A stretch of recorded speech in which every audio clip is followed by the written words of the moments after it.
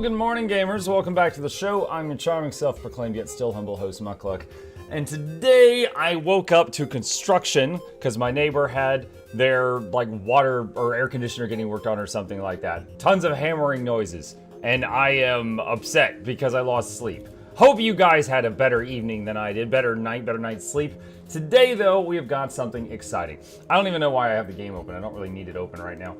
We have got a new blog post from Guild Wars 2. Once again, I sit down and I'm allergic to you guys. Don't know what it is. All right. Where did I put it? Oh, there it is. I found it. I found it. Okay.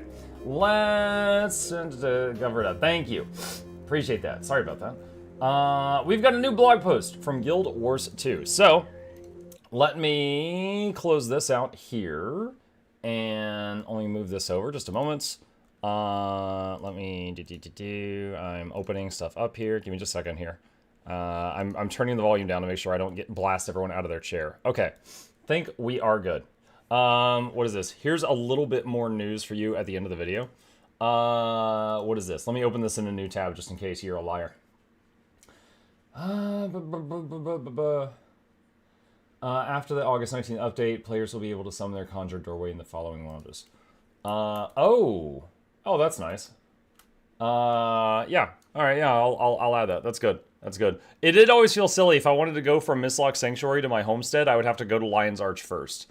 So that's good. That is a good change. All right. But can you increase the blog font size? It's somewhat hard to read that. All right, there we go. Big old giant font size. All right, chat, I'm gonna go into YouTube mode because this is gonna go on the YouTube channel. So say hi if you want to. Okay. Hello, Guild Wars 2 gamers. Good morning. Today is Wednesday, July 30th. We've got some more Guild Wars 2 news. They have done a blog post on the next 3 Elite Specialization reveals coming out in Visions of Eternity, which today we are focusing on the Thief, the Necromancer, and the Warrior. And let's just jump right into it. At the top of the blog post is a video, and first I'm going to watch this with very little commentary, and then we'll go back through it and I'll point things out. Okay. Rich with history, Tyria is filled with artifacts and remnants of the past, all ripe for the picking. A collector of sorts, the antiquary has a certain set of skills to give them the upper hand, and maybe make a profit. Send a script to pilfer an opponent. Stealing random artifacts from your enemy can be a valuable skill. Will you rock out to confuse your opponent? Will you leap up and bring the hammer down? Or let a dancer taunt your enemies? Whatever artifacts you manage to steal or borrow, a good antiquary will always find a good use for their plunder. What? Long practiced in Cantha, I'm holding back. Ritualists summon forth spirits from the mists, granting boons and sowing chaos on the battlefield. Shroud yourself with the ritual knowledge of the past. No, it's another shroud. Aid you in battle.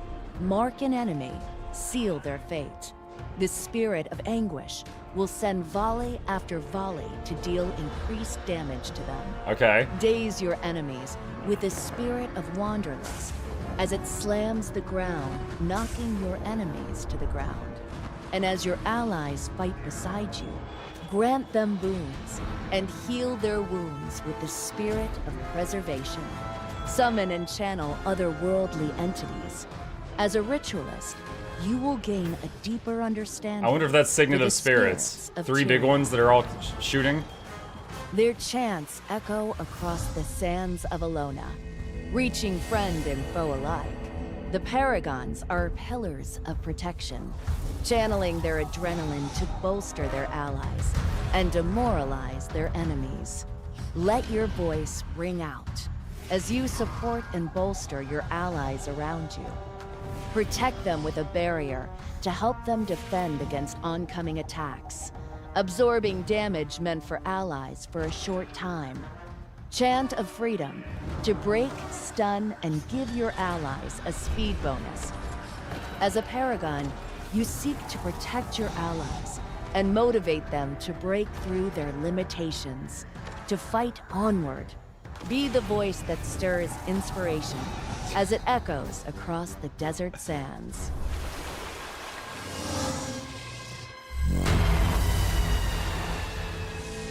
Okay. Still love that logo. All right. The shout animation being the same yeah. Every single thing they said about Paragon, it showed him just shouting and throwing a spear. Like, every single one of them. Okay. Let's go over here and see what they say about the details. Hello, Tyrians. Welcome back to another set of Elite Specialization reveals for Guild Wars 2 Visions of Eternity. If you missed last week's unveiling of the Troubadour, Gale Shot, and Luminary, be sure to check out last week's blog. Today, the focus shifts toward the Thief, Necromancer, and Warrior. Fans of the original Guild Wars may be familiar with 2 of the Elite Specializations we're talking about today, while the 3rd is full of surprises. For the New Bloods, Ritualist and Paragon were in Guild Wars 1 and have been a long-requested feature added to Guild Wars 2. Tune into our Twitch channel this Friday, August 1st at 12 p.m. Pacific for a live preview of these Elite Specializations. You'll also be able to play all the Elite specs yourself during the beta event from August 20th at 9 a.m. Pacific until August 27th at 10 p.m. Pacific time. And we've got a picture of Indiana Jones here. The Antiquary, Improvisational Procurers. The balance of black market trade and above-board commerce in Lion's Arch has tipped toward legitimacy in recent years, and the Captain's Council has banded together with several smaller factions to claim a place in the Tyrian Alliance. But the discovery of Jantheory artifacts has started a gold rush as explorers hustle to procure rare and valuable items that no living culture can lay claim to. The somewhat euphemistically, I don't know that word, titled antiquaries pride themselves on their scholarly appreciation of the artifacts they acquire. Many may even keep a few in their private collections, ready to impress colleagues at the tavern or blindside foes on the battlefield. And whether they're priory historians or pirates, Lion's Arch is still their favored nexus for trading and selling their wares and knowledge. Scrit happens. Antiquaries are the pinnacle of accomplished as a PG streamer, I constantly fudge the words I say on stream, like, oh, muck you, or like, holy scrit, stuff like that. I clearly inspired this statement right here. Clearly. Antiquaries are the pinnacle of accomplished thieves, no longer stealing for material need, and purely doing so for the fun of it. With the help of their loyal but not necessarily reliable Scrit assistants, antiquaries can plunder precious artifacts from their opponents and turn their random spoils into improvised weapons. That's exactly what Steel does on Core Thief. Antiquaries can even break the rules of regular combat, allowing them to reverse a dire situation, or at the very least, take themselves and their opponents out in a blaze of glory. For the thrill-seeking player who delights in rolling the dice and adapting to any situation, no matter the outcome, look no further than the Antiquary. Press your luck. Antiquaries acquire new artifacts from the skill Pilfer, which replaces Steal, summoning a Scrit assistant from Underground to plunder from your target. Then you're still stealing! After a successful pilfer, instead of stolen skills, antiquaries get the choice of using one of 2 randomly selected artifacts from across Tyria. These artifacts range from a Cryptus turret that fires automatically at any nearby enemies to a chalk organ that produces a shield, protecting you from incoming projectiles. Traits give you finer control over the artifacts you receive, from guaranteeing that you'll get 1 offensive and 1 defensive each time you pilfer, to re-rolling the artifacts for new ones at the cost of initiative. Double Edge. The Antiquary's new skill category consists of a set of abilities that can be used repeatedly, even while on cooldown. The catch, there is a chance for the skill to backfire when used while still cooling down, often with detrimental effects to the user. The chance of the skill backfiring decreases the closer it gets to completing its cooldown, so players who are more risk-averse may want to wait a little before attempting to use a double-edged skill again. Okay. Where do the cards come in? I guess that's supposed to represent the element of gambling? Okay, so let's go back to the video and take a look at this again. The Antiquary has a certain set of skills to give them the upper hand, and maybe make a profit. Is that a new emote? Him looking down at a book while standing in front of this? I wonder if that's a new emote. And maybe make a profit. It's /read book. It's in the game. Okay, I wasn't familiar Send with a it. script to pilfer an opponent. Stealing random artifacts from your enemy can be a valuable Looks step. like it does vulnerability Will you too. rock out to confuse? Okay, so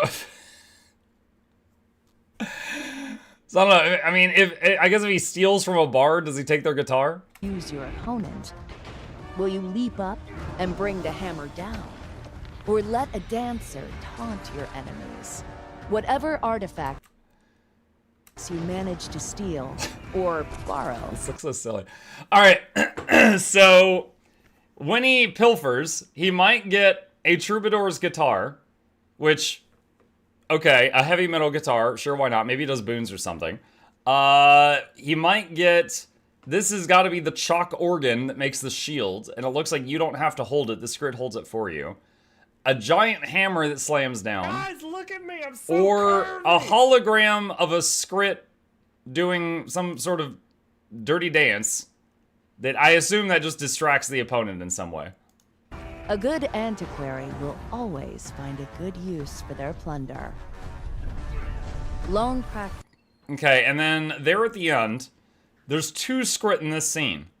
So I don't know what's oh wait, actually there's maybe more in the background. So he's got a whole bunch of script digging here. For their plunder. And then here, some kind of teleport pad. It's the Naruto sexy jutsu. Yeah, that's what the script's doing, yes. The teleport pad reminds me of Snap's teleporter gadget that was in the Edge of Destiny book. He had a little ring thing that he could throw on the ground and it would expand, and then you could jump through it, and it was kind of like a portable waypoint. I'm not sure it's exactly the same. I mean, it just looked like he shadow stepped there. Maybe it's a 2-way portal?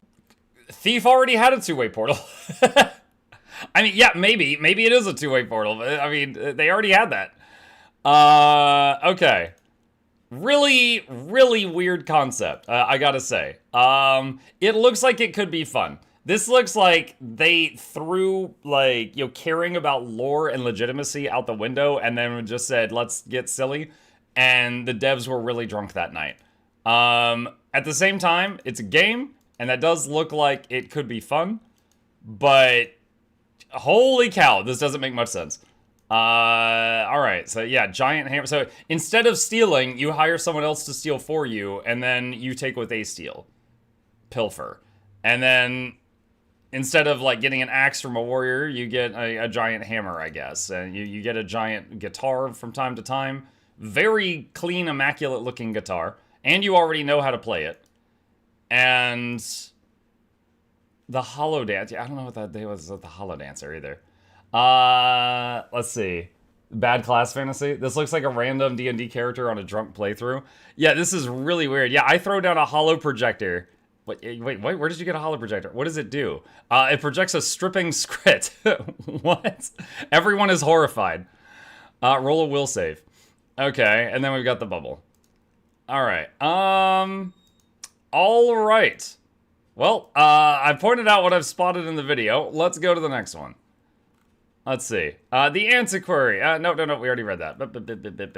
Alright, ritualist. Hey, it was the dagger. It was the dagger. Lots of people, when this icon came out, thought it might be assassin, and I locked that in as being a ritualist dagger, which there wasn't really, like, ritual daggers in Guild Wars 1 that I can recall. There was, like, the weapon enchants, spirit weapons and stuff like that, but this just looked like a ritualist dagger. Alright. The Ritualist. Spiritual successors. Ritualism is one of Tyria's oldest professions. The practice originated in Cantha, where humans discovered spirits could be summoned from the mist and bound to a ritualist's will.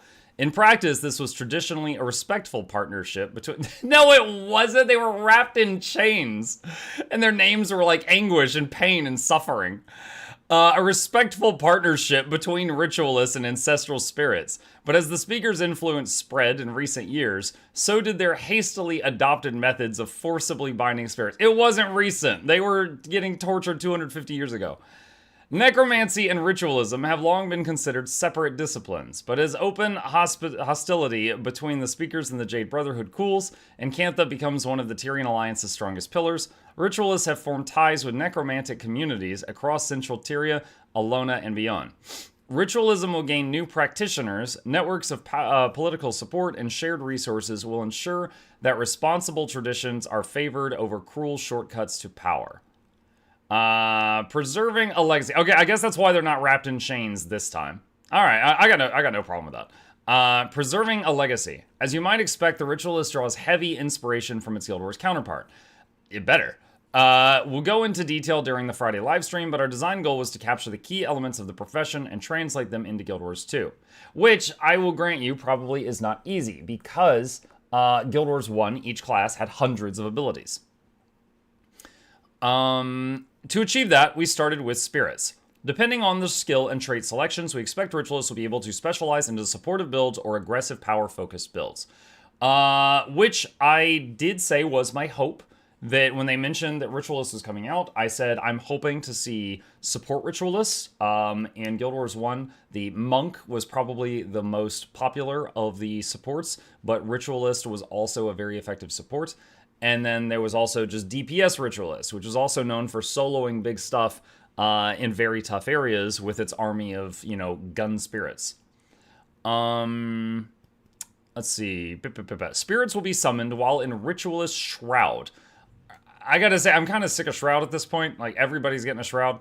But moving on. That's a personal note. That's not a bug or anything. And the Ritualist will also gain access to weapon spells as their utility type. Okay. I did mention enchanted weapons just a few minutes ago, I think.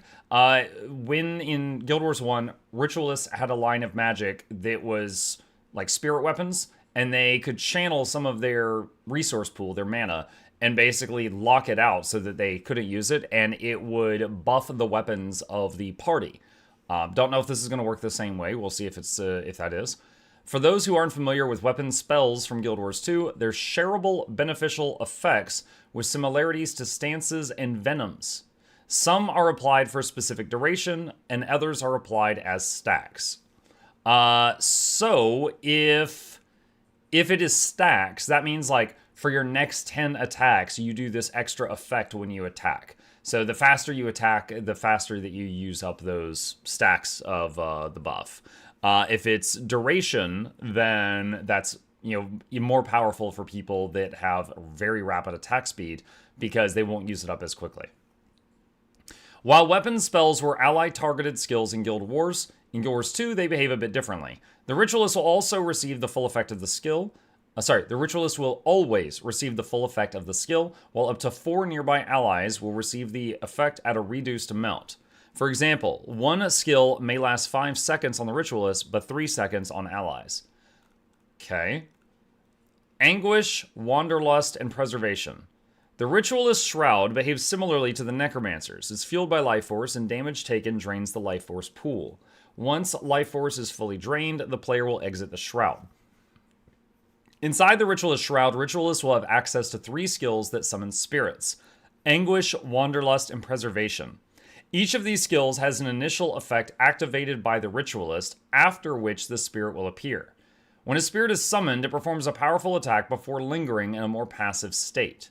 During that time, the spirit will periodically attack nearby enemies. These attacks can be focused on a specific enemy by targeting that enemy with the Shroud's basic attack. Otherwise, the spirits will simply attack an enemy that is within range. Spirits will usually disappear when exiting Shroud. However, there is a trait that allows them to stick around longer for a cost.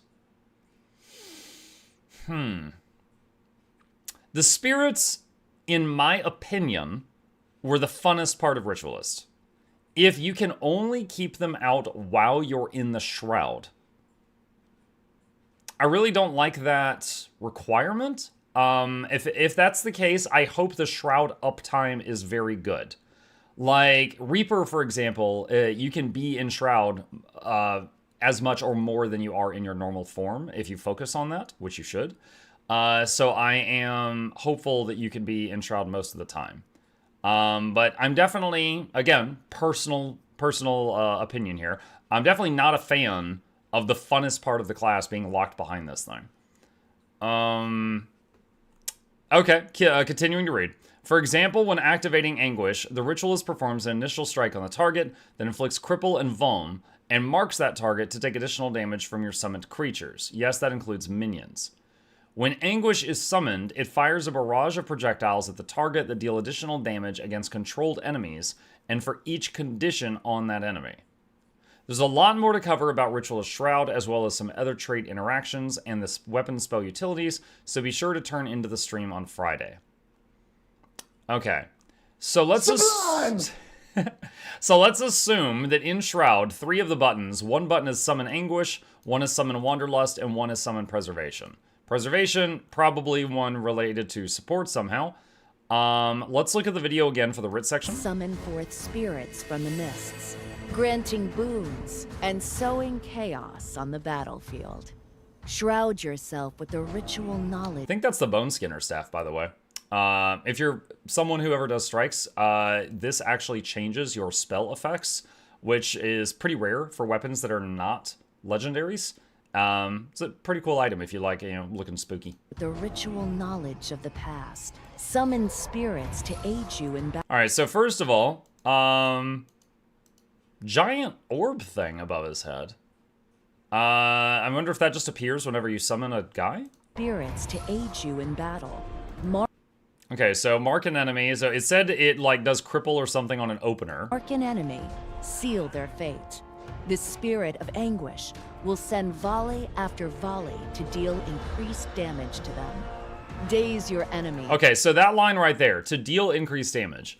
If that is taken literally, if that means that every time it attacks, it does more damage than before, that means you're not going to want to enter Shroud at like half power. You're going to want to enter it at full to make it last as long as possible, so that the spirit has the longest duration possible if it has a ramp up. With the spirit of Wanderlust, as it slams the ground, knocking your enemies to the ground. And as your allies fight beside you, grant them boons and heal their wounds with the spirit. Okay, hang on a sec. I want to go back just a moment. I'm looking at the chart. And heal.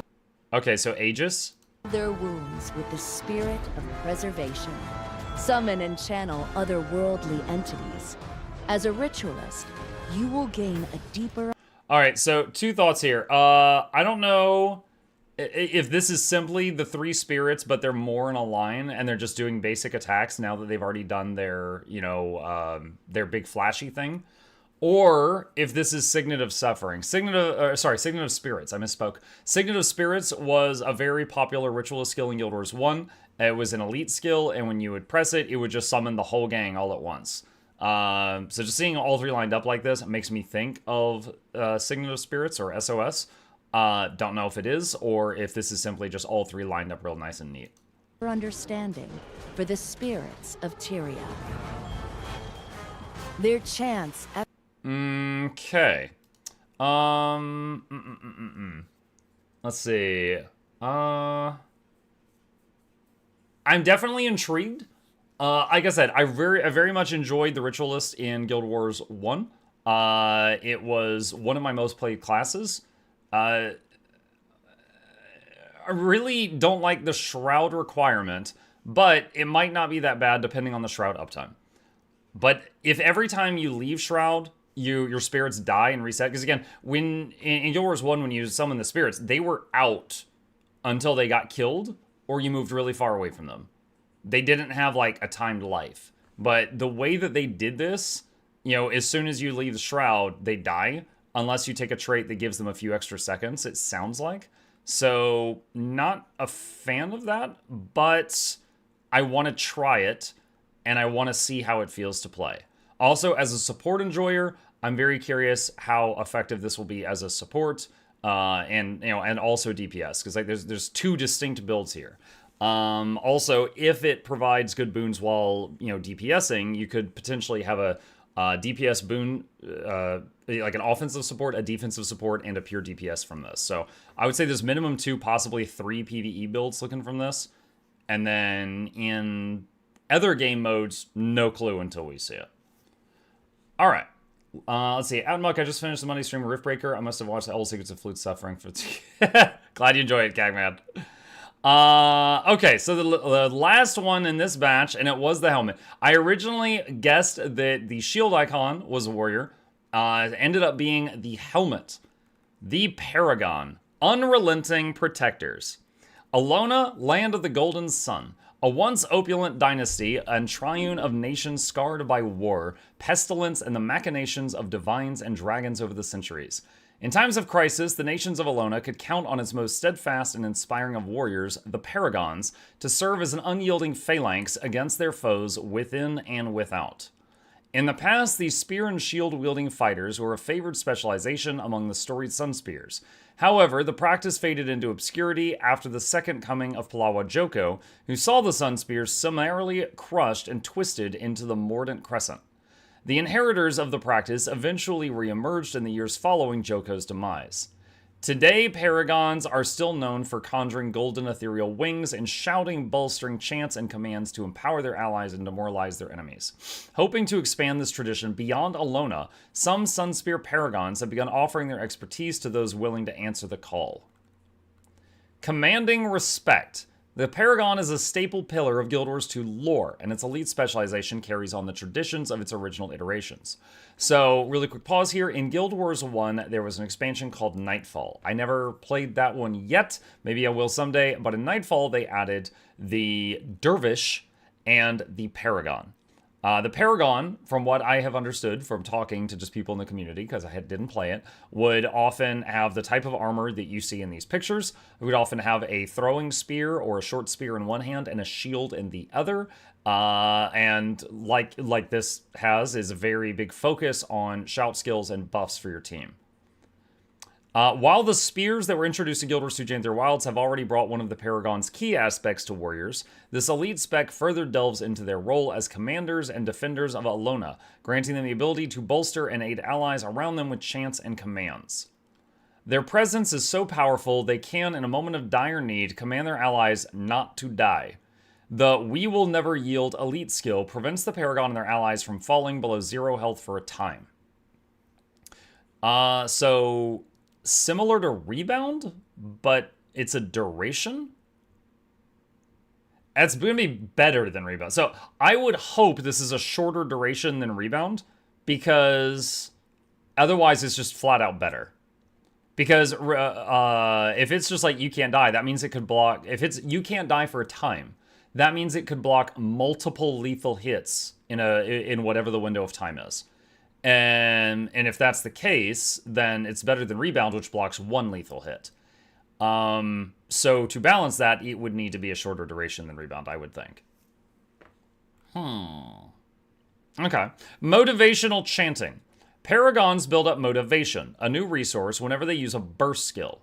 In addition to level 1 weapon bursts, Paragons gain access to chants, special burst skills that are available regardless of the weapon equipped. Chant skills come in 2 parts. The first part occurs immediately when the skill is used. The second part, the refrain, is a pulsing beneficial effect. Refrains drain motivation and deactivate when it's depleted. Excuse me, hang on just a second. Drink water. In addition, the effects of the refrain become stronger depending on the current motivation level, thus they are at their most effective when the Paragon stays on the front lines of battle, channeling adrenaline into bursts and chants to keep motivation high. Paragons also gain access to commands, which function similarly to shouts, affecting either enemies or allies around them. Furthermore, command skills come with an additional property called an echo. Echo is a secondary effect that triggers a short interval after a command is used, granting additional bonuses. However, echoes can also be triggered early by using a burst skill, allowing skilled Paragons to strategically time their echo effects to turn the tide of battle. Okay, and let's see the Paragon section again. Echo across the sands of Alona. Okay, so echo is more of a pun now that we know. Reaching friend and foe alike, the Paragons are pillars of protection, channeling their adrenaline to bolster their allies and demoralize their enemies. Let your voice ring. All right, so not every command makes the wings appear. Out as you support and bolster your allies around you. Protect them with a barrier to help them defend against oncoming attacks, absorbing damage meant for Okay, so I guess one of the chants spawns barrier. Hold on, let's go back here. They all have the same freaking graphic. enemies. Let your voice ring out as you support and bolster your allies around you. Protect them with a barrier to help them defend against oncoming attacks, absorbing damage meant for allies for a short time. Chant of Freedom to break, stun, and give your allies a speed bonus. Okay, so Chant of Freedom might be team-wide stun break, like Rangers Protect Me. As a paragon, you seek to protect your allies. I'm guessing the wings are the elite. And motivate them to break through their limitations, to fight onward. Be the voice Which that is the stirs don't die one. inspiration as it echoes across the desert sands. Several paragons in squad. Ah, get the whole fight. Yeah, just your ears are ringing at the end from them screaming at you the whole time. Full paragon group, just a whole bunch of guys just grunting the whole time. Okay. All right. So I don't have a lot to add there. So it seems like there's the elite skill. Okay, I'm assuming the elite skill is the wings, and that's the one where you can't die for a time. And then I'm also thinking every other command looks exactly the same, which, or we just saw a couple of them in this video. Unless the rune on the ground is different. I mean, I guess that's possible. If the rune on the ground could be different, but every one of them has like the same animation. A short time. Just mute her for a minute. Hang on, I'm looking.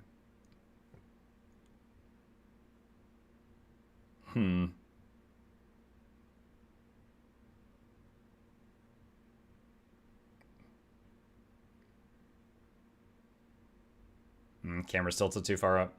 Yeah, at the very least, the animation for every command is probably just going to be them screaming. As far as I'm really curious about the details of the elite skill, the don't die one. I'm very curious of the details because, like, for example, if the cooldown is too short, you could just have a team with multiple paragons in it, have them do their elite in a rotation, and completely trivialize some encounters. But they are also adding group-wide distortion back into the game, which is going to have the same concern.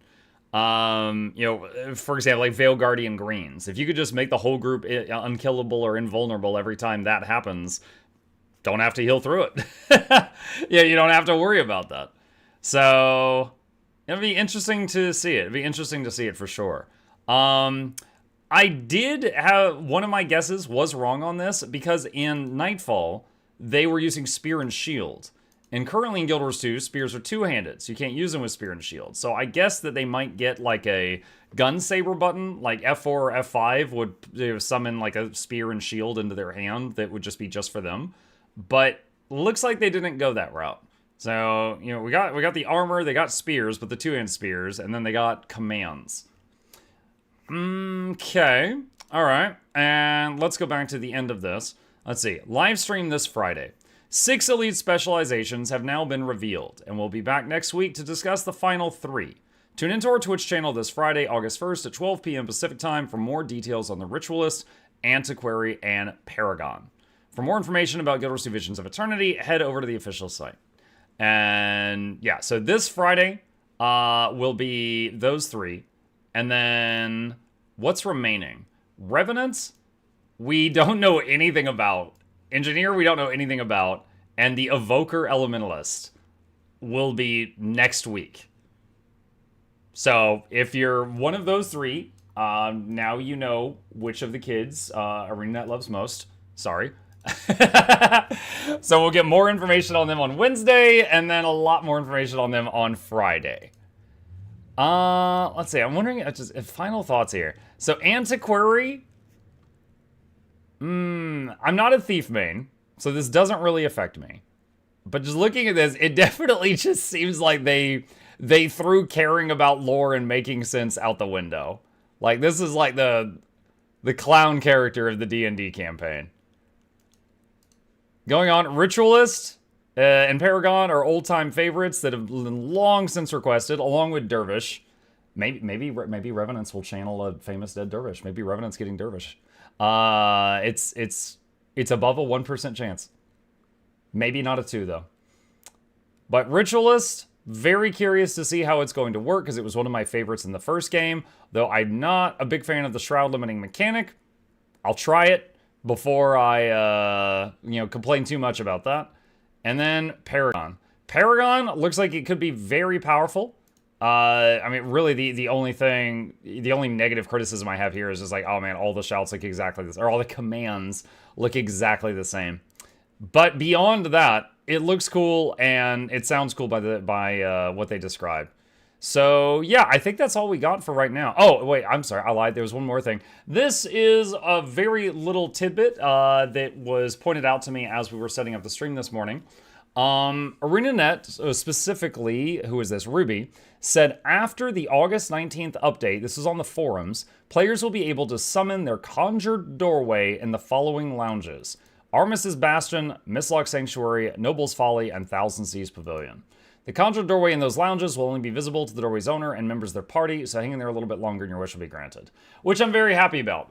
As someone who visits my homestead daily just to get all that free money that's sitting on the ground, I often hang out in Mistlock as like my idle place. So if I want to go from Mistlock to my homestead, I have to load from Mistlock somewhere else to like Lion's Arch, and then from Lion's Arch to my homestead.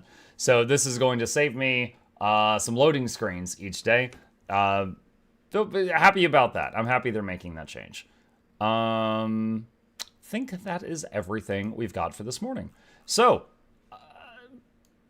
I turn it over to you. If you have any questions, problems, thoughts, concerns about the Thief, Necromancer, and Warrior Elite specs, maybe you saw something in the video that I missed, throw it in the comments section down below, and I will fight you there. Okay, there we go. That's the end of the video, chat. That's it. All right, give me just a second. Let me open this up here. Okay. All right. Let me upload this to the YouTubes. Bye, losers. Flute. Luckily, I ended it already, so they missed your insult. Who thought Thief would get strippers scrid before GTA 6? Yeah, I know. I really only care about NG, but if Rev gets Dervish, I might actually play Rev. Yeah, I was trying so hard to be, like, positive.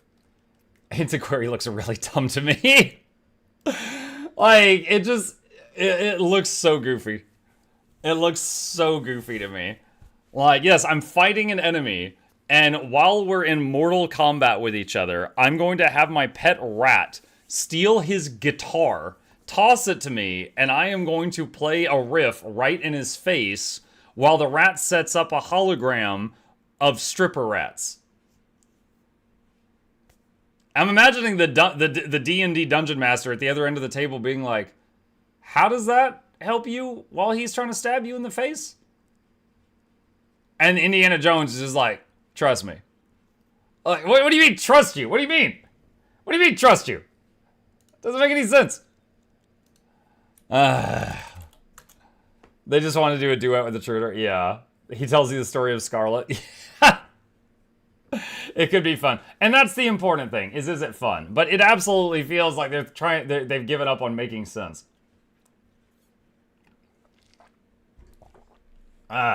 Even with Nat 20, you can't do this stupid move on a D&D game. Let's see. You make a thumbnail for this. I find sense fun. I do too. I like the lore making a little bit of sense there. I think Rev as Dervish is such a bad idea unless the spec doesn't allow for using another legend. If it only allows for just Dervify, anything else, nope. I see Antiquary kind of like how Ark was taking a bunch of random stuff from different fractals and using it against us. To be honest, Antiquary is stupid in the way things should be. Yeah, again, I was trying to be positive, but it looks real goofy. Looks real goofy. Please make the thumbnail just a script. I don't think I need to make the thumbnail just a script. All right, where is... Let's see here. The guitar is just an artifact. Like, you can also get a Cryptus turret and toss it at them.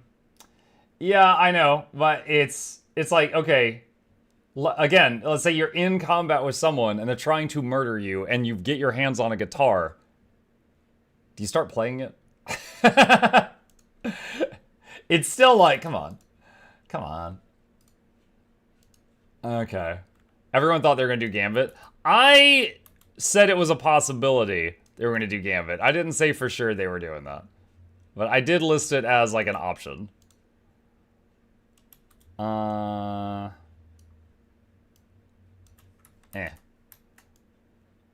Do that. Okay, and I'll just add some words on here. Okay, what did I call the last video that was like this? Hang on. Okay. Not only do we now have unsolicited loot and flute, they added guitar to the list. Is it just me, Paragon, just shouting, it seems? So, the thing is, everybody is getting 4 new utility skills, 1 elite and 1 heal. The Paragon skills are called commands, and yeah, he's going to be basically doing the shout animation a whole bunch. Oh no, it's off-center? It's fine, it's just a thumbnail. Let's see, where was the last one? Okay. Alright, this is what I called it.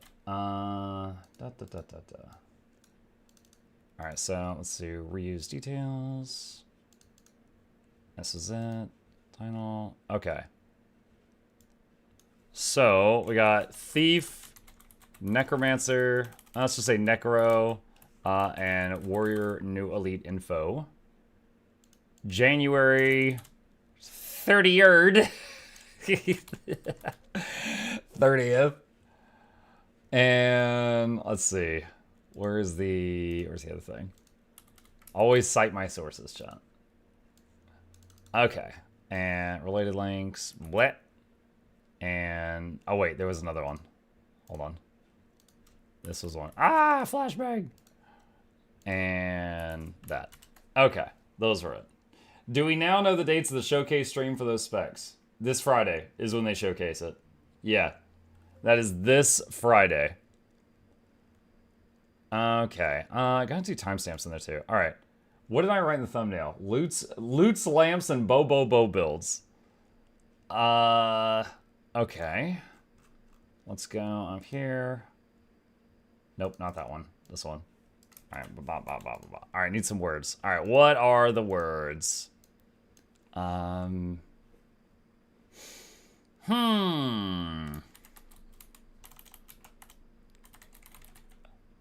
Indiana.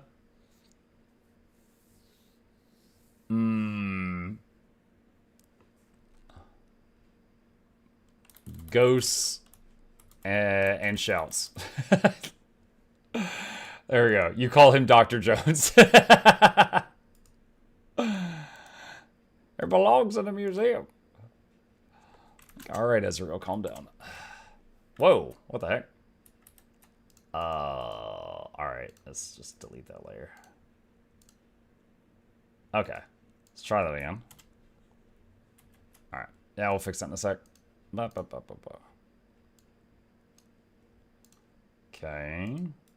And okay.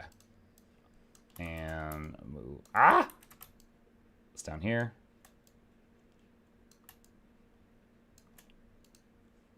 Tomes Jones, I would say. When I hear Dr. Jones, I think of Big Bang Theory when Raj Howard's saying about Indiana Jones. Paragon's going to get a trait that lets them wield a spear in one hand and a shield in offhand. Middle skill becomes unique skill. Honestly, I think that would be awesome. I doubt it's going to happen. I doubt they're going to get a trait that does that.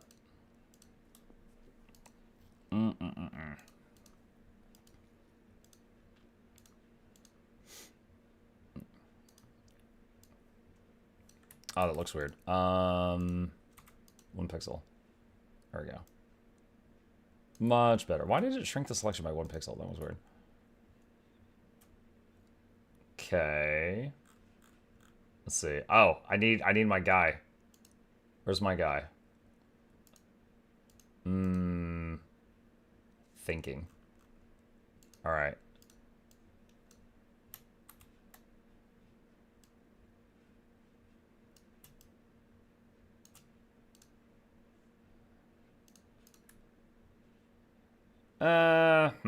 Yeah, it's fine. It's fine. Replace Spear 4 and 5 with Paragon Shield skill. Sounds very doable. Muck, read my blocked message. Bull scrit, old scrit, and no wit builds. Wit builds? What's a wit build? I just hope one of the antiquary's gamble skills is a whip, and if you fail on the second cast, you whip yourself in the face. What if... Okay, hold on a second. You remember the one skill that you do that summons the chalk bubble? Imagine if you cast it while it's still on cooldown, and you do it again, and it becomes the shield from the Gale shot that buffs projectiles that comes through it.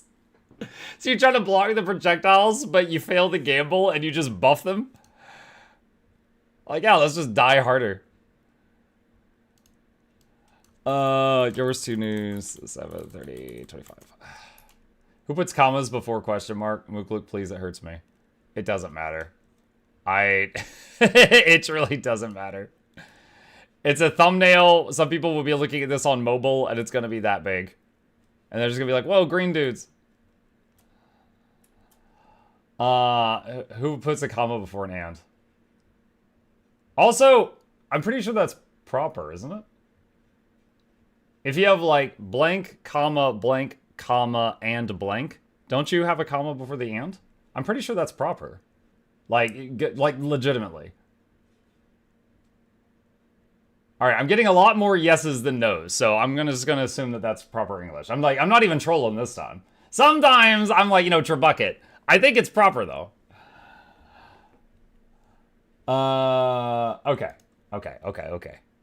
Let's see. Where is it? Here we go. Thumbnail. It's proper but not enforced. I like how you say enforced. Like someone's gonna break my kneecaps. Anyway, that's... Yeah, I went to school like 80 years ago, right? But yeah, that's what I learned. That was how I learned it. It's kind of like, I've seen a lot of funny arguments on things, you know, like Twitter and stuff, where people have like a math problem. And of course, yeah, when I was a kid, I learned PEMDAS. Please excuse my dear Aunt Sally. You know, parentheses, exponents, multiplication, division, addition, and subtraction. You do it in that order. And then apparently, like, a lot of people, since I went to school, learned a different method. So, like, certain math problems, you put it on blast, and people will, like, have two different answers, and then I'll just fight each other. It's edited already. The news videos don't get edits. It's just, it's raw. It's raw! It just goes up there like that. He used comma incorrectly. Exterminatus. Yeah. That's social media in a nutshell. Yeah. Could you imagine maining Paragon for the next X-Pack? You already love the staff, and now Warrior behind it might not be that dumb anymore, and you need to shout at Billy Bobs anyway. If they could, like, sit staff most of the time, it might be fun. When I played Staff Warrior, I loved the staff. The main problem with it was the Warrior. Like, that was the main thing. Okay, I need to add some timestamps to this. Okay, so... 000... blog... or let's just do, let's see, watching trailer. Had some complaints in the last video that I didn't do timestamps, so I'm gonna try to do better on that. We've got some more Guild Wars 2. So we got the Warrior hating continues. Love that logo. Let's welcome back to week's other setup. They say there every single one of them. Okay. All right. So 329 is blog. Turn it last week. Fan the third is full of been August. We'll also picture of the balance of black the antiquary. All right, so 426 is antiquary. Antiquary. All right. Import hustle to. All right, where's Rit? Thought it might be assassin, and I liked. All right, 1147 is Rit. Ritualist. And that in as being a ritualist. The hope the shroud enemies. Shroud your giant more damage. Suffering all three lines. Wow, I spent a lot more time on the Rit than the antiquary. Two distinct builds. We see it. Original Helmona scarred by one of the golden paragon. All right, 2253 is paragon. Paragon. Okay. There we go. Should be good. Timestamp the guitar. Why? I don't need to timestamp the guitar. Let's see. Copy from that one. How to pick which alt was going to be my VOE character, but I might do Paragon. Honestly, Paragon, it looks more fun to me than Gilshot. As a 6,000 hour Ranger main, Paragon does look more fun than Gilshot. I'll say that. You should play Staff Paragon and have Boy play with you in party so you could just shout at him in game with motivational warrior chanting. Rub some dirt in it. Walk it off. Yep. All right. Let's put that aside. Let's move this over here. And just got to wait on that now. All right. I'll take Indiana Jones over another edgelord spec anytime, and I say that as a thief main. Edgelord spec? Edgelord spec. So the Daredevil and the Deadeye were edgelords? I mean, the base class is called Thief. Your most identifying feature is like you robbed a 7-Eleven. Mug, since you're not too excited about Galeshot, what type of Ranger spec would you love? Just something that gave a new way. Okay, I want to be very clear here. Galeshot looks powerful. I think a lot of people are going to love it, okay? I want to be crystal clear. I am talking about my own personal enjoyment, all right? Not like it's bad or anything like that. Galeshot, to me, does not offer a new method of gameplay. It is longbow build with better numbers. They could have buffed longbow and gotten the same effects, but they just made a whole build around longer bow. So now I've got short bow, longbow, and longer bow instead of a new way to play the game. Ritualist is a new way to play the game. Antiquary is a new way to play the game. I imagine Evoker is going to be a new way to play the game. Galeshot is a existing way of playing the game, but they gave it better numbers, which is going to just make longbow less desirable, and Galeshot be the new longbow. Bow build, which that's funny to meme about, but no one's going to run that because short bow is condition damage, longbow is power damage, and Galeshot's power damage. Truth be told, we haven't really played bow in PvE on Ranger. Not true. Bear bow has been a thing since the launch of the game. However, if you mean in high-end groups, it doesn't matter because you're stacked on everybody. Because of the boon system, unless they change that, you're not going to get to play at range. You're going to be stacked on the rest of the party so that you get buffs. I want a Paragon command where he screams, "Get up," and it's revive. That would be funny. Get up, soldier, okay! It just gets back up and it's just the long range res. And then, okay, so why would it have a cooldown? Because it needs like a throat lozenge. He needs like a cough drop. It really takes a lot out of him to use that shout. Galeshot elite skill though. The Galeshot elite skill is the long bow untamed ambush. It's one big arrow. Yeah, so I mean, but again, they made the numbers better. But yeah, it's got rapid fire, it's got longbow untamed ambush, and it's got the short bow 3 where you kick backward and evade backward and shoot forward at the same time.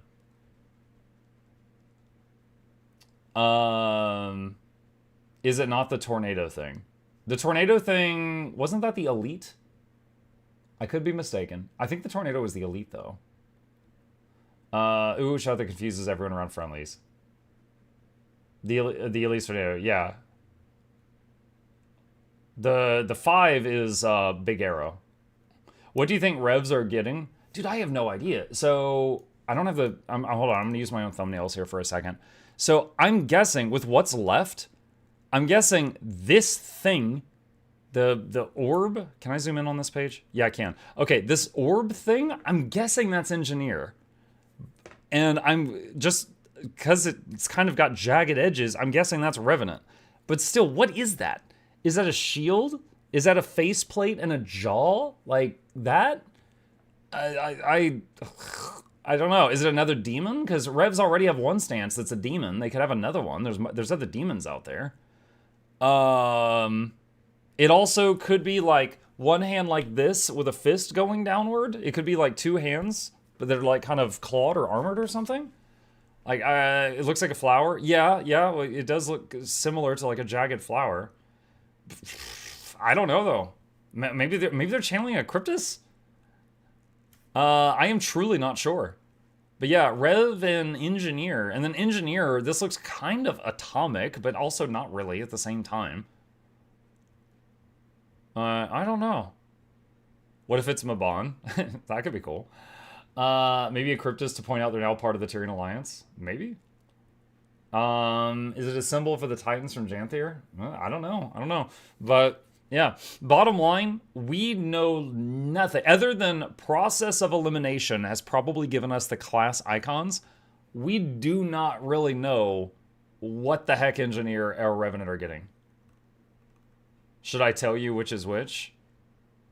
What? Oh, the leak. No, I'm good. Thank you for asking. No, I'm good. Yes, there was a leak a while back. I've purposefully not read it because I don't want to have to remember what I'm allowed to talk about and what I'm not allowed to talk about. So I didn't look at it. Revs will channel Eparch, full on control of the eternal alchemy, but Scrapper will still somehow be better. The current theory is Rev will get a Cryptus, one that Eparch got rid of, because she was an artist, and a new Malik's line was talking about the Rev summoning something that is painting. Painting? What? What is the current Revenant demon? You know, I bet I could learn. Let's see, Guild Wars 2, Revenant, demon stance. Legendary demon stance.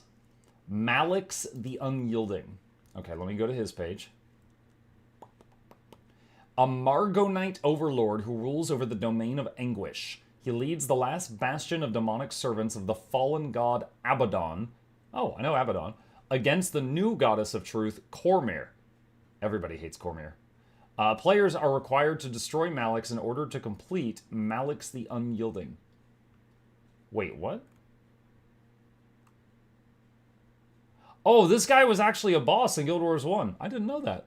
So Malix was a boss in Guild Wars 1. You beat him up, and then Revs channel him in Guild Wars 2. Ah. I got some pictures here, too. This is him. Revs, this is your boy. I love the look. Yeah. This little dude. This looks like something Gabe would draw down here. He's like, yo, I'm going to eat your face.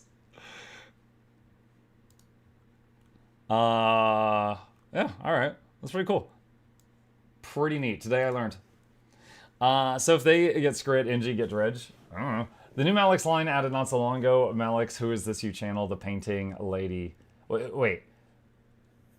The new Malix line added a while ago in voice. Malix, who is this you channel? The painting lady. Kind, elegant, powerful. She was the first to die. Huh. Interesting. You know, talking about the demons, when I built the Orax Legendary Backpack, because when you make the backpack Orax, the idea is like, it's not that you craft it, it's that you make like a deal with the devil, and then you trade the devil a ton of food, and he's like, yeah, okay, I'll help you out, and then he becomes a backpack.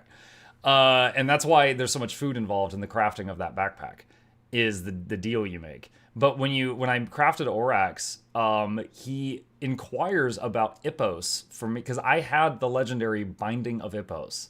And he's like, oh, I wonder how Ippos is doing. And I was like, I have it on good authority, he's doing all right.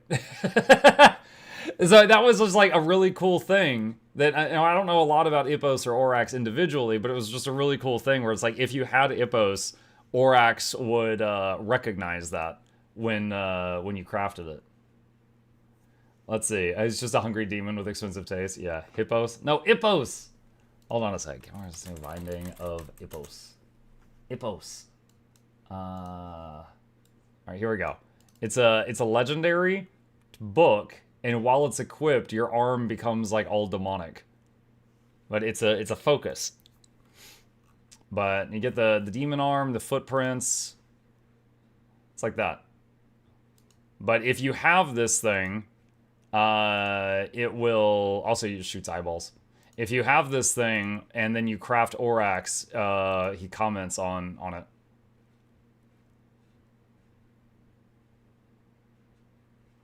Yeah. Was this the one when you overload water, your arm flies off? Yeah, the purple arm detaches and floats around you when you overload water. Yup. I need to find a build that uses focus. Ippos looks so cool. Ippos is awesome. But yeah, there's only 4 of the 9 base classes in the game can use focus, and they've never added an elite spec that adds focus to additional classes. Hungry Ippos, yeah. Hungry Orax, man.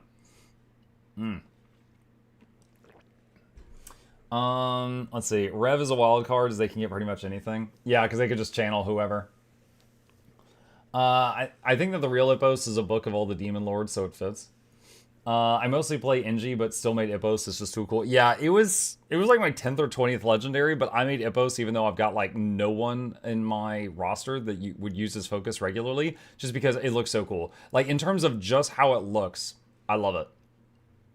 I love that shtick of a caster running into battle and their book is floating open in front of them. I don't know why, I just think it looks really cool.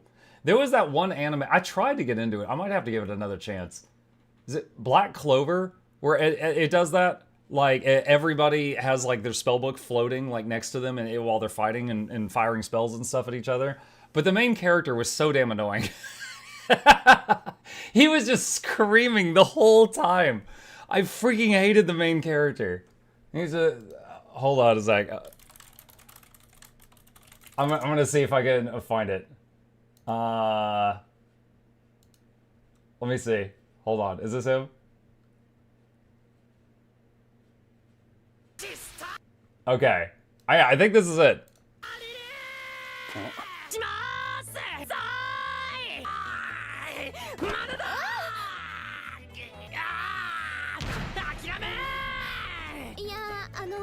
He's the main character.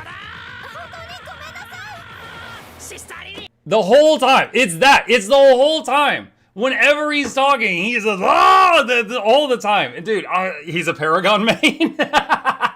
Yeah, he's a paragon main. Dude, he drove me up the freaking wall. And, like, the story wasn't bad, but it was like, I've never before watched a show where I kind of wanted the main character to not be in it. It's just show me everything else. It gets better. No, man, dude, I watched like 30 episodes of it. I was just like, oh my god.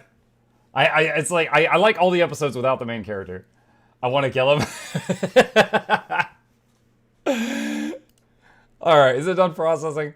It's done processing. Okay, cool. Boom. Alright. The information is out to the peoples. Okay. Awesome. Alright. You were halfway to it getting good. Get to 70. Get to 70. Maybe read the manga. Maybe I should. There's a few that I've read. Like, for example, I read Solo Leveling before they started making it an anime. Loved it. They made it an anime. I heard it did really well. I haven't watched it because I already read the whole thing. But at some point, I should do that because I heard they did a really good job. But yeah, there's definitely quite a few that I've just read because I wasn't patient for them to make a show. The manga is just pages of yeah. You know what that description reminds me of? Okay, I can't remember the name of the villain, but there was a JoJo issue with, what was it, Giovanni or whatever his name was, the one that wanted to be like a mobster, and there was a issue where he was beating up some guy, and the artist did like 7 pages of, you know, like him beating the guy up and him like, turning into a pulp. And it was like 7 pages of this sequence. And then when they animated it, it was like 5 minutes of this guy just getting beat. I was very surprised that they actually went for it, but they did it. I read Solo Leveling before the anime. I could tell you they made an amazing anime. Nice. I'll need to try it at some point. He deserved it, though. He did deserve it, though. He did. I started watching it. They released it too slow. Read whole thing, came back and watched more.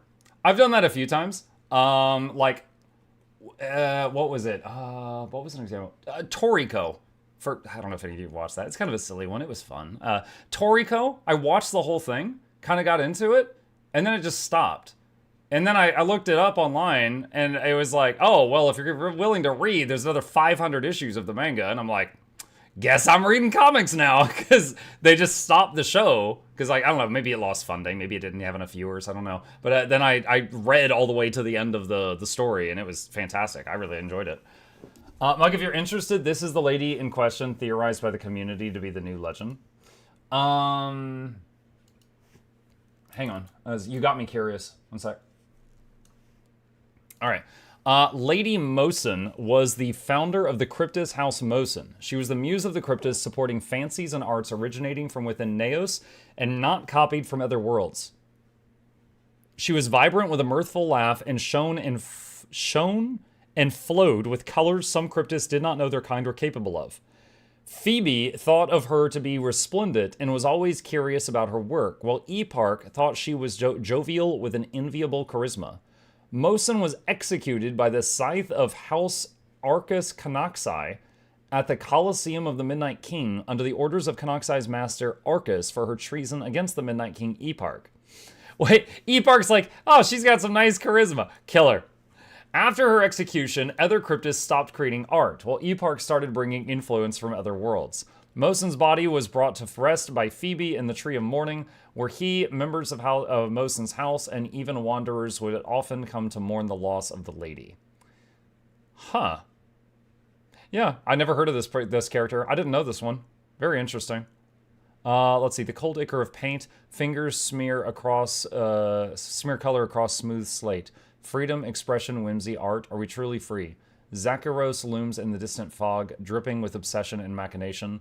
Were it that midnight could end so that dawn would come. Mosin was mentioned quite a bit in Soto. There's also a relic of her. Yeah, without context, though, it probably didn't stick. You know, I probably didn't know what they were talking about. Okay, cool. All right. New video regarding the news is up. That is done. Seems like something Eparch would do, to be fair. Yeah. Yep. Total War Warhammer 3, Pog. Yeah, you know, I was playing it last night, and look, I got 1,000 hours in it, guys. I really enjoyed this game. I encountered a new problem that I never played. I was playing Manfred, which is he's a vampire. He had armies of undead stuff. And I was fighting this dwarf. And every time I would start to cast a spell, my leader would explode, and I would lose like 1/3 of my health. And I did it to myself twice before I realized what was going on. The enemy dwarf had a passive, and it's like, if you try to cast a spell within 10 feet of him, you explode for 800 damage. And when I realized this, I had never seen this. In 1,000 hours, I'd never seen this. And I was like, what?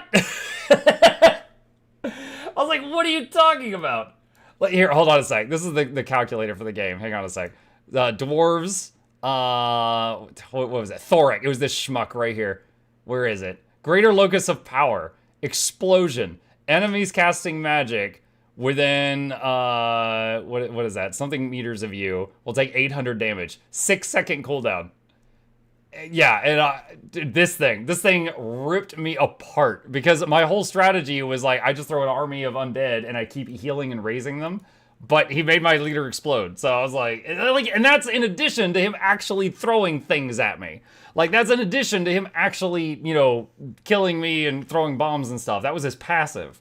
So I was like, okay. And I checked, that's only something that one legendary lord has, as far as I could find. Like, you can't just have a bunch of dwarven armies and every army has that effect. It was just like that one guy has it.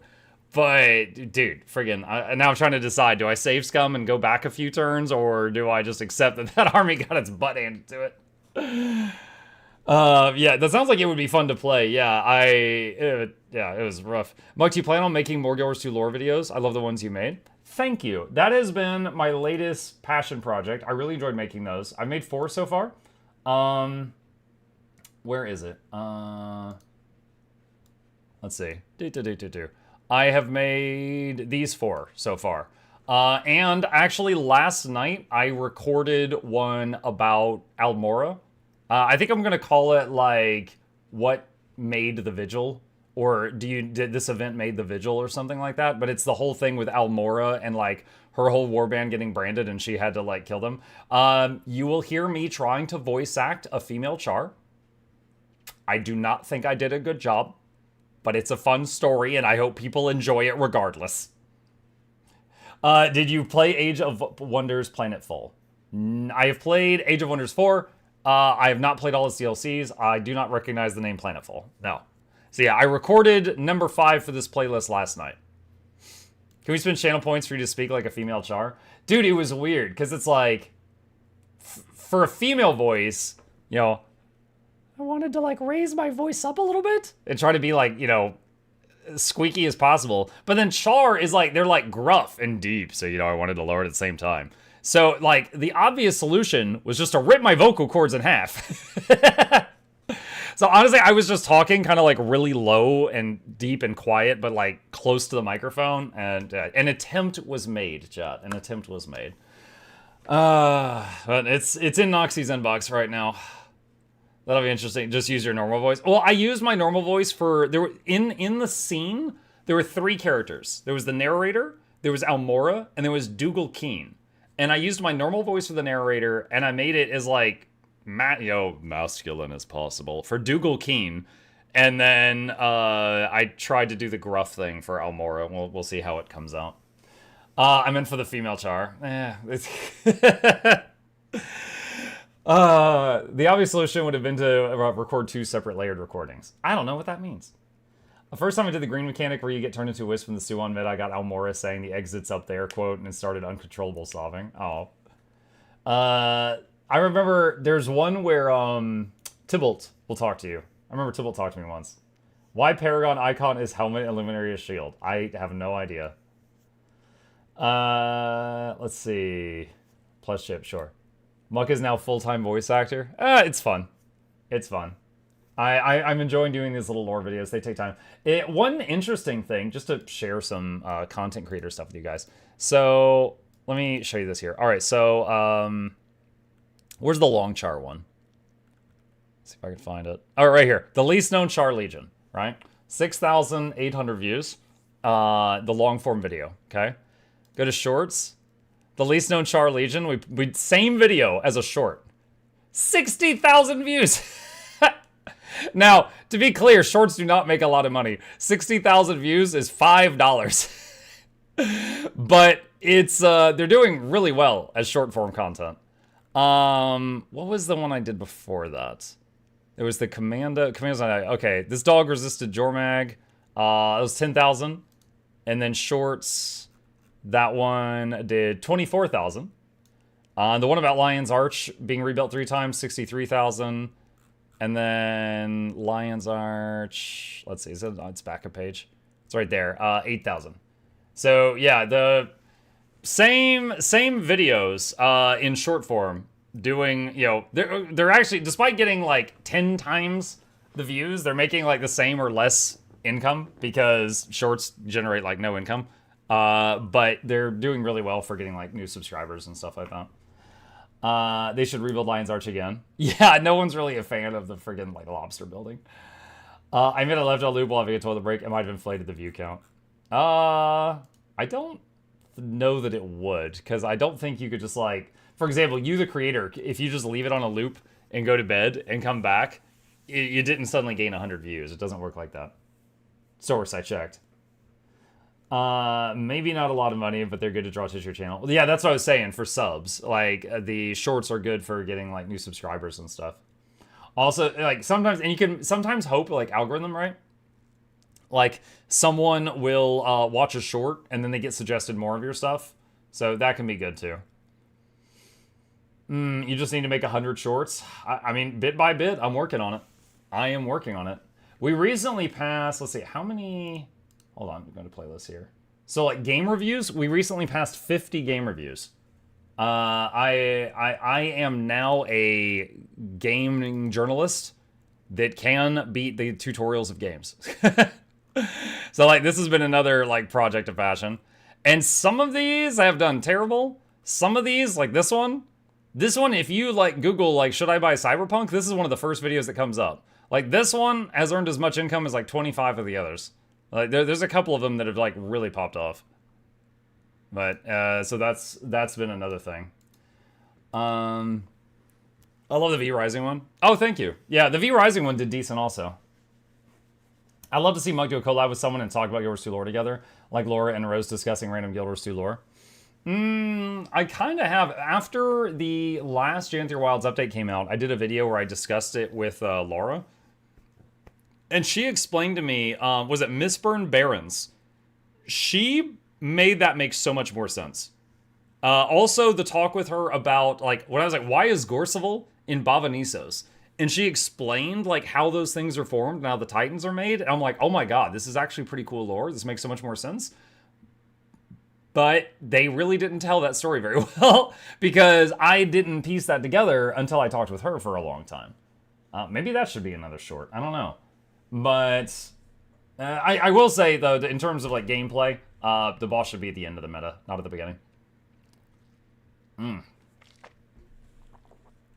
I just learned something. Only the Asura lose their arm during Water Overload. Oh, yeah?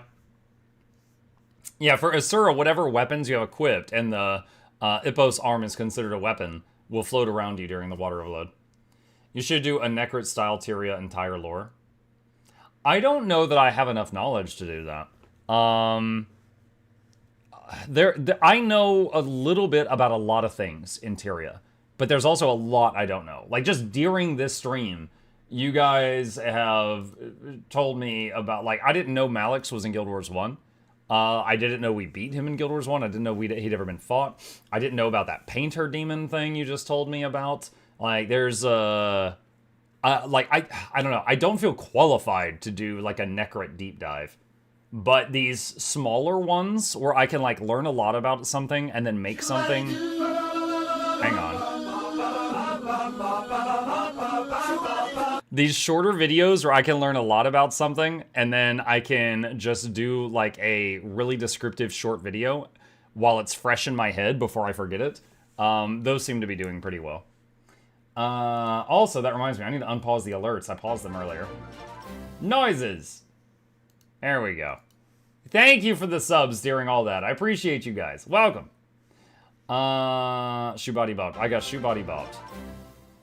Alright, it is time shot. I am going to be swapping over, as it says in the stream title, to our normal morning game for Wednesdays, now that we've got the blog post done, which is Rogue Trader. We have been playing a dogmatic playthrough, which is kind of like being lawful stupid. And be like, the Emperor says this would be heresy. And they're like, no, sir, it's kind of a gray area. Blam. So we are going through this right now with the DLCs. We played Rogue Trader once, not many years ago. When it came out, we played it, and it was fantastic. It was like a 100-hour playthrough, but they came out with 2 DLCs since then. So we're doing another playthrough, and we're playing it differently because there's a lot of branching paths, and we're doing the DLCs.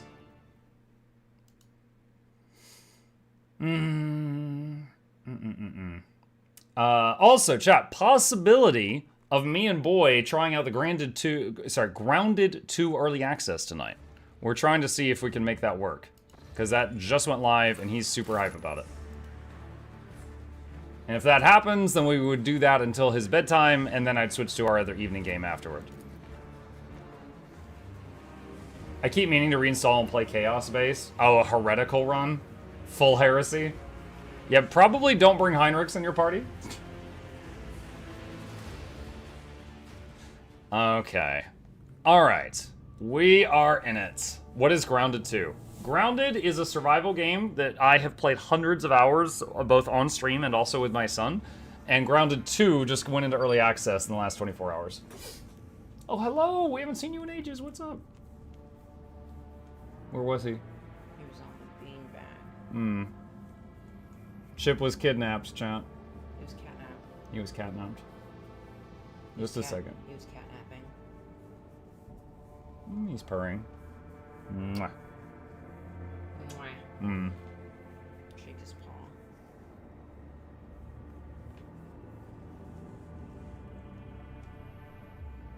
You can see he was very sleepy, chat.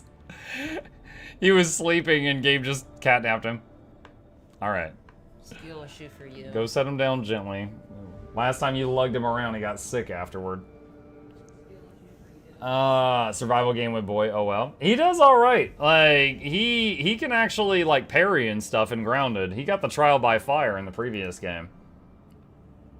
It's like Honey, I Shrunk the Kids. Yeah, the whole premise of Grounded is some kids get shrunk, and they're in a yard, and they're so small that ants and bugs are, you know, enemies. You can chop down blades of grass for building materials, stuff like that. Okay. All right. We are back in Warhammer 40k Rogue Trader, and we need to get up here. And we were discussing making, I believe, Dargonus.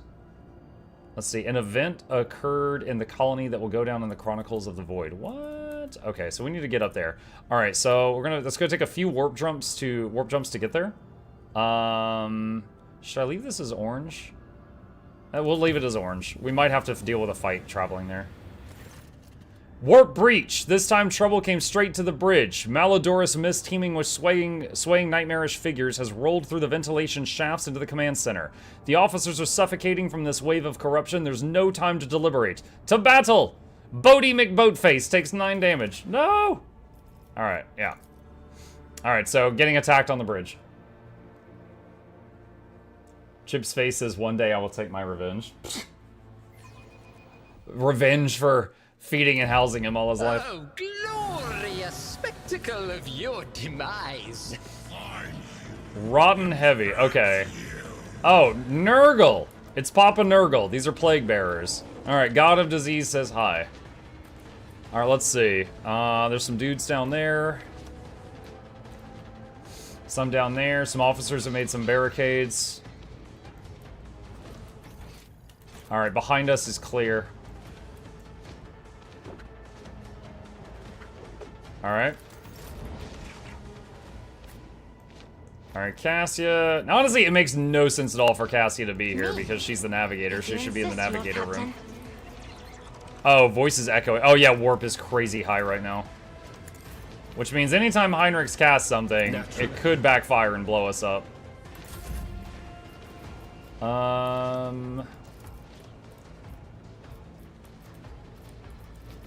Okay. Try to die with grace, at least. Isn't as duty demands. Alright, 2 down.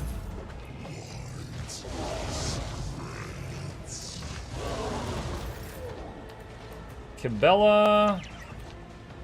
I would rather have her wait. Trust me, as the tenants demand. Until she's buffed. Before she runs off. Okay, and here's the buff guy. Alright. Iron Arms. Plus dodge, plus parry. Quickness. Plus resolve. Lord Captain. Heal. For the Plus armor. glory. And zap. Let's see. And now everyone can scatter. Gun. Can't line of sight over there. Bird. 2 down.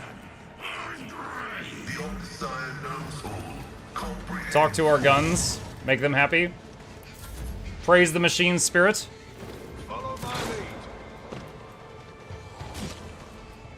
Everybody's so fast. Yeah, we've got the animation speed turned up just to speed up combat. Behold my artistry. Let's see.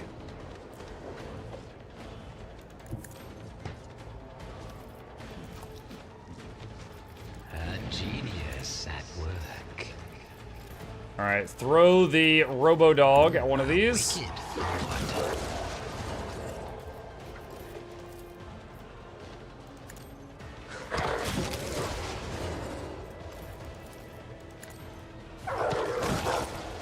Awesome. Okay, the left side is clear. Schemes within schemes. Is this an RTS or like a roguelike game? This is a CRPG, classic RPG, like Baldur's Gate 3. Lots of story, lots of talking. When there is combat, it's turn-based, like what you see here. Alright, activate the servo skulls. Commands are more pleasant to give than to follow. And... Tell gun. me where cross a Oh, pierce through both. Nice. Don't get Jai Hedari. Remember the name. And she can give someone an extra turn. Pascal, fire your plasma gun right behind these guys. Beautiful. Pascal's bird.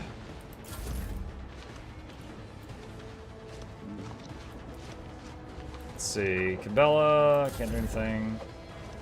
She's done. Owlcat also made the Pathfinder games. Mm-hmm. They made Pathfinder Kingmaker and Pathfinder Wrath of the Righteous, both of which I highly recommend. They are fantastic. Weapon at the ready.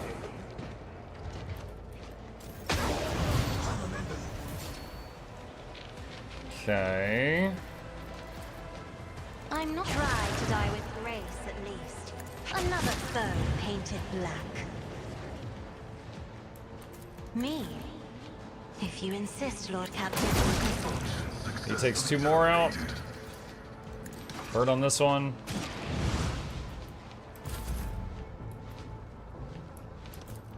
Isn't this a job for the serfs?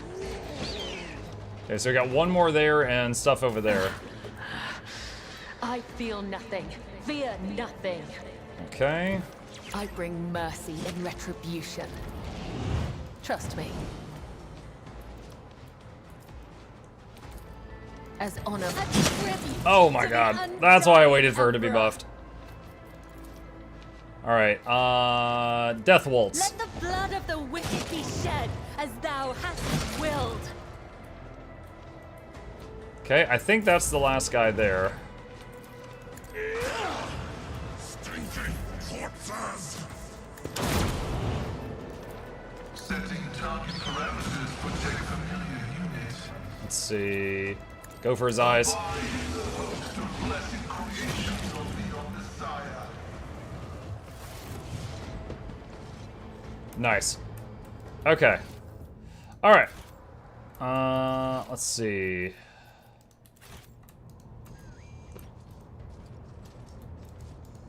Alright, back to the map. It should auto-loot everything. Actually, did it? Well, I mean, the only loot we should have gotten there would be, like, you know, people's handguns. Alright, and then the boat took damage, so... Repair hull. Okay, 2 more jumps to get where I wanted to go. Tech Priest reported a brief malfunction in the Gellerfield generator that left the vessel exposed to the warp for a brief second. According to the Enforcer reports, something did manage to get into the ship and is now prowling the dark corridors of Loading Bay 5.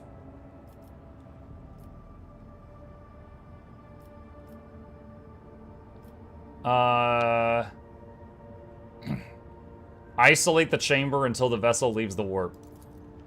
A part of the ship was isolated from the rest until it left the warp at the end of the journey. After the vessel emerged in real space and the chamber was unsealed, it was intact, with the exception of the crew who had barricaded themselves in a far corner of Loading Bay 5 and bravely resisted the unknown assailant as long as they could.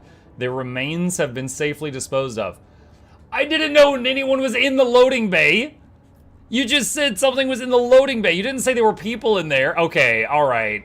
I would have sent cops down there if you had made that clear. Whoops.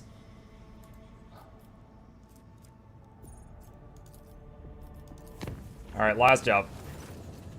There was a commotion on lower decks. The chief mutant hunter, who was responsible for eliminating heresy in the hold of the void ship, went mad due to the perilous influence of the warp. The officer climbed the parapet above the central accelerator complex and threatened to jump unless the entire crew immediately submitted to a rigorous examination to uncover physical deformities and unholy perversions. After calculating the time and financial cost of the inspection of thousands upon thousands of crew members and consulting the tech priests about the danger of foreign materials getting into the intake of the accelerator complex, the deranged mutant hunter was graciously allowed to proceed with ending his life in the desired manner. He's like, let me give the whole crew medical physicals or I'm gonna jump, and they're like, do a flip. Alright, this is the star system we wanted to visit. Let's go through here and take a look at our quest update in this area.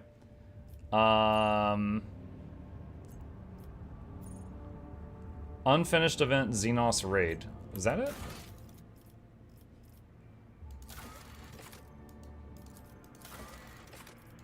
I'm confused. What's the event?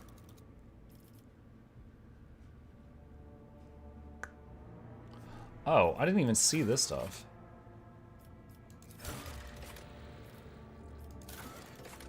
Oh my god. I can trade things for profit?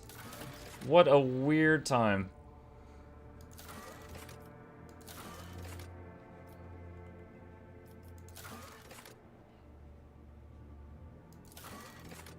Trade 9 weapons for 3 mobile extractiums. Yes.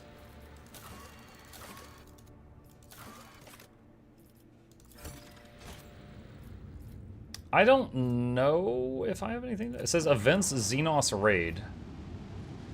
Alright, let's go over there and see what's going on. I'll pass on a physical from the guy presumably falling to Slanesh, Korn, and or Nurgle. Yeah. High Factotum Janrus Danrock. Lord Captain, there has been a tragedy on Dargonus. Governor Drivestem has been dedicated most of his time to restoring the astropathic choir lost to the warp storms. But the psychers he assembled were struck by an unknown affliction. They heard something, and it cast them into madness. The astropaths lost sleep, started clawing at their skin to the flesh, and muttering gibberish, and eventually went completely berserk. They had to be eliminated, and now only a few of the most resilient astropaths are upholding the connection to Dargonus. But how long will they last?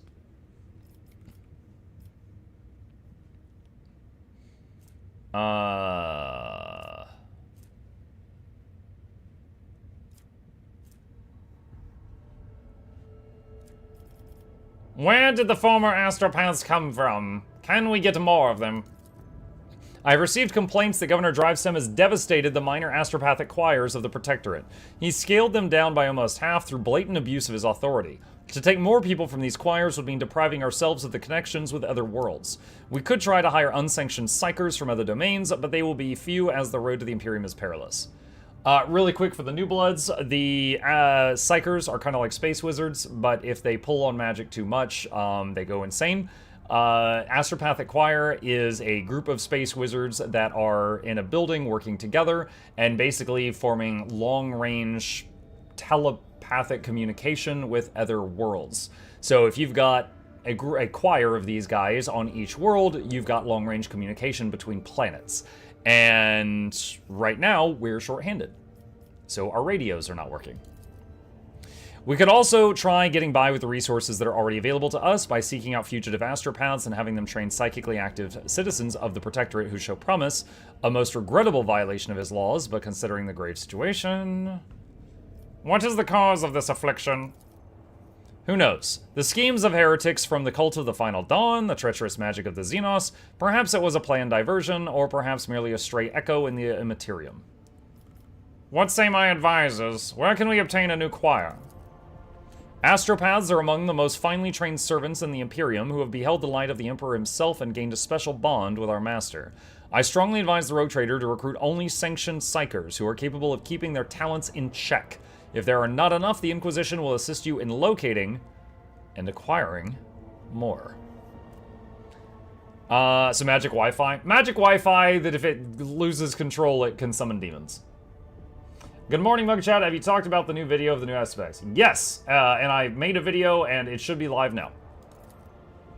Your lordship, Lady Theodora, not only had enemies in the Expanse, but friends as well. Those whom she helped out, rescued, and saved. I think these people can offer a helping hand. Among them are several powerful planetary rulers who possess both astropaths and a deep respect for your family name. There are a lot of psychers on my home planet, Lyra, Lord Captain. Do you know why? There we are not despised, persecuted, or enslaved on the black ships. There we are sheltered from raids, educated, and respected. Of course, it's all done in secrecy from outsiders, but I can suggest which rulers to contact. Maybe the Von Valancius family name will be enough to make a deal and obtain a better trained group of astropaths than some criminal rabble.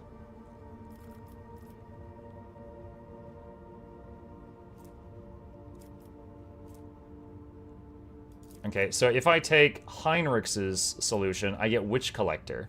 The Rogue Trader's party gains a bonus momentum when using any Psyker or Navigator powers. If I use Abelard's thing, we gain Security. If I use Adira's thing, Psychic Ward. While Veil Degradation is equal to or more than 10, the wearer deals plus 6% additional damage with all Psychic powers. Well, we're dogmatic. I am counting on the help of the Inquisition, Heinrichs. You will get your astropaths. The Von Valancius dynasty is too important for us to just turn a blind eye to it in its time of need. A wave of armed skirmishes and detentions swept across the expanse. Ships carrying powerful captives have brought the new astropathic choir to Dargonus. Yoink!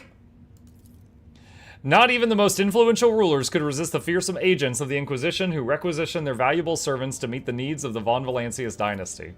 There has been no reoccurrence of the disastrous astropathic madness, but the new astropaths have all reported hearing strange whispers ever since their first day on the planet. Okay.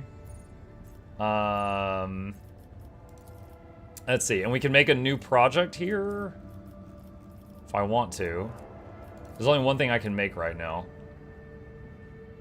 Genetic purges will be stopped. This world needs working hands. No expense, but gain people. Sure. Okay. Xenos raid. Blasphemous Drukhari Xenos have assaulted the colony and are now rampaging through it, driven by their desire to eviscerate the throne world. Pay tribute to the Drukhari? Screw that! No! Shoot him in the face! What do you mean, pay tribute? I got macro cannons with bullets the size of freaking cars. No, I am not going to pay them tribute. Hey chat, sorry if this is something redundant, as Muk said, or got a video explaining why to not play Guardian Wars 2. Super pinch, with the time that I said don't play Guardian, it was a joke, because I was jealous of Guardian. It's fine. It's fine. Let's see.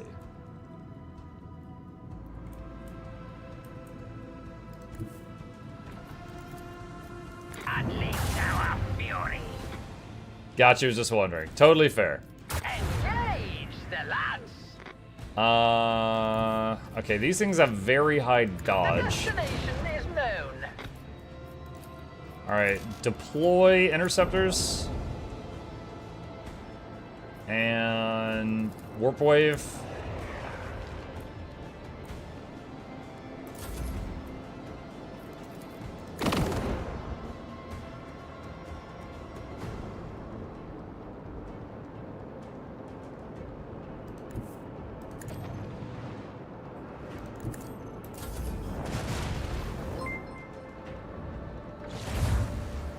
I'm a big fan, smiley face emoji. I will say what no ranger has said, let us become the pet. What? Next spec we have walking and attack animations via tonics. Hopefully one day rangers can be full shapeshifters one day tongue. Engage the lads. That would be pretty cool. So like a World of Warcraft druid. That could be pretty neat. I'd be down to try shapeshifter. I think the only shapeshifters lore-wise in Tyria are like the Norns, which is like a racial thing for them. Sail upon the seas. But it would be fun. And thank you for the dono. Appreciate that. Yeah, I would be down to try it.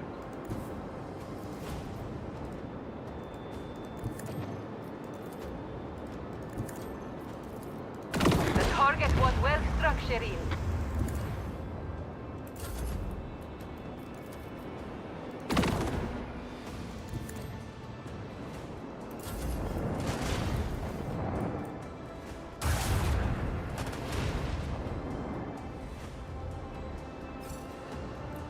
Let's see.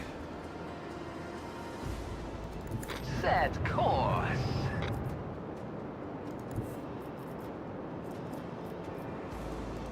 Sail upon the seas of void. Oh my gosh, he's like in a freaking blind spot.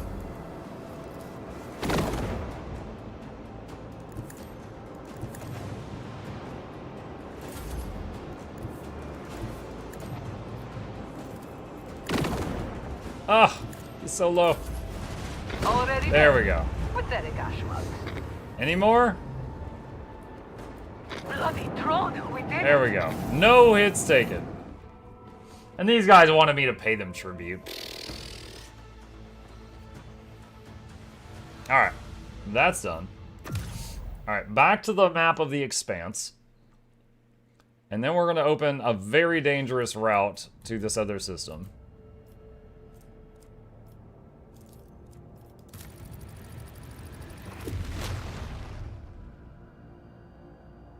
Alright, and then I meant to lower the difficulty before I did that. That's not good. Yeah, that's not good. Catastrophe of the Omnissiah's Hollowed Halls. One of the few magi assigned by the machine cult to serve on the Von Valancia's ship has lost his mind. Singing distorted Boneric liturgies, the heretic has broken the sacred code rhythms and turned the ship's machines against the rest of the crew. The superstitious voidsmen are paralyzed with fear before the mad servant of the Adeptus Mechanicus. Only the Lord Captain can stand against the madman to battle.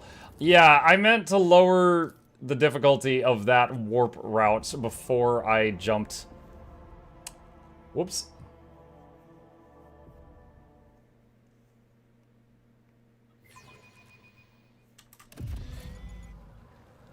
Alright. An Adeptus Mechanicus went mad and is controlling machines.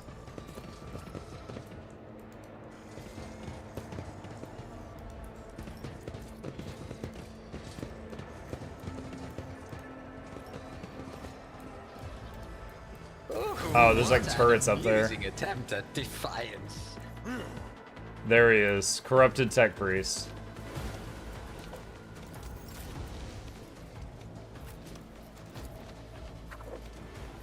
If I may, I am a navigator, not a Okay, servitor. Heinrichs.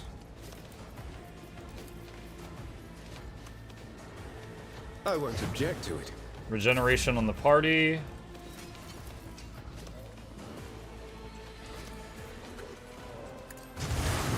She can barely reach that turret from down here. I mean, Lord Captain, I'm not accustomed to being ordered around.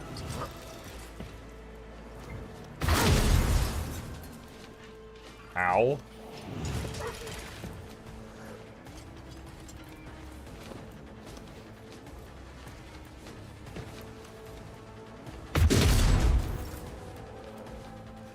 Okay, Medicae signal on the skulls. My, it's time for them to run, my sweet.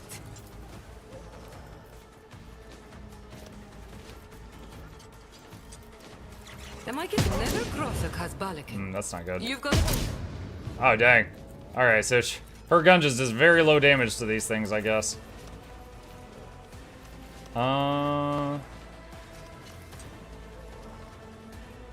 Don't get too cocky. Running rhetoric override. That was a 95% chance. Are you serious?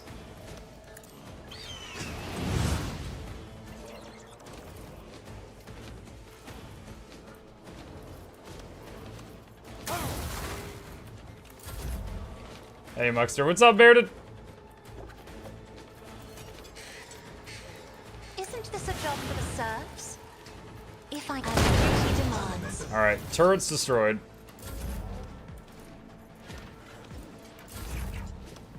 Alright. I shall not fail. I will not die in Use dishonor. all her buffs. Trust me. Let your soul be purged. Alright, she stabs through those two. Bunch of damage.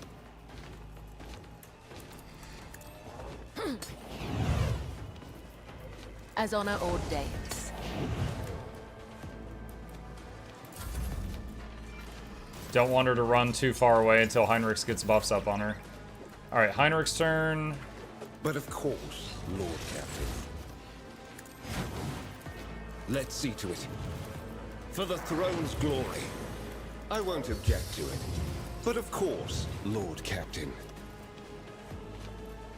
Your turn. Let's see. Alright, those are done.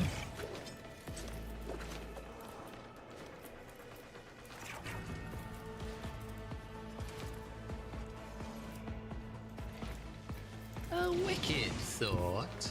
The storm Alright. approaches. Run my tank all the way over here. Stroke of genius. Overcharge the dog.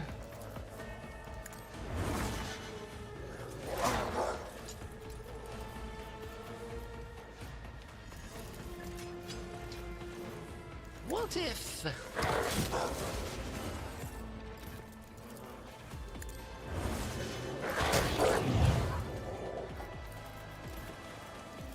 A wicked thought. Alright, got the tech priest. Let's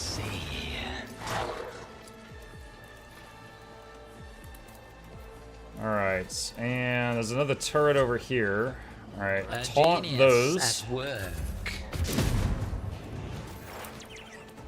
Alright, Pascal's turn.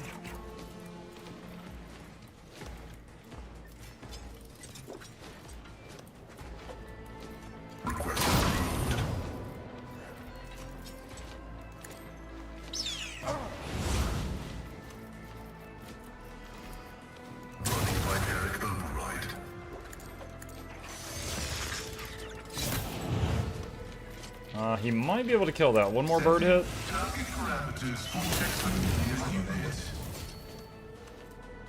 Okay.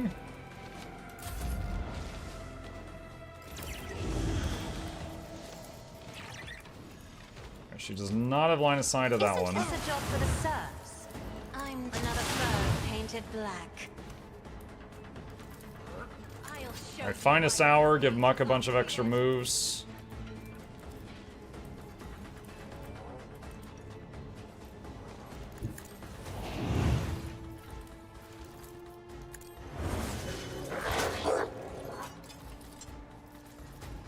Okay, apprehend.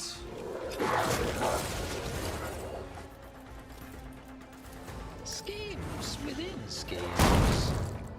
Nice. And let the dog run free for its last point. Don't have line of sight up there. Does she have any movement right now? I don't think she does. Alright, what if I give Pascal another turn? Can he hit that? Sort of, he can do that. He can hit this tile and splash him.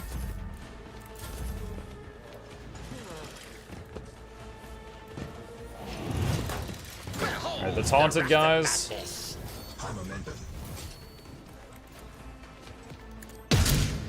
What? 1 damage. Whoa! I want a medal for that one.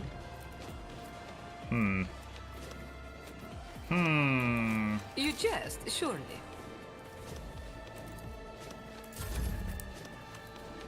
Bella can go. As the tenants demand. All the buffs. I shall not fail. God, this thing is so durable. Dude, look at all the blood! Oh my gosh. Alright, Carnival of Misery. Dot everyone on the map. May their blades be sharp.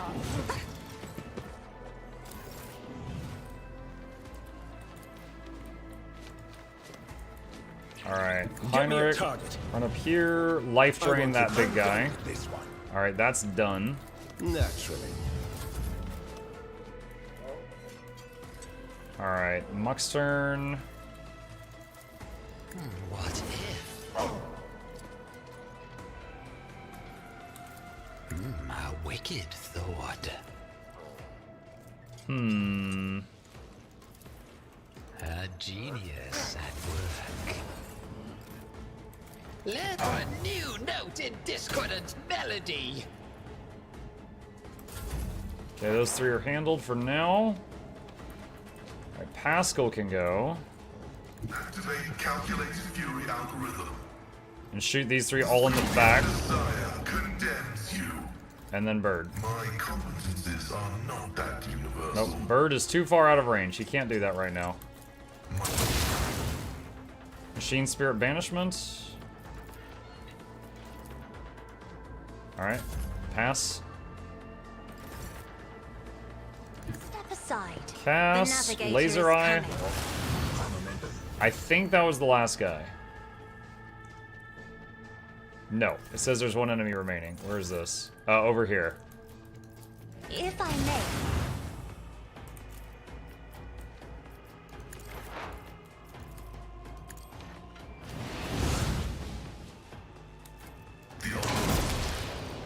Now, is that the last guy?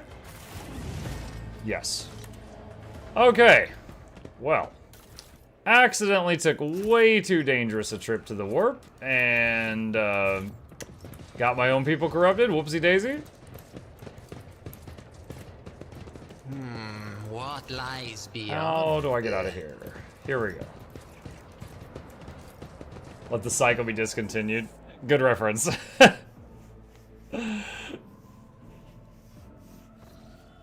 Okay. Alright, before I forget, reduce the threat of that.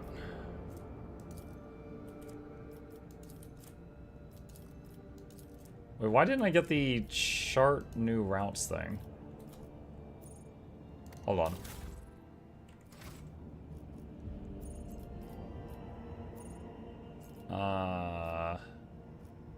Hold on, I'm gonna load to the bridge and then load back out. Just to, because I didn't hit chart new routes and I need that button to come back up.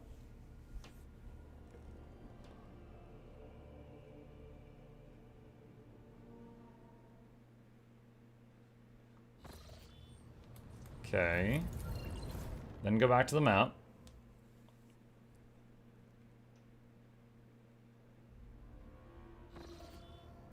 Yeah, there we go. Okay. Alright. Visit this system. Hey, Muxter. Hi, Bearded. Master Helmsman Ravor. An unidentified object has been located in the system. The artifact reacts to our transmissions by releasing unknown radiation, most likely of Xeno origin, the cogs are reporting. If you want to get a closer look, we need to close the distance between the vessel and the object. Stash of the Children of Assyrian. Hey, look, it's the Tree of Birds. How are you today? Hello, Bertree. Scorpion Chainsword. Chain weapons do 25% more crit damage. Requires Eldari weapon proficiency. Cloak of Shadows. Whenever the wearer deals damage with an attack of opportunity, they gain the Shrouded effect. This effect does not stack.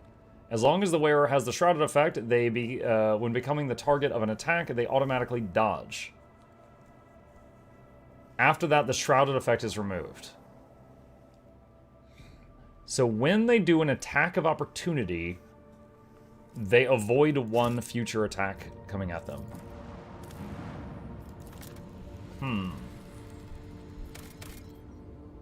Empty planet, okay.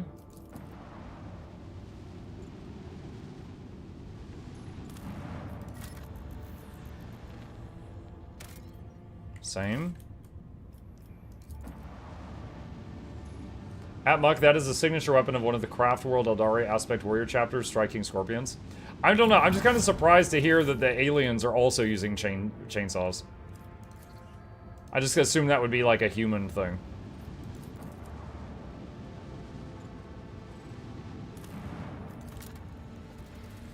I guess they recognized chainsaw is the perfect weapon.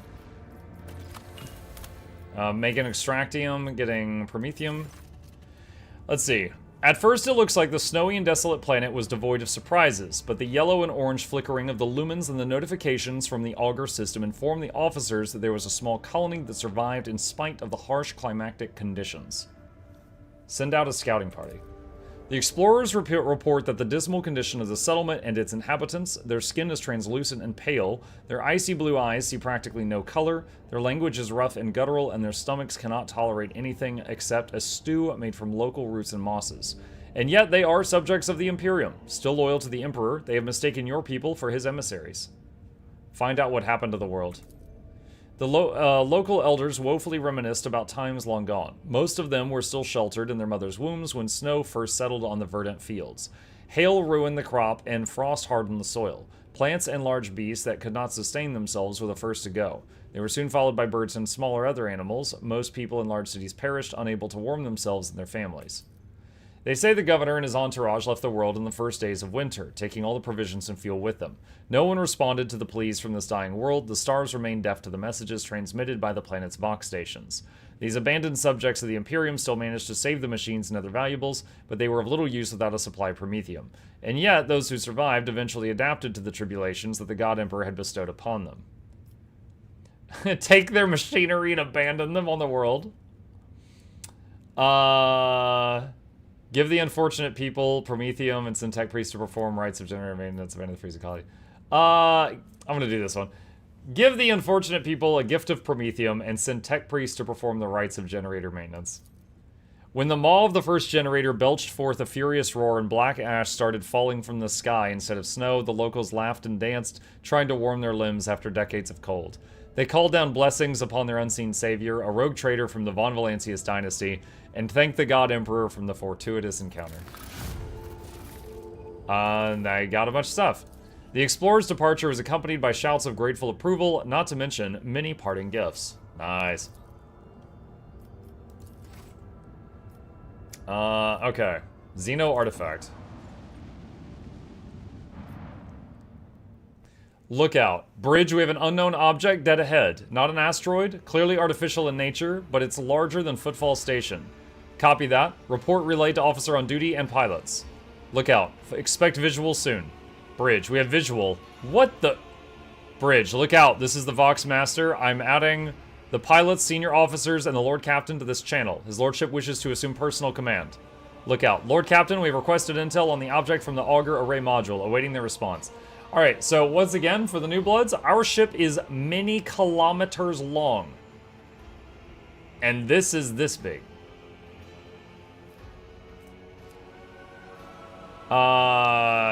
Lord Xenos succeeded. Lord Captain on the line. No need to engage the augurs. I know what it is. It's called a webway gate. Officer Station, Von Kalox here. What we see before us is a webway gate. Yeah, I just said that. An artifact that Xenos used to get to their sorceress realm, so to speak. It shows Eldari, allows Eldari to get around the sector quickly and serves as a hideout for their most unpleasant tribe, the Drukhari, whom we have already met. Officer Station, Yurliet here. This gate is just like the one you saw in the Leleathan. The children of Assyrian wander the void through such constructs erected in ancient times. Any ship that passes through such a portal will enter a tangle of paths fathomable to none but my kin. Tech use. Is there an augur report? Bridge. According to available data, the object consists of an unknown material foreign to the Imperium. We are registering an unknown class of energy profile. The engine seers are at a loss about how this technology works exactly, but they did specify that the energometry suggests that the system is holding an active charge. The object appears ready to do whatever it's designed to do. What is the senior officer's take on this? Van Kalox here, wait. That's exactly what they said before. All weapons fire on the object! Lord Captain's orders, destroy the object. Activate batteries. Targeting. Firing in 3, 2, 1. Confirming contact with the object. Good throne. Report. No effect.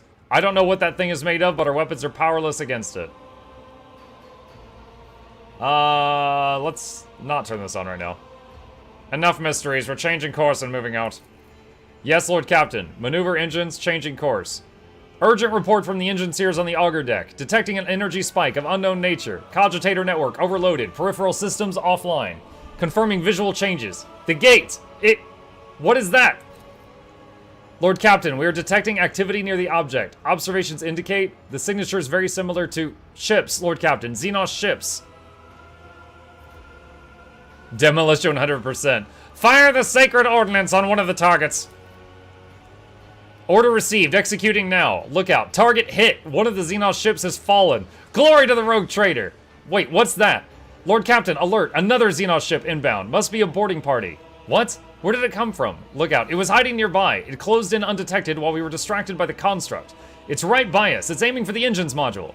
Lord Captain, emergency. Confirming contact with enemy ship in engine area. Okay. It's getting hot.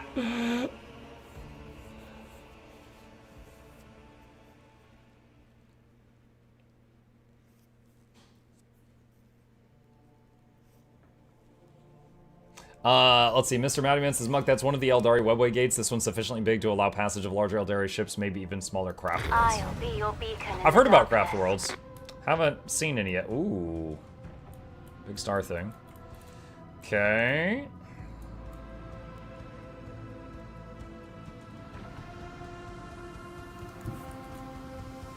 Point, Master, if you please.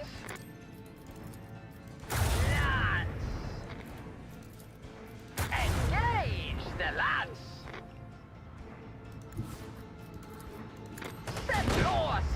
Oh, lucky opening. No one can outmaneuver House Orcelia.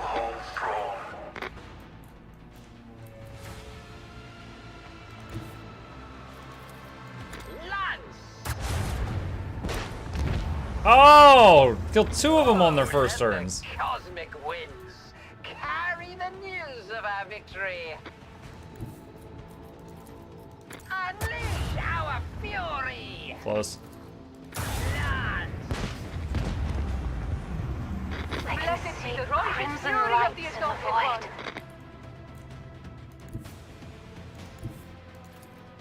Unleash our fury. Yeah, we're doing really good right now. Hail before our mastery of the void.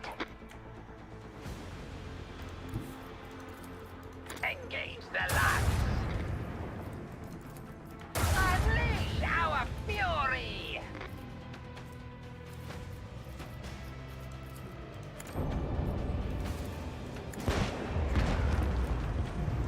I knew you were a good Wow, sword. that might be the best space battle I have ever had in my life. They did not get a turn. Master Helmsman Raivor, Lord Captain, we have dealt with the void ships of these beasts, but a Xenos boarding party has landed on the ship. They are advancing stealthily toward the plasma drive. The enforcers are being overrun. They are asking for reinforcements. If we do not help them, this filth will destroy our vessel from the inside. Yep.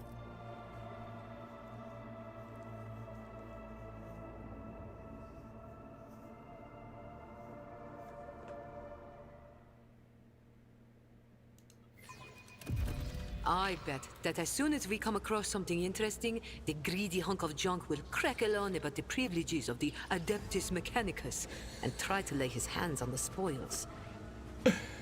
I am judging and disregarding the statement of the unworthy thief who has disrespected the privileges of the Adeptus Mechanicus. The greedy hunk of junk, you Adeptus Mechanicus. In this That's tapestry fantastic. of a world, I am the rogue. More thread. monkey. Look, my kin, they can't wait to die. What's taking so long with the engine? The monkey are already here.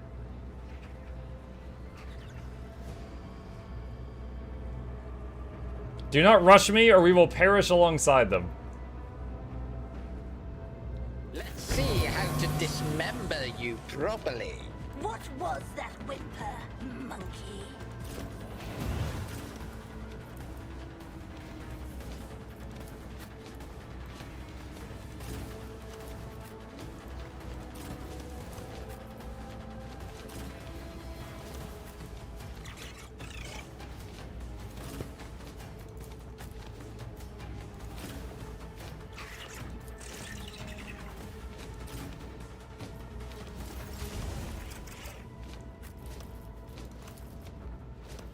Me? Alright, putting down some buff areas. And give an action to Heinrichs, who is going to put regen on everybody. I preferred opener.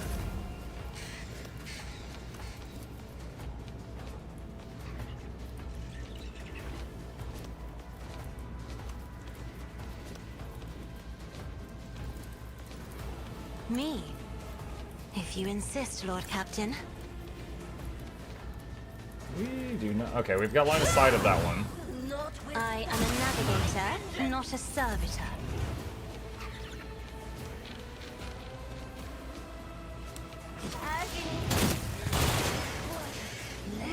Toxic I burst. feel nothing. Fear nothing. Alright, Cabela's turn. The shadows will see it done. Just gonna keep her As here and honor buff up, ordains. and then she'll blitz out and start killing people in the next turn. Actually, hang on. She could do this. And then rewind. As the tenants demand. That was a lot of jelly. Schemes within the schemes. A wicked thought. Your last stroke of luck.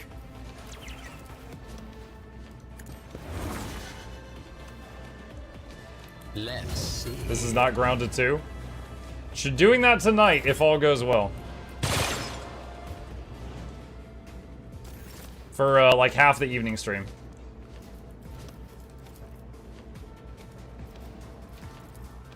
Go on, beast. But of course. All right, dodge and parry, quickness, For the iron throne's arm, glory. heal, resolve, Let's see to armor, it. No. slurp.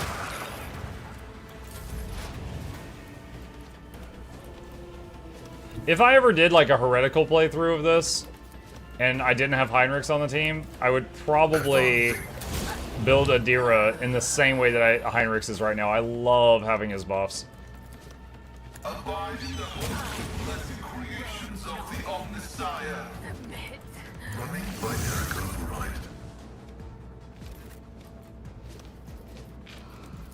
Alright, Medicae signal on the skulls. Better than one.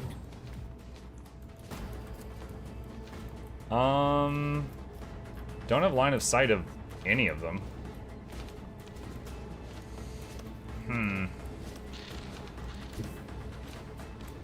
This battlefield air is good for my lungs.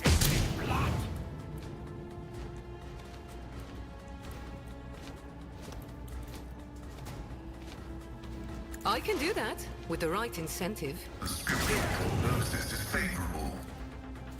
Tech familiar activation. Okay, that one's done.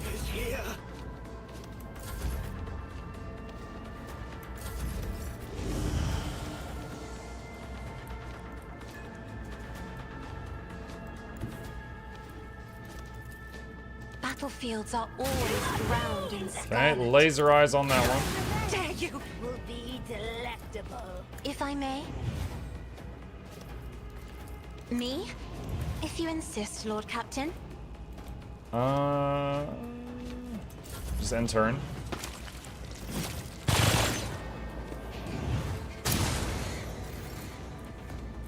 Alright, Cabela can As go. honor ordains, there is only death, yours or mine. Death comes in silence. She's so much damage. Trust me, death is a blessing. Carnival of Misery. The Emperor whispers his will. Rewind. Alright, and... What if...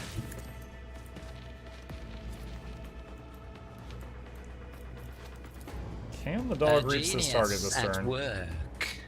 It's not looking like it. Schemes within schemes. A wicked thought. No. Woe to you. What is that guy doing? Sapper. Oh no! Is he trying to blow something up? That's not good. Okay.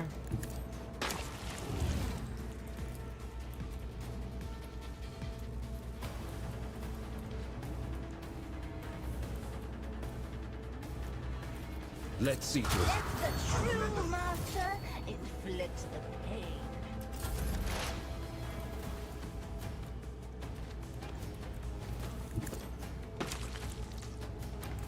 Running binary override. Dang.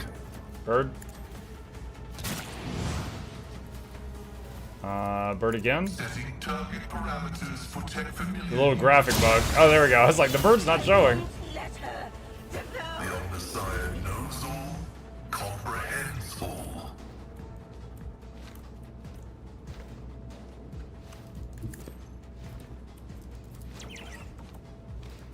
My. It's time for them to run, my sweet. She does not have line of sight of anything. I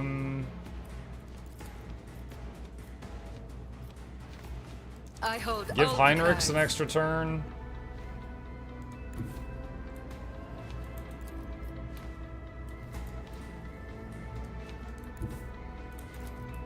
He still can't get line of sight over there. He can hit this guy though.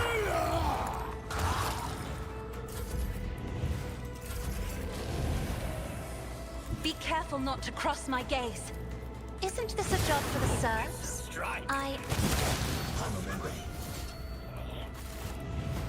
Disarm the explosive device.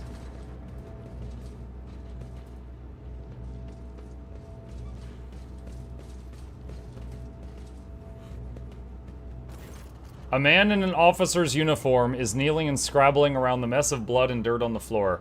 As soon as you draw nearer, you hear his feverish muttering. No, no, no, where is he? Where is my son? The lower half of the officer's face is grimy with some strange substance too pale and lumpy to be blood. The officer pays you no attention, his eyes are fixed on the floor. Lore Imperium. Hey, Neof. Try to identify the officer. The patch on his jacket bears a familiar crest. It is the symbol of one of the middle decks, one that has no connection to this compartment. The officer's presence here on its own is a violation of the ship's regulations. Examine his face. You take another step toward the man and peer into his face. Blue veins bulge under scab-mottled skin, and his bloodshot eyes are darting in every direction, sometimes rolling back into his head so that only the whites are visible. The strange stuff coming from the officer's face is lumpy pink slime mixed with blood that is streaming from his disfigured nose. Why are you here and not on your assigned deck? Something shifts in the officer's expression and the feverish gleam in his eyes goes out. Tacitus, my boy. Swamp devils dragged him off. I'm where I'm supposed to be. I'm looking for my son. The Emperor's valiant guards came to save my boy. I showed them where the swamp devils dragged Tacitus. I led them right where they asked. They'll make short work of the nest of those beasts, and I'll keep looking for my boy in the meantime. Master, will you help? The man's face contorts into a monstrous grimace. A mixture of pain, of hope, and madness. Okay, so I think the Eldari made this guy think that they were the Emperor's valiant guards, and then he led them here?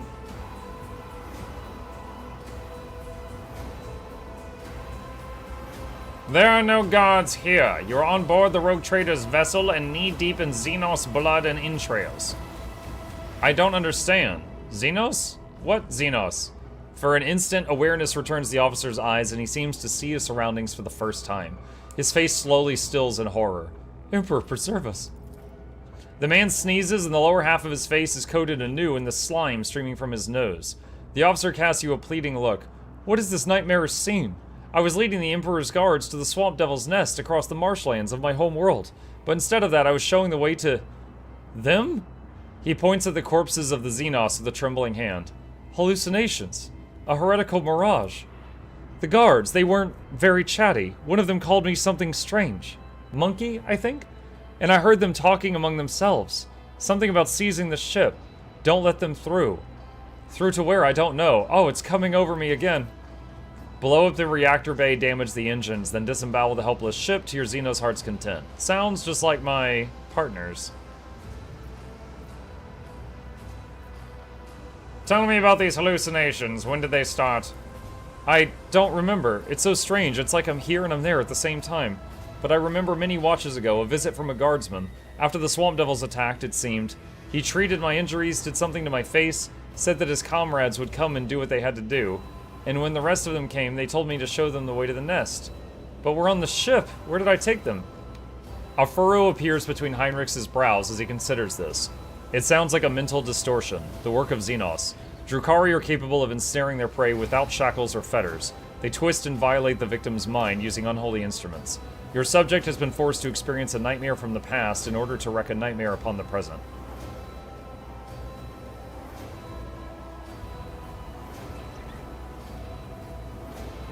It seems you are not in your right mind. I think you're right, your lordship. Reason has fled me. I can't hold out. Even now, I can see the marsh where Tacitus vanished just behind you. The man's face twists in a mask of pain and grief, and a powerful spasm racks his body. Jay looks at you. Whatever they did to him, Shireen, there is no way back for him now. If it were up to me, I would let him slip back into the illusion, where there is still the hope of finding Tacitus. Let him go at peace with himself and not as a traitor. Monkey. Yeah, I was saying monkey, but then when we got to an actual part of this where it had voice acted aliens, they said monkey. And I was like, oh, is it just monkey? So that kind of reset me. Let's see. Hang on just a sec. Okay. Cabela purses her lips. Only a heretic would suggest something like this. To die with one's mind dazed by Xenos influence? No. Let him die a man who is aware of the betrayal he has committed. Only then will he find his way into the undying one's hands. Ha! Dogmatic. Execute the traitor. In the name of the Emperor, death to all heretics. In one sudden movement, the man falls at your feet, an expression of stoic acceptance frozen on his face. Dogmatic +4. You bend over the body. Despite the numerous bloodstains on his skin and clothes, the officer had not been seriously wounded. The only noticeable injury is on his face. His nose is disfigured and a red slimy substance is streaming from it, staining his mouth and chin. Contact the Voxmaster. Take the body to the infirmary and try to identify the cause of the madness. Which, of course, has the risk of the plague spreading or something, but I am hoping that we can identify it and come up with countermeasures. They will see. Examine the charge. Oh, yes. A job for me. The bomb produces short electromagnetic pulses that disable power grids and devices. It is strong enough to take out... I couldn't read that in time. The power of a whole city district or several void ship sections. Diffuse. The Vizier. Would he be proud?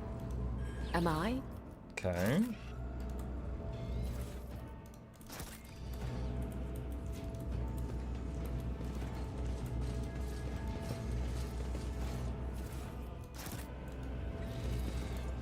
Even from behind the meters thick wall of the reactor, you can hear the breath of the mighty plasma beast that sets the void ship in motion.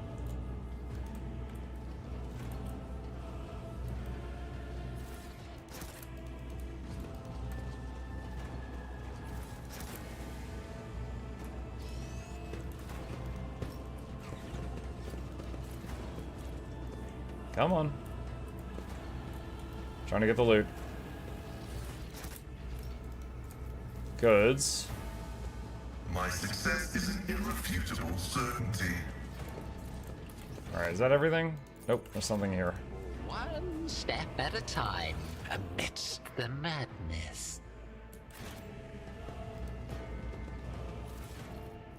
Some cargo. Okay.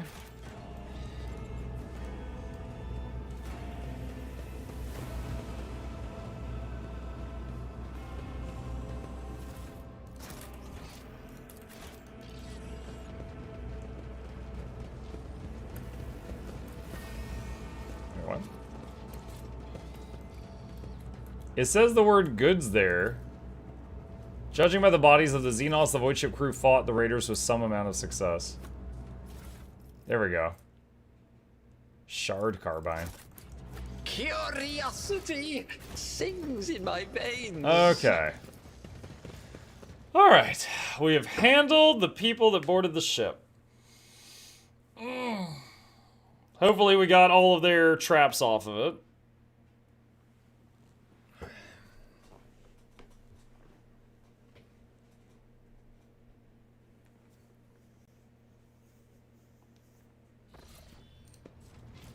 The machine spirits are skittish today.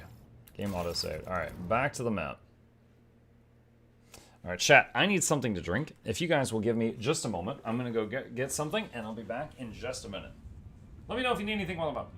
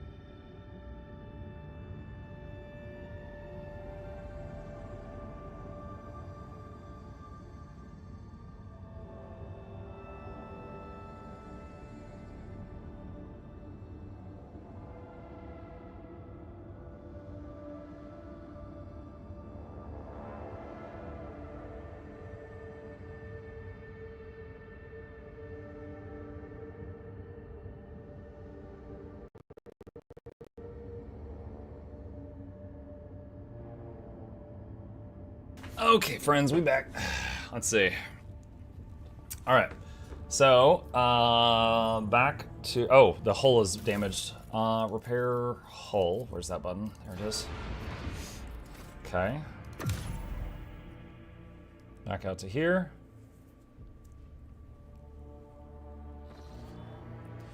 I have an urgent message from Dargonus, Lord Captain. Our astropaths are receiving numerous transmissions. But no, these aren't ordinary messages. Each and every one is a plea for help.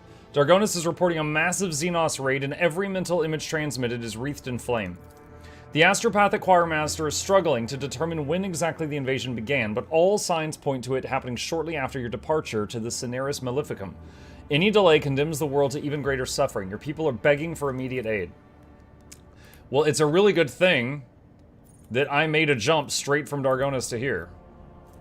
I wasn't anticipating this, but okie dokie. We'll travel. It's an orange route. We might take hits.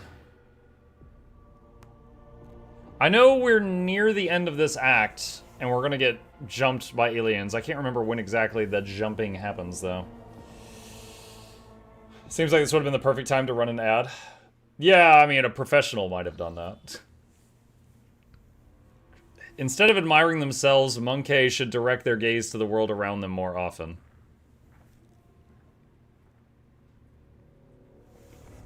Is that Yurlia? Why is she in my freaking bedroom?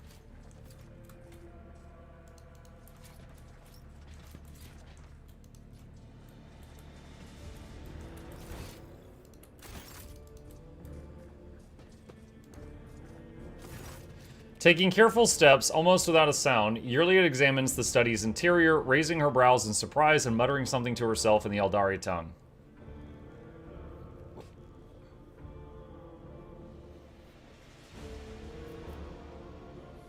Before I leap to any conclusions, explain what you are doing here.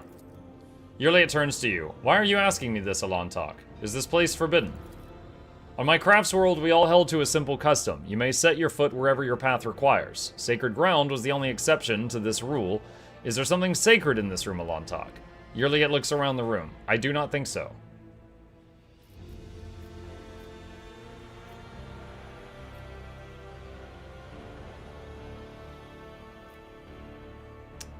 Okay, so I did say I was doing dogmatic, except for companions. I was going to try to do what it takes to do their companion quests, because I haven't seen them all. I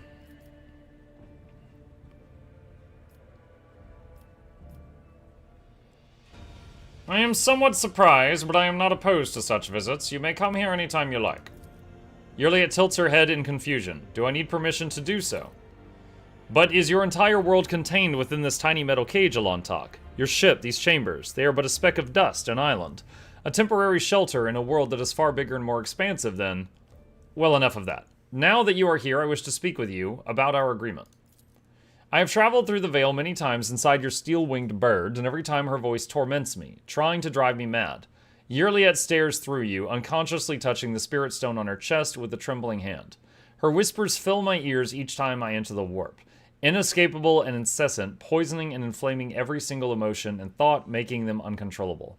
I have learned to shut myself off as best as I can, just so that I might have the chance to search for what I have lost. We found everyone we could, Alantok, and all of them were dead. Hopelessness and despair gleam in Yurliet's eyes, and her voice breaks treacherously. But the thread of fate is broken, and I no longer know how to help my people. I failed to save anyone, and I failed to learn the truth about Kruderok's demise. I have lost my way, and I thought you were the only person on this entire ship who might understand. I was not wrong to think so, was I? For a moment, a sad smile flickers on Yurliet's face, and her voice rings with agonizing doubt. No matter what, you tried to keep your promise, even if your species loves to stamp out any life form they find undesirable. Do not give up. You will find what you are looking for. What is this, Alantok? Consolation? What do you... Yurliet's words are interrupted by a strange sound similar to a stifled sigh, her gaze trained upon something past you. Turning around, you see what has caught her attention. An odd, unsightly shard of porous material mounted on the wall like a trophy. An entire kaleidoscope of emotions plays across her face, changing too quickly to catch. She sighs once more, and then her feelings are concealed behind an impenetrable, impersonal mask. What is this, Monkey? Yurliet's voice sounds unusually cold.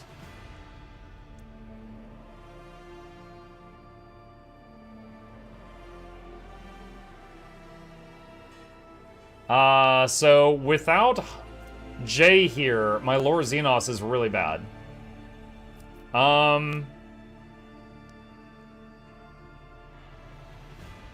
Something has changed. It is as though you have cut yourself off from me. Yurliet, what is going on? Yurliet looks at you, her eyes devoid of every emotion, every shred of life and warmth that you previously beheld in them. You are observant, Alantok. How unusual. But there is no need to trouble your mind with conjecture. I've inflicted enough of my unbridled feelings upon you, but I am in control again. Enough. I have lingered here too long. From now on, I will avoid entering places you would prefer to keep hidden from me. I'm guessing that was an Eldari trophy behind me or something that I didn't even know about.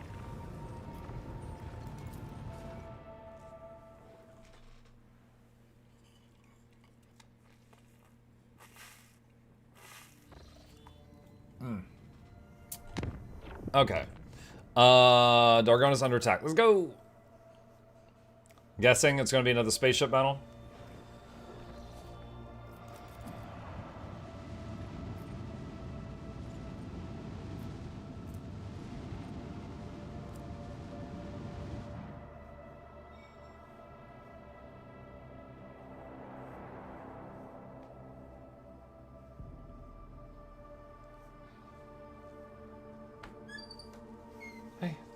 Thank you.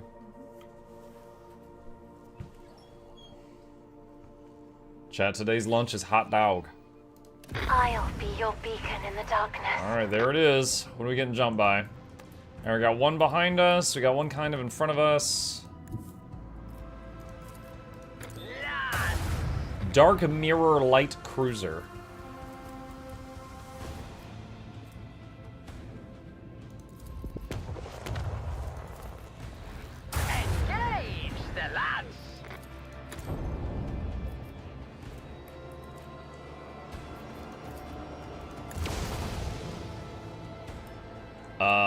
I just used Empyrean Storm and it did 0 damage. Awesome. That's not supposed to happen like that. Okay.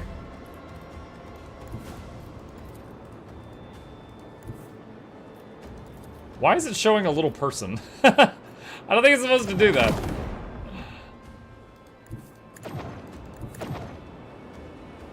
Remember I said you don't know much about Craft Worlds? I'm guessing that was a chunk of Craft World.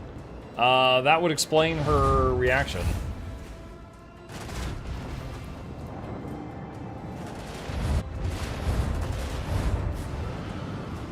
Ow.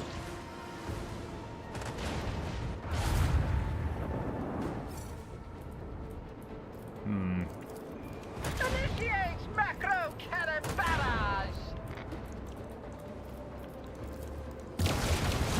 Zap, zap, zap, zap, zap, zap, zap, zap, zap, zap, zap.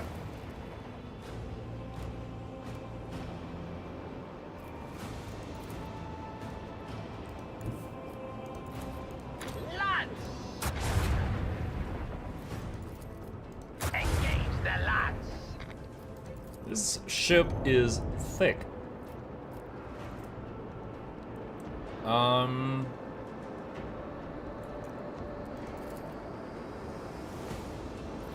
Reinforce the front shields.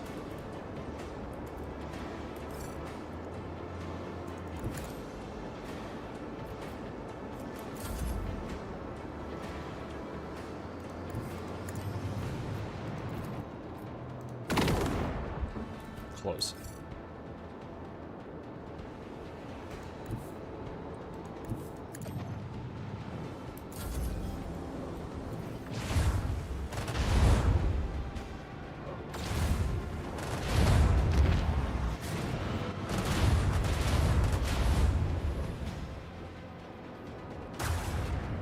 Dark void will erase their colors.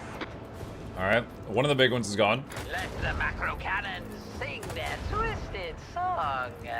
Unleash our fury. Void Master, if you please. Wow, took out 3 little ships on that turn.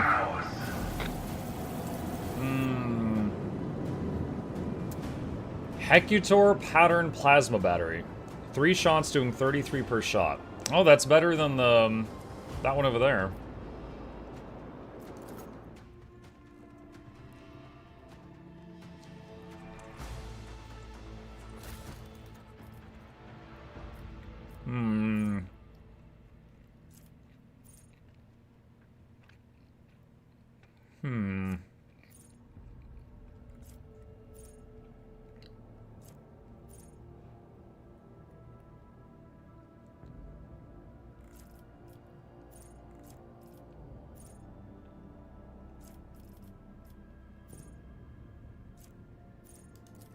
Expeditious reload, I guess? Okay. Let's see. 4 shots, 21 each. 2 shots, 21 each. Alright. I always forget if starboard is left or right. But this is better than it was. Okay. So I have a quest to return here. Genetic Mercy done. I can only go to the palace. I can't go to the other stuff. Decree on diligence. Issuing this decree will significantly tighten production quotas, dooming laggards to being processed into corpse starch, which will encourage the most diligent servants.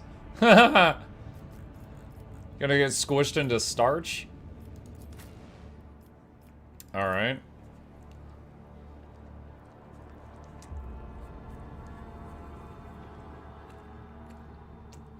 The Shadow Field's the only defenses they have? Yeah. I've kind of noticed that. How can I explain this? Path of Exile. Path of Exile, there's 3 different armor types. There's armor, and that increases damage reduction. So when you get hit, you take less damage per hit.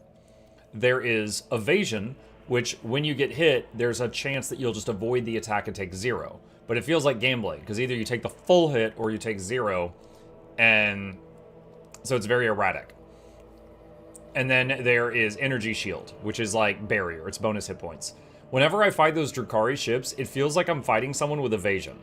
Like, they're like dodge, dodge, dodge, dodge, dodge, and then massive hit gets through and just, you know, wrecks them. Like, even I've picked up on that.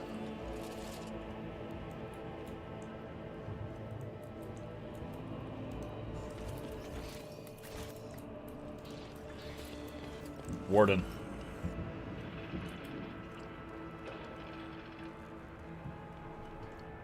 Is this not an emergency? She's taking her sweet time.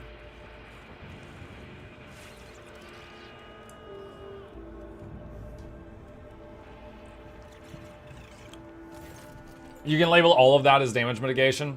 Well, yeah, but the point is that Ringsong, that one of them is just specializes in damage mitigation, or damage reduction. Another specializes in of all or nothing evasion of attacks, and another is a more effective hit points by just inflating hit points. Which each of them have different pros and cons, of course. Clementia is looking a little disheveled, but her appearance otherwise remains unchanged. Her steely gaze is tightly pressed lips speak of perfect composure. Praise the throne, your lordship, you're here. Your subjects need you now more than ever. You made it to Dargonus before it could be devastated by the Drukhari. I should hope so, I was one jump away. Dargonus has been hit by a mass Xenos attack. The fleet's resistance was broken in mere hours, then the invaders commenced a planetary raid. The planetary defense forces were able to hold the inner perimeters of several cities. 2 of the attacks were stifled on the approaches to the settlements, but the fights continue here as well in the Vondalantius Palace. Lady Rosarian, where is Achilles Scalander? I thought I'd see him here by your side. The Secretary's exact whereabouts are unknown, but under normal circumstances, he hardly ever set foot outside the palace grounds. I'm sure you realize what this could mean. Lord Xenos. The Drukhari are after living victims above all else. Why would they waste their forces assaulting the palace when they could be storming another city? Alas, I don't know the answer, your lordship. When the Xenos attacked the palace, they sent a force so great that the increased warden presence and the defense perimeter were wiped out in minutes. By the throne, whatever they're looking for in there, they spared no troops to get their hands on it. Where is Governor Drivestem? The governor is currently protected within a well-fortified bunker, as are the heads of other noble houses. Clementia grinds her teeth audibly. Still, each family has provided all available resources to the defense of Dargonus, or rather the defense of their respective regions. I need details. What has transpired on the planet? The attacks began a few hours before dawn over the capital. They first attacked the fleet. We received boarding calls right before we lost communication with the crews. Their sacrifice wasn't for naught. The ground troops had the time to start mobilizing, and the civilians went on to organize the defenses. Several hive cities managed to hold their perimeters, others sustained greater losses, and 2 cities were completely devastated. Our intelligence still knows nothing about the fates of millions of people. There's a high likelihood we've lost them forever.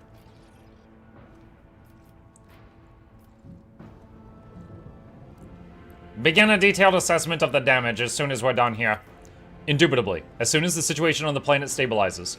In addition to our own territory, serious damage was done to the Adeptus Administratum department stationed on Dargonus. I hope this won't lead to any kind of accusations against House von Valancius. I don't see a single arbitrator. Have they decided to cower behind the walls of their headquarters? Not at all, your lordship. There are approximately 100 Arbites in the capital right now, and they are all defending the Administratum. Thanks to their bravery and fighting prowess, it is one of the few places in the Hive the Xenos have failed to overrun. What is the current situation? The PDF is in the process of it's like Adobe PDF? Is in the process of exterminating the enemy forces on the planet. Extra batteries have been assigned to the assault in the palace, but without a strike force that can make it inside, we won't break their resistance. I have a feeling that the palace is the anchor point of the enemy raid. Our Vox engineers are registering unknown signals coming from your residence to other areas of the planet. The scum must have set up a control center inside. We take out the command, and we'll weaken their peripheral forces. Enough talk. I'm going in. Clementia bows. With all ingratitude, I transfer the command of the ground operation over to you, your lordship. The local troops are at your service. I beg of you, save Dargonus. We have a transmission. Report from Squad 2. So this guy's got like a radio. Come in, Lieutenant. Report. Lieutenant, we do not read you. Repeat. What? Emperor, help me.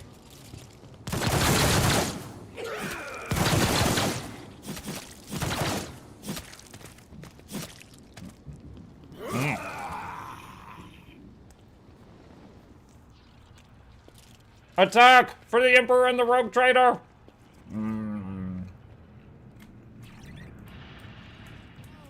Okay. Alright. Most important thing. Loot. I'm looting cargo from my city to go to me.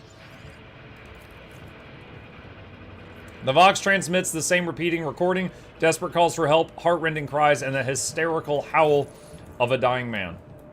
What lies? I will send it again later. What's up? You can label all what you mean. Don't let Adobe at this. Everyone will suffer. Lol. Muck, I hear you're remaining warrior in the next expansion. I don't know about that. I don't, but I will say, Paragon, just at first glance, it doesn't look bad. And your palace, it's... We will cleanse it, rogue trader. Down to the very last Xenos. Whoa! Don't dare to disappoint me. Okay, wait. I see 3. It says there's 8. Okay, are we in combat with him too? Okay. So if we had attacked straight on, that guy and these would be flanking, but I went to the left a bit. Alright. Alright, Cass. Give Heinrichs an action. Regen everyone.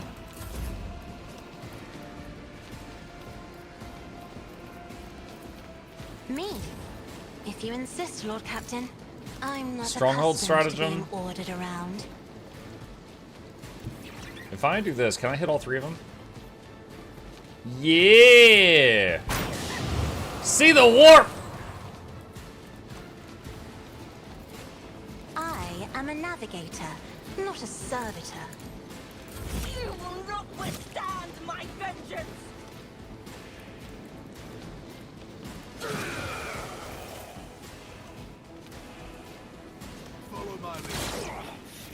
Ritualist of Paragon look fun. Maybe I'll get back in the game. How you doing? You're missing me. Part of the trial. Not withstand my vengeance! Okay.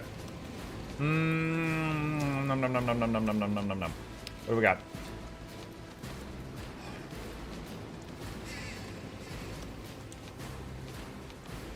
I need Muck to not wander too far until Heinrichs gets all the buffs out. So for now... Let the true master inflict the pain!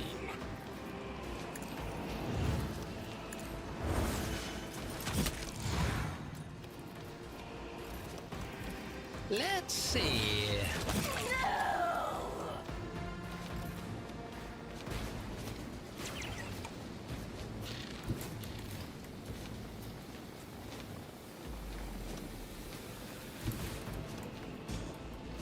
Huh, I can't get line of sight of that one.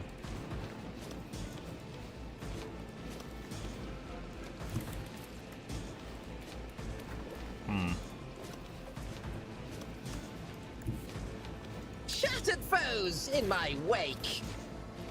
Alright. Let's do those. I shall not fail, trust me. The shadows will see it done. Medicae signal. Presents to give than to follow. Two are better than one. Don't never cross a Kazbal. I really like this. It's so simple, but she's got this, what is it, the Blessed Bolter casing? It's like a little charm. When she fires a single shot from a bolter, it hits. Percent chance, like, that was like an 8% chance to hit, but it hits. And also, she has another thing that where she gets a guaranteed crit when she fires a bolter. So she's not like the most proficient with a bolter, but it will hit, and it will crit. So it's just reliable. And I love it so much. I'm kind of curious. If I give this Warden an extra turn, what does he do with it? He casts gun. I respect it.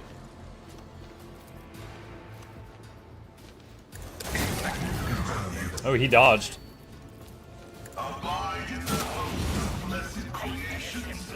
Okay, there is a thing the eagle has that we don't often get to see. If an enemy swings at the eagle and the eagle dodges, the enemy will hit their ally by accident. Unfortunately, the eagle failed to dodge there, so we didn't get to see that. Let's try one more time. There. He killed his teammate, then died from the eagle. Beautiful. That could not have gone better for that last swing. Alright, it's finally time to buff, now that we've killed half of them. But of course, Lord Captain, for the throne's glory. I won't object to it. Let's see. Also, it's kind of odd that when Heinrichs attacks an enemy, it has a % chance to hit, but his attack with this staff is Siphon Life, and it has a 100% hit chance. It always hits. But it always is like, oh yeah, 40% hit it, and he's dead. Didn't know you have an eagle till now. Who does it belong to? The eagle is an operative pet, and it's called the Cyber Eagle, and it has one biological head and one, like, robot head. And the way it works is, on turn 1, it flies up into the sky, and it's untargetable, and it's off the field. And then when you give it a command, it basically dive bombs an enemy. So when it's not your turn, it is often not attackable by the enemy, and it's restoring health while it's up, you know, in the sky. And if it swings at an enemy, and the enemy hold on, sorry, let me restart. If it attacks an enemy, the enemy gets to try to take a swing back at the eagle. If the eagle successfully dodges the return strike, the enemy will accidentally hit one of their allies that is within range of it. So it's a kind of higher risk reward than the dog, because every time it swings, the enemy gets to take a pot shot at it, but if they miss, they hit their friends. But yeah, it is a pet option for the operatives, which is what Pascal is. He's an operative. In the early game, when we were starting out, the dog was dying a lot because the dog is always attackable. However, the eagle was not having that problem. But now that we're in the later game, the dog is sturdier. He's got more health, more I've taken more defensive talents, but it was like an early game problem I had. Shoot.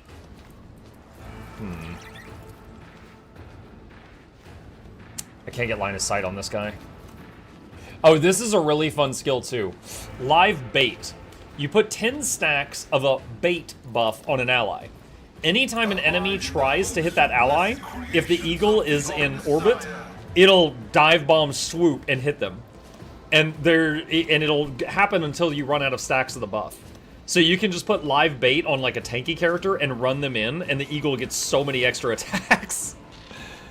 It's a pretty, like, niche situation thing, but very fun when you can make it work. Because, like, if you just, like, put that on someone and then run them in and, like, 10 enemies swing at them, the eagle takes 10 turns. It's just like, boof, boof, boof, and just hits all of them.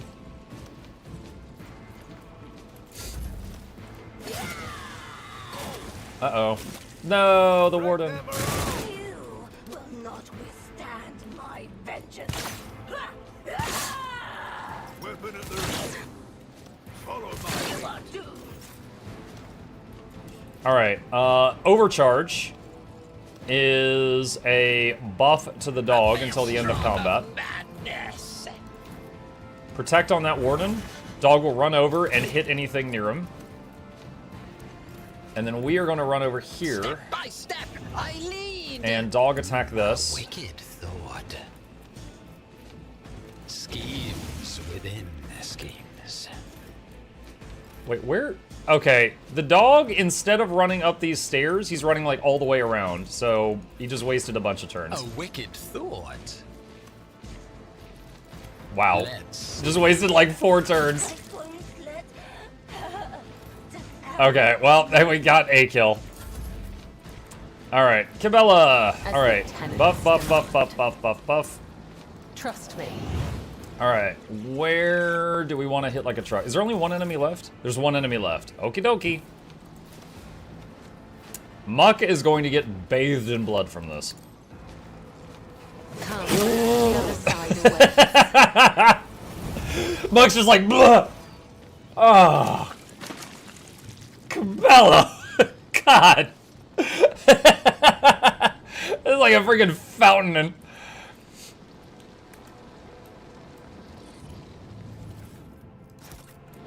Okay.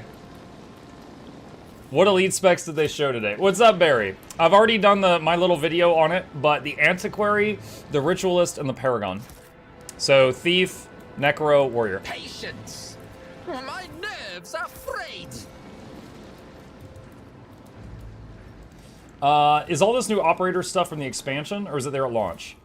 So, hold on. I can answer that. Give me a second here. Okay, so level up. Give me a sec here. 2 archetypes.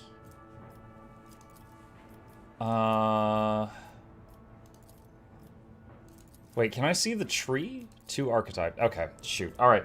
So, at the beginning of the game, you choose a class, right, Ring? And then when you get to a certain level, I can't remember exactly which one, you pick a second class for right here. There's a new option that was added in the second DLC, which is the one that has the Arbites. The new option that was added is called Overseer. If you take Overseer, and you see this right here? If you were an Arbites, Overseer gives you a Cyber Mastiff, the Robo Dog. If you were a Psyker, you get a Cyber Raven. The Raven, quite simply, if you cast a Psyker spell on it, it becomes an AoE spell. So you can AoE damage things, you can AoE buff, which is my personal favorite thing. All right? If you were a officer or something else, I forget, you can take Servo Skulls. They do not have an attack. They are a support type thing. The Servo Skulls can put out a buff. My favorite is called Medicae Signal, where they basically do light healing in an area around them every turn. If you are an operative and you take Overseer, you get Cyber Eagle, which I just spent a little bit of time talking about. So in my party right now, I wanted to try out the new class, so my guy started as an Arbites, and he's got the Robodog. Pascal's an operative, so he got the Cyber Eagle. Heinrich's is a Psyker, so when he went Overseer, he got the Raven, which allows him to AoE buff. And Jay was an officer, so she got the Skulls, which, should give her some various things. Like if she uses her officer ability and she gives someone an extra action and they're within a few tiles of the Skulls, it actually chains and a second person also gets an extra action. So it's like a little bit of AoE with officer abilities in a very tight area, but still quite good. So that's how it works. It's all based on the Overseer class. Overseer is effectively, you get a pet, but what you get is dependent upon what your early thing was. Now, certain things don't get pets. Like, Warrior doesn't have a pet associated with it. It's because I picked Arbides that I got the dog. And I'm pretty sure Blade Dancer, which is what Cabela is, she doesn't have a pet option for Overseer. So she cannot become an Overseer. So, originally you have 6 people. And then you could, in theory, have 6 people have 6 pets and have 12 people. But on the battlefield, I have 7 combatants, because the dog is one. The eagle is usually off the battlefield. The raven just is kind of like a conduit for Heinrichs, and the servo skull is like a support beacon. But I wanted to try each of them, and so far they've been very fun. If I do another playthrough of this game sometime, I would absolutely have at least 1 or 2 Overseers in the party. They're a lot of fun. I can't imagine playing Psyker again without the Raven. It is so good. It's like, on turn 1 of Heinrichs, he could buff the whole party with all his buffs. That used to take like 6 turns. Alright.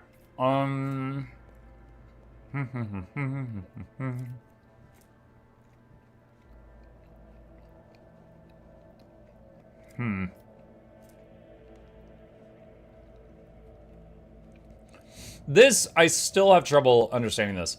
Whenever the Overseer uses their archetype ability, the Overseer and their familiar gain 1 deflection till the end of combat. What is my archetype ability? When I look at archetype, it just says defines a character's role in the game. Each archetype has a number of unique abilities. Does it just mean anything related to the dog? I mean, stackable plus deflection sounds really good. I just don't know exactly which ability it's talking about.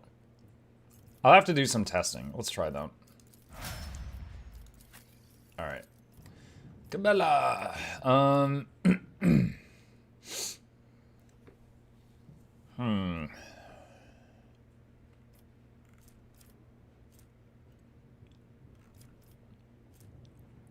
Do that. Alright, so until end of combat, all toxin and burning effects from any source inflicted on the executioner's enemies ignore the target's armor and deflection. See that? Alright. Cassia. Grand Strategist. See, I could have gotten her an Eagle as well, but I wanted to take Grand Strategist on someone, so I didn't.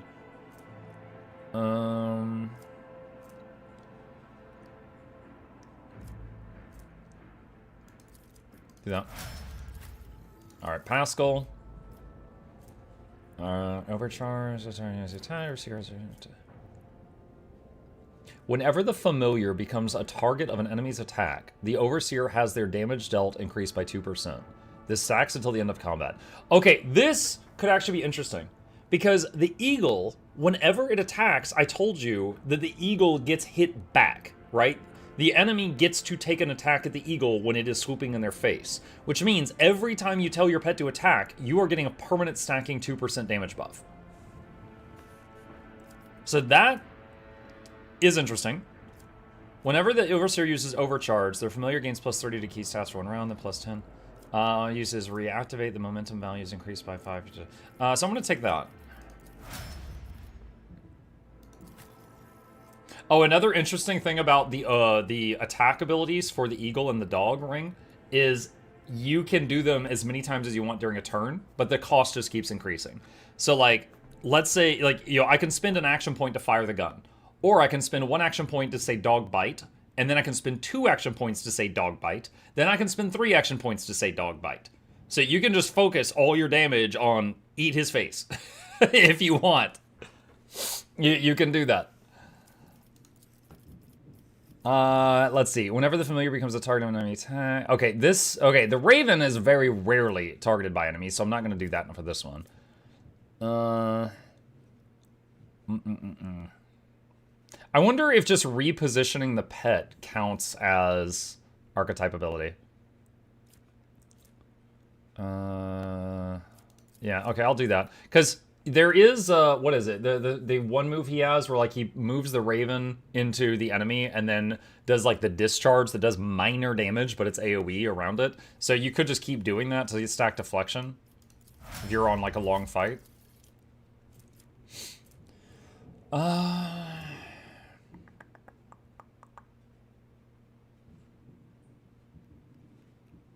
Alright,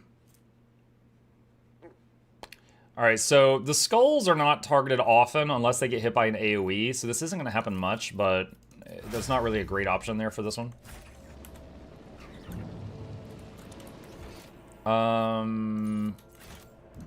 We missed something back here.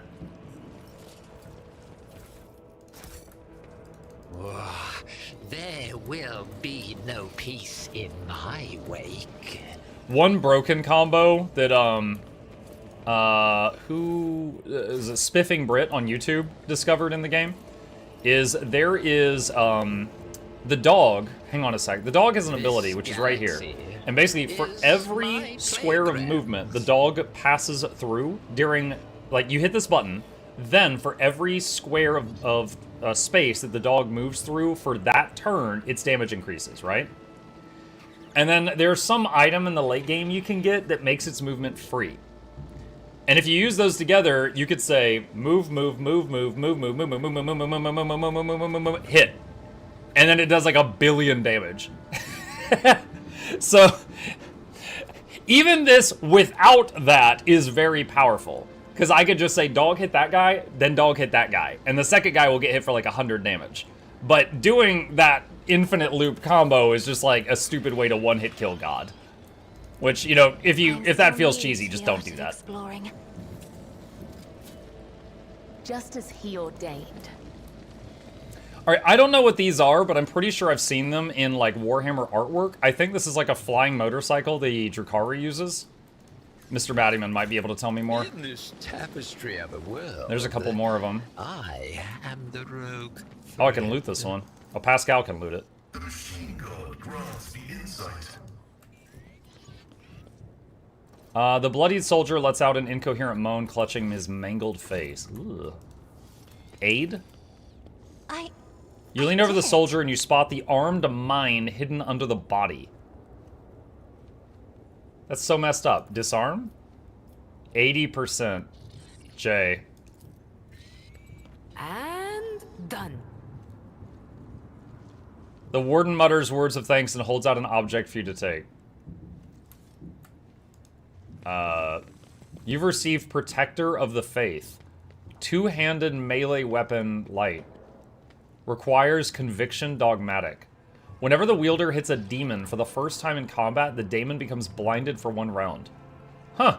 I don't have anyone using well, actually, hold on. She is using a two-hand sword, but she can only use specific types of swords. I don't know if this counts. Hold on. So we can have, the main thing is I don't know if she will be able to use her special skills while she has this weapon. I am your shadow. No. I cannot serve you in this way. Alright, we can try it in combat. If it doesn't work, she swaps back to her previous sword. They will see. That's kind of interesting. So you have to do those checks. Discover the injured soldier, Medicae check, find the mine, and then disarm it to be able to get that weapon. That's kind of cool. One and it's My done. warp sight reveals something. Oh, stop, stop, stop. Everyone stop. It's a trap. My pleasure. The more you try to hide your Tap and colors- quick save. Haven't done it in a bit. Find my gaze so unpleasant. Just say The so. gates have been swept off their mighty hinges, most likely as a result of a direct hit from a powerful weapon. Whoa! When Tazara notices you, her face contorts into a mask of rage. The Drukhari's lips stretch into a predatory grin that bears no trace of her former haughtiness. Only the promise of pain. You! Malformed monkey! Putrid vermin! You will pay for every moment I've spent on this pitiful planet.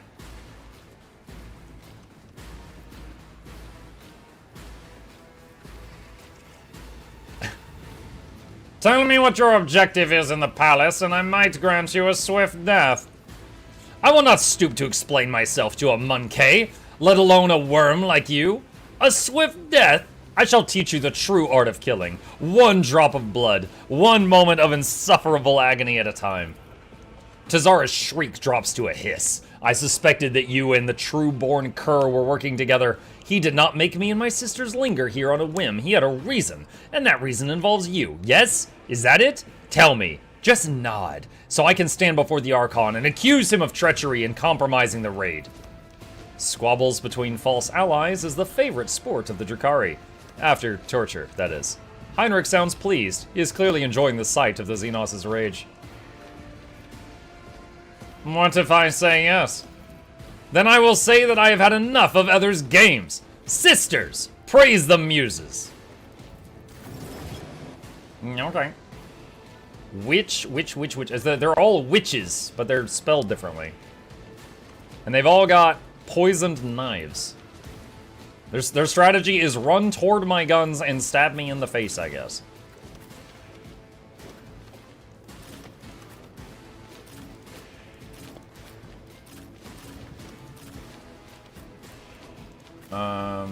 Wait, what? No.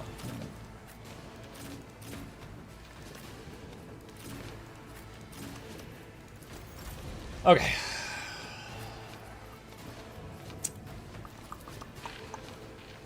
I'm not accustomed to being ordered around. Isn't this a job for the serfs? Where's Heinrich's? If I may. Oh, that's not gonna hit Jay? Shoot.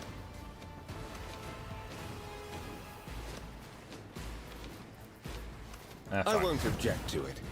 Alright.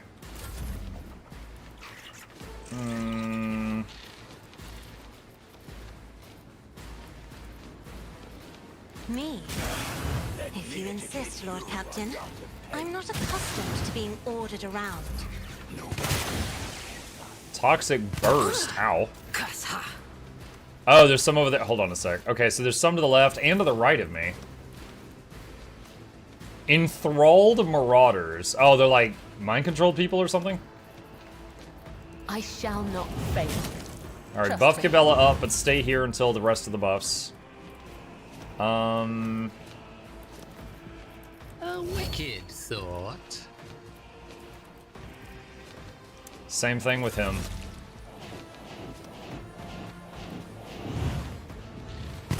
Okay, now I'm really riled up. Okay. Alright.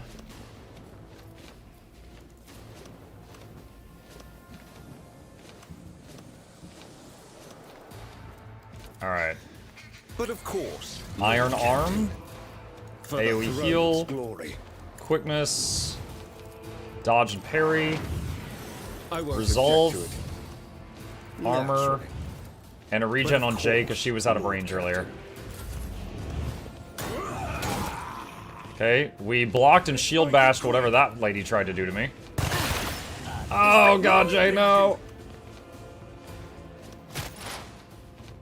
Alright, Pascal. Plasma gun over there. Oh, he's extra crispy. Tech familiar activated. Abide the host of blessed creations of the Omnissiah. Alright, so that guy just tried to shoot the pet, so I want to look.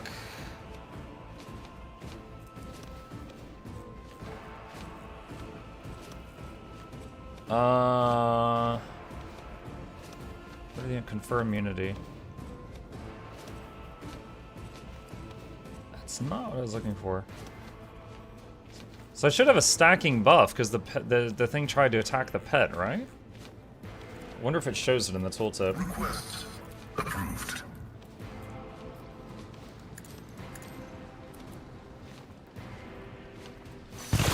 You are doomed.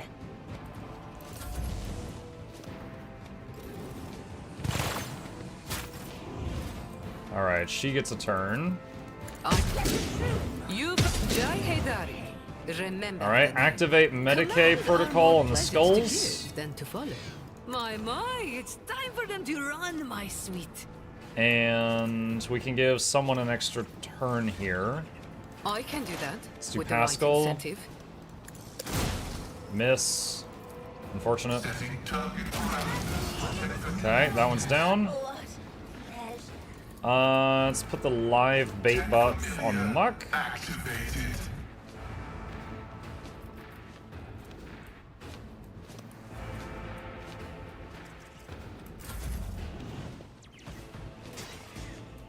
Hold on.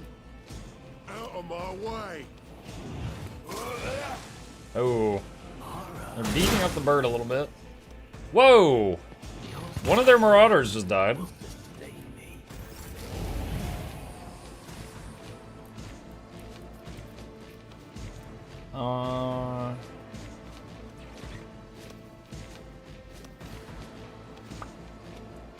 Let's see. Alright, strongholds. Where's the boss lady?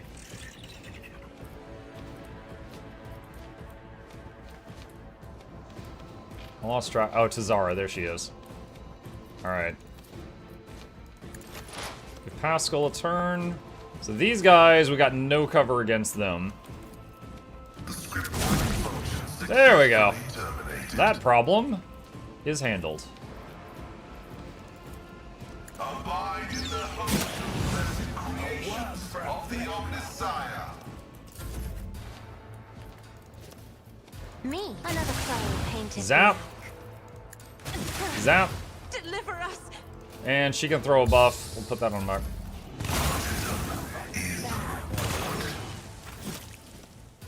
Alright. As honor Boop, ordains. boop, boop, boop, boop, As boop. the tenants demand. And now she can super move and ruin someone's day. Let's go. Let's have her go straight for the boss. I am your blade and shield. She dodged it. Then what? Where did the blood come from if she dodged it? Let not the righteous fear. May their blades. All right. I just used Carnival of Misery, which puts every dot on every enemy, so they're all on fire now. There's a chance this hits the bird. I hope it doesn't. Caught by the Okay, it did not. Lucky. All right, and then rewind. Trust me.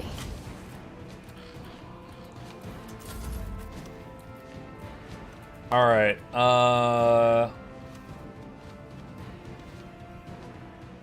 Let's run Muck out there so he is like an easy target. And then buff the dog based on movement and tell the dog to come here, which causes it to move a bit. And then it does a hit. And then hit that one. And then hit the thing next to me again. And then hit that one again. Alright, so end result, 2 of them dead. Oh wait, we can overcharge the dog. Stand by. You can do whatever you want.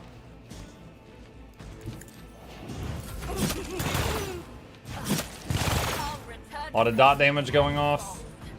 Heinrich's turn. Plus resolve. And give warp speed to Jay because she didn't get hit by it earlier. We can do the slurp. Do a single target heal on her as well. She's still pretty banged up. Oh, I didn't even see this guy. What is he doing?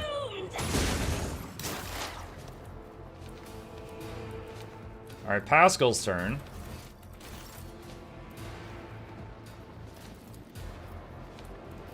Let's send the bird between these two. Oh, no, I can't. You can't reach that far.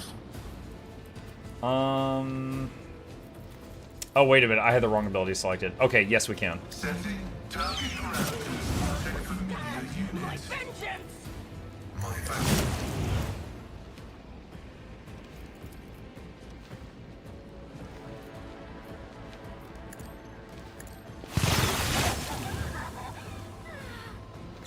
Okay.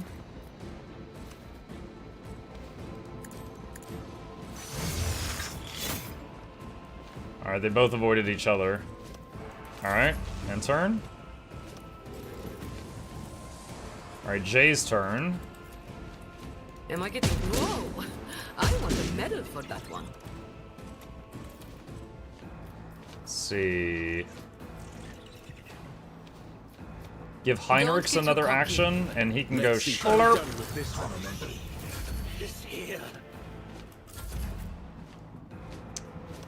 Can reload that. What does this do again? No, that doesn't really help that much right now. Okay.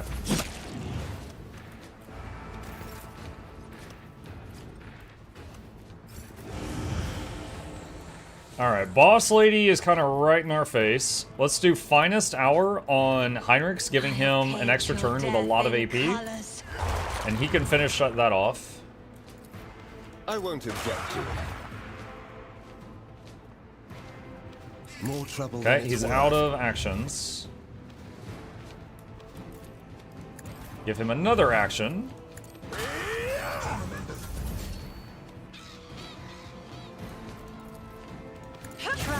Zap. That's all I can reach.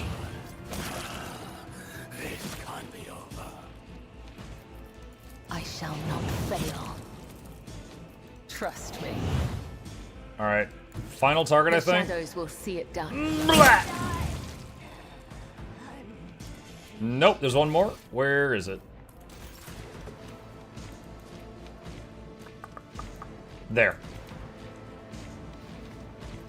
Trust me. A genius at work. Schemes within schemes. And apprehend. Let's see. Dog's graphic was bugged there. He wasn't actually doing, like, the damage numbers were happening, but he wasn't visually moving. Okay. Loot.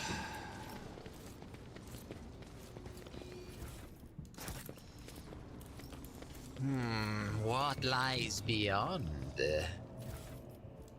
Let's see. Daily reminder that the queue tells you how many enemies there are. Yeah, I saw up there when I was like, I think that's the last one, and then it wasn't. I looked up, I was like, oh, it says there's one left. This might have been helpful earlier, chat. There's a big button here that says activate turrets.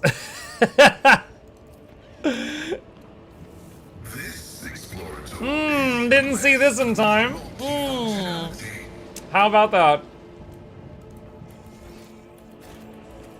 That could have helped. I mean, we were fine, though. Emperor, protect you. I was one step away from death. We've let you down, your lordship. Patience. Emperor, protect you. My nerves are frayed. Break up the rubble. Genius triumphs. There was a body under the rubble. Santic powers. Emperor's wrath.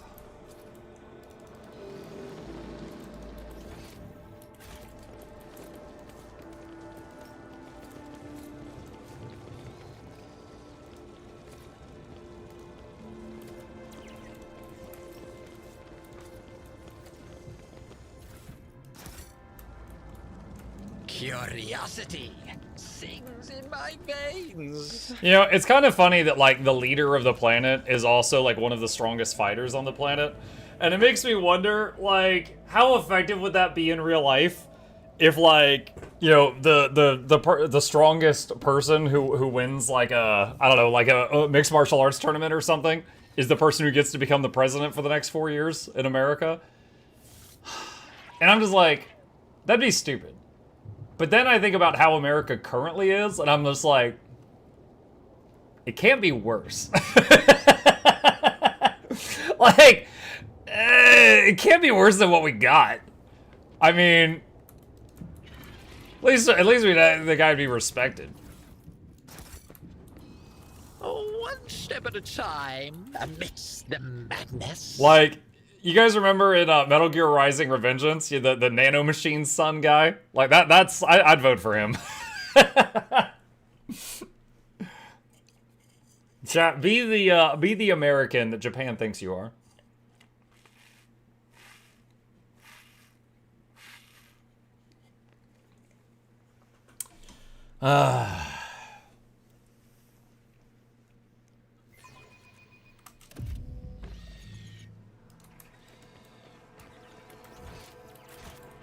Okay. Wow. Alright, so... yeah, they wrecked this place. Anything down here? think so. Warden. Sergeant. Thank you, Road Trader. We will hold our positions. Yeah. He's like, don't worry, boss. We won't help you. We'll see. Alright, athletics check. They all will see. Goods. What's this? Just dead Drakari. The bodies were mutilated and gutted. Once luxurious clothes of brocade and silk are completely saturated with blood. A Melta charge, some cargo. This is my office. They've ruined my office! Wait, what are these guys? Ah! What are these guys? No! My upholstery. Let's see how to dismember Achilles! properly. He's a good boy. We gotta save him, chat. Alright, hold on. How far forward can we start? I don't know if it's possible to lose Achilles in this fight, but he's a likable fellow. I want to save him if possible.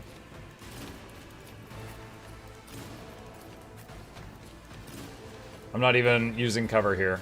Where the strategy is charge!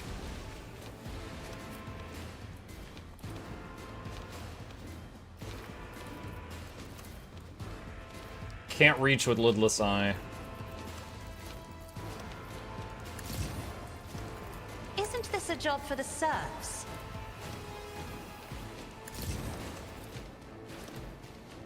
I am a navigator, not a servitor. If I may. Me. If you insist, Lord Captain. The Omnissiah knows Nah. all, comprehends all. One down. These guys are called Beastmasters. Are these Eldari? Well, yeah, I guess their heads are funny shaped. I thought they were humans at first. Do not dare ask. As duty demands. 2 down. As honor ordains.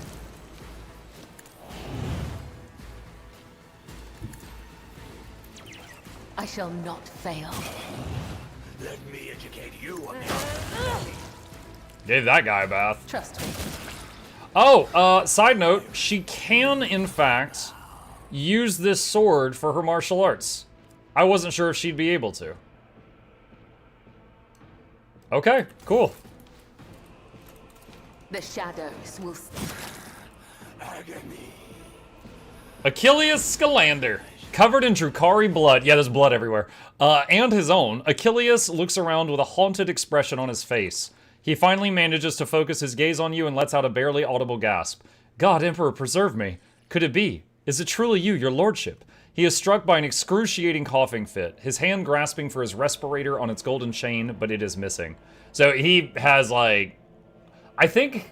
I'm trying to remember his lore. I think he had, like, really bad... Not asthma, but something like it, and his lungs were replaced with, like, metal ones, and he still has to use a respirator from time to time, and that's before this.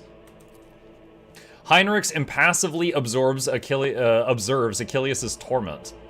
Your influence has made Heinrichs more callous. No! Then his lip curls as he shakes his head. Poor show, Scalander. How could you fail to notice the impending danger? Perhaps I was wrong to have such high hopes for you. Oh my god, dude, kick him while he's down! Achilles glances at Heinrichs, his expression pained. He coughs weakly. I failed you, Master von Kalox. Strike him? Oh my god, these options. Slap him. Oh, are you having an asthma attack? Will a slap help? Are you alright, Achilles? You're too kind to me, your lordship. We have more important matters to consider than a few broken ribs. Please do not trouble yourself about it. Medicae. Inspect his wounds. Achilles' body is covered in an unthinkable number of cuts and injuries. The Drakari put great effort into filling his every moment with searing pain. However, none of his wounds are life-threatening. His wounds are shallow. The foe did not want to cut his thread, and yet each wound has touched a nerve to plunge the victim into a pit of agony. Every cut is a message, not to us, but to the one whose body has become a sheet of parchment. Cabela's lip curls in disgust, a message of unclean words. Medicae. Give him first aid. Your fast efforts pay off. Your knowledge of Medicae allows you to stop the bleeding in several areas and somewhat ease his pain. You shouldn't have wasted your time on me, your lordship. Were you able to glean anything from your attackers? His burnt lip twists into a bitter smile. Oddly enough, I was, your lordship. The Drakari had no idea that a mere Adeptus Administratum secretary could understand their alien speech. While they were deliberating over how they were going to kill me, they mentioned that other monkai had been helping them all this time. Renegades or pirates or something of the sort. I will take time to identify these traitors to humanity, but I give you my word that they will pay for what happened on Dargonus. What happened here? When the report came from orbit about the Xenos attack, I was in the Administratum halls, resolving the matter of your succession. I rushed to my shuttle and prayed to the God Emperor that I would reach the palace before they struck. But before I could get rid of all the pics and documents I had gathered, the palace was besieged. I had to take a risk and burn it all. The Xenos surrounded me when I was setting fire to the last remaining orders, and they decided to have fun with me. Achilles closes his eyes shut. Holy Emperor, deliver me from the memories. They tortured you. Why? Why? He lets out a slight chuckle. Such is the nature of the enemies of humanity, your lordship. They have a taste for our pain. What did you tell them? Achilles looks you in the eye, his gaze unexpectedly clear. Nothing. But they didn't ask me anything. They didn't look for anything. They didn't so much as poke around the place. Strange. It is the Drakari's favorite pastime to torture people for amusement. I doubt they had any inkling you were an agent of the Inquisition. Cassia reaches a hand out to Achilles' shoulder and gingerly removes something unseen from it. Your hues are covered in a layer of soot and ash, Master Scalander. I can see the loud, bleeding colors underneath. May I put them at ease for you? You can do that? Achilles bows his head guiltily. It is a great honor to hear such words from Lady Orselio herself, and still I must refuse. My scars, both physical and spiritual, are the reminder of the mistakes I made, and my key to... A coughing fit interrupts his words. Redemption. That's enough talking, Achilles. I will contact Clementia and have her summon a Medicae. Get out of the palace while you can. Gritting his teeth, Achilles bows and withdraws to the gatehouse in front of the palace. The other option was yell at him for being... like, why didn't you predict the entire planet would be attacked? But that seems stupid. What is this? Broken furniture, tattered fabric, bloodstains. Someone in this room put up a desperate defense against the Xenos. This is a balcony, as I recall. Power Mall. Okay, so they landed a bunch of their flying motorcycle things here. Yo, look at this view, chat. This is pretty nice. We are higher up than I thought we were. Okay. Let's see. Oh, Medicae. I do what I must. Among numerous mutilations of the body, thin cuts are barely distinguishable. This is the work of a skilled torturer, not... what did it say? Enraged fighters. Okay. And what's here? I've read about this. Awareness test succeeded. Gained experience 11. What? I don't know what that did. Oh, wait, hold on. I see. Aristocrat. Okay, so I think someone was, like, hiding? Praise the Emperor, it's you. I thought it was those... Of a world, I am the rogue. Okay, so I guess that guy was, like, hiding under my bed. Mommy, there's a monster under my bed. No, honey, it's just an aristocrat. Is that worse? A job for me. Xenos, they're inside already. We could not stop them. May the Emperor have mercy on our souls. What curiosity unveils itself before me. Hold on. Disarm this. One and it's done.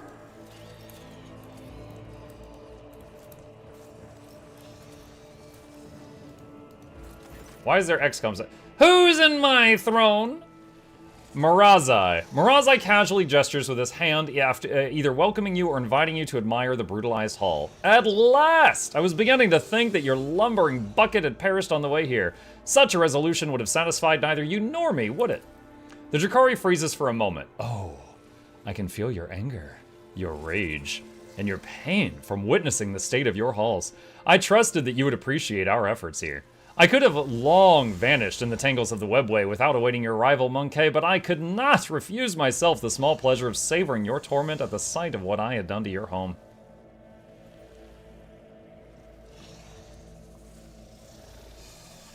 Attack. You will pay for every slain servant of the Imperium. I don't want to leave you all alone. You wouldn't appreciate that, would you? Camelites of the Reaving Tempest, I leave this monkey to you. Enjoy yourselves! He's doing the Bond villain thing again! He keeps just throwing dudes at us and leaving. What a curious specimen. Okay, 12 enemies, completely surrounded, lots of dark elves, a few snake dudes. What in the hell is that? Friggin' World of Warcraft Fell Hunters? What are you? Chimera. When in doubt, call it a chimera. Phase shift. It doesn't say what it does. Natural armor. Their armor depends on the amount of its wounds. If it has more than 70% wounds, it has 55% armor. 70 to 40% wounds, it has 40%. Okay, the lower its health, the less armor it has. Okay.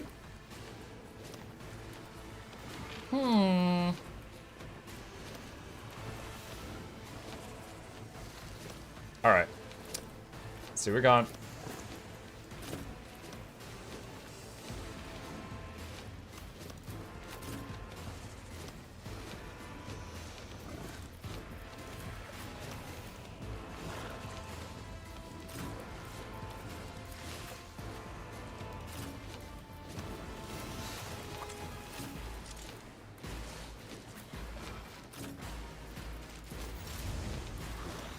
Not sure if the bird will hit Pascal with that, but we'll see. Alright, let's put frontline there. And these here just for the minor buffs they give. Give Heinrichs an action and open up with regen. Yes, it does hit everyone. Nice. I like it. Wait, Purification Discharge is free? So I could go zap something right now. Interesting. It's like, I could... I mean, I have to move it again next turn. That's fine, I guess. Do my bidding. Oh, now I can't. Okay, so it's the first bird button is free, so now I can't. Okay. Alright. Well, I learned. Me, if you insist, Lord Captain. Can we throw a curse on something so it starts bouncing around? Let's throw it on that guy. I would love to see a real-time RPG of Dragon Age proportions, not Veilguards, on a Warhammer 40k planet like this. There kind of is one sort of on the way. Hold on, let me tab out of the game for a second. What is that? I don't know if it already has a Steam page. Hang on a second. Warhammer 40... What is the name of that new... Is it Heresy? The new Owlcat project. Owlcat Warhammer... Is it Dark Heresy? Dark Heresy, is that it? Let me see. DMC... Owlcats... Ah, here we go. Okay, so the same company that made this game is currently working on a real-time game called Dark Heresy.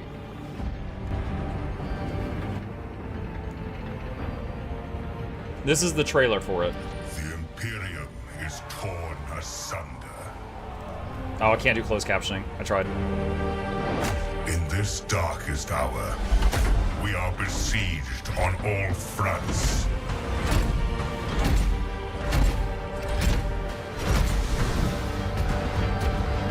By enemies from within. By enemies from without. By enemies from beyond. Still, no matter the cost, we must persevere. Every blade must be turned to our defense. Every soul, every dark secret.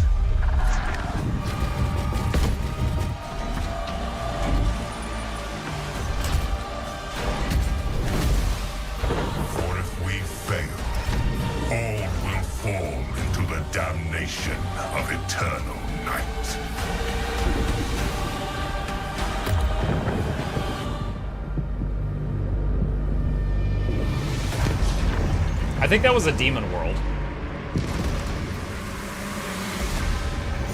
So that's Dark Heresy. That's they're one of the Alcat's current projects. I don't know that that will exactly meet what you were describing, but I think it's pretty close.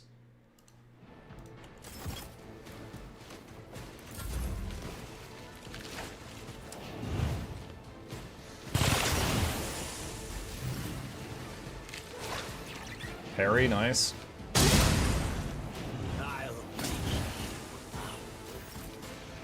Okay.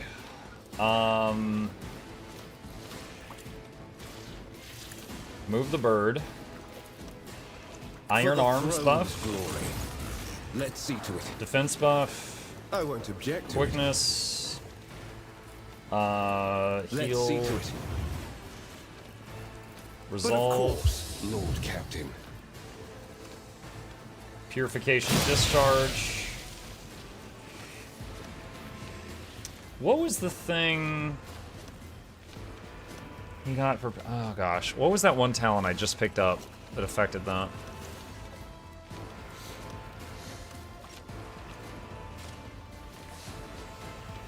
I don't remember.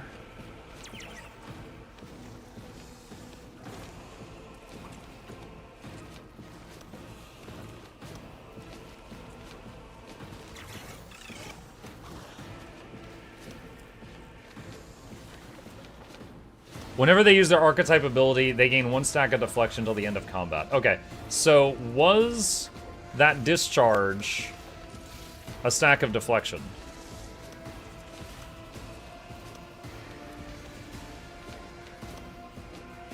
I don't see it on here. Like, right here is where it shows stacking buffs. So I'm not sure. Maybe it just doesn't show a tooltip for it. Too bad I never leave debts unpaid.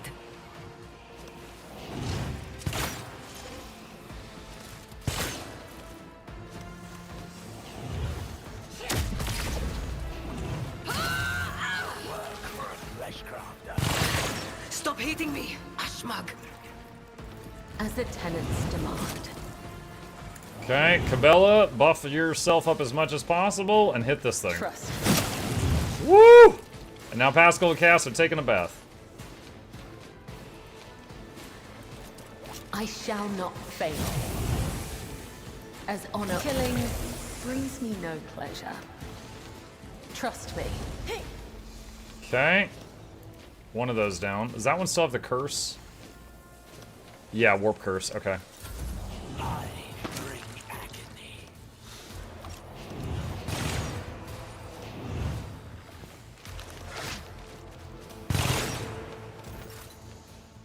Alright, Jay's turn. Alright, Medicae signal with the skull to support the area. And... Cabalite heavy. You've got to never cross a Kazbala. Give Pascal a turn.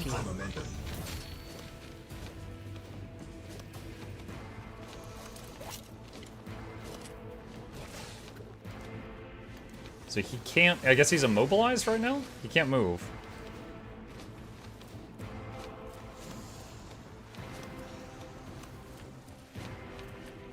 Oh, wait. The action she just gave him is not movement points. That's why. Alright.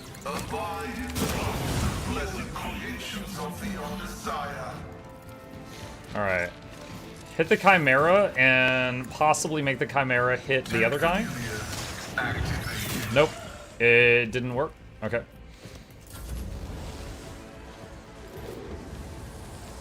Right. Isn't this a job? Don't frighten me. Me? If you insist, Lord Captain. Alright, her turn. I can do that with the right incentive. Hmm.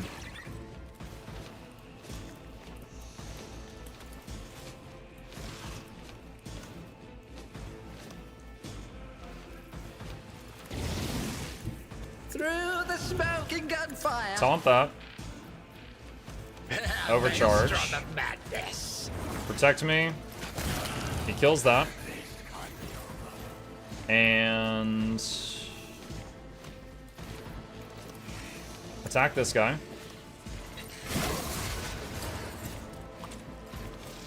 And run over here. Protect me. Wicked thought. Why didn't he attack? What the heck?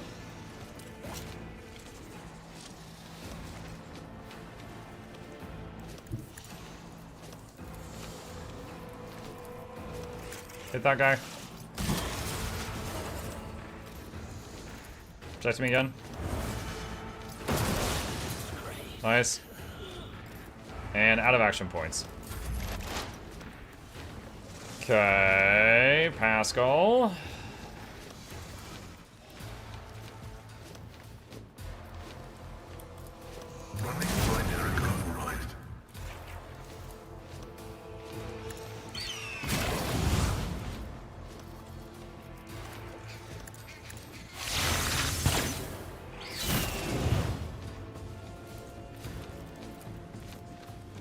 Okay.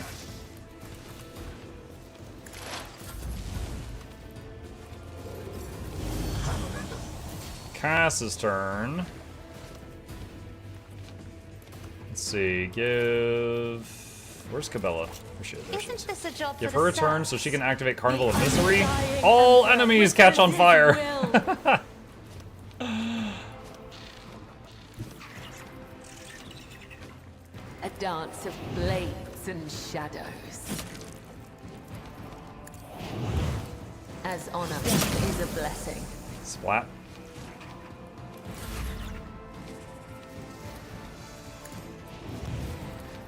I am a navigator, not a servitor. Me, if you insist, Lord Captain. Your death. Throne take you. Whoa! That was weird. Naturally. Go on, beast. Discharge. For the throne. Zap him. Anyone need healing? Not really. I won't object to it. Snake thing shot, but missed.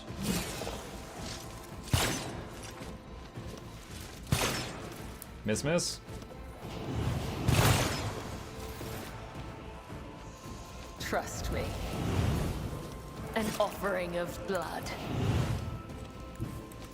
I Big bring bonk. mercy and retribution. Woo! Look at all those numbers. Holy crap.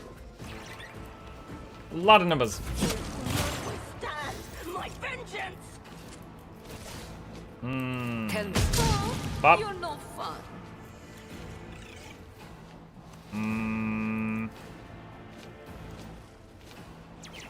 She doesn't have line of sight of the others, somehow. Alright, give Cass a turn, or an action. Oh, she doesn't have line of sight either. Wait, it says there's 4 enemies remaining. I see one here, one there. Oh, there's one behind the pillar. Where's the other one? Oh, he's back here. Okay. Alright. But of course, Lord Captain.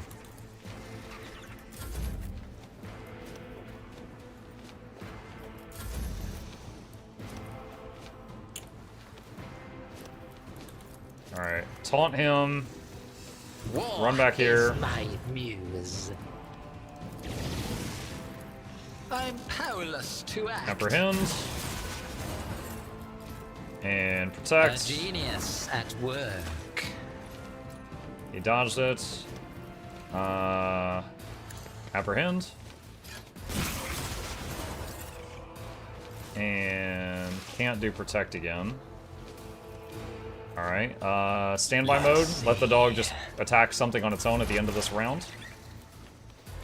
Alright, Pascal. There's this guy behind the pillar here. Let's AoE around the pillar.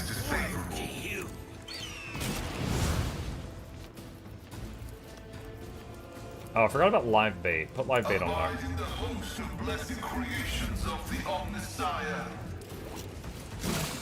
Dog hits the snake guy.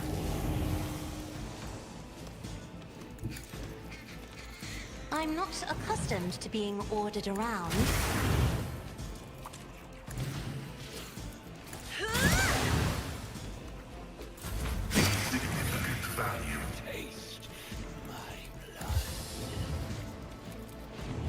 I need a foothold. Heinrichs. Over here. Whoa. A little bit of lag there.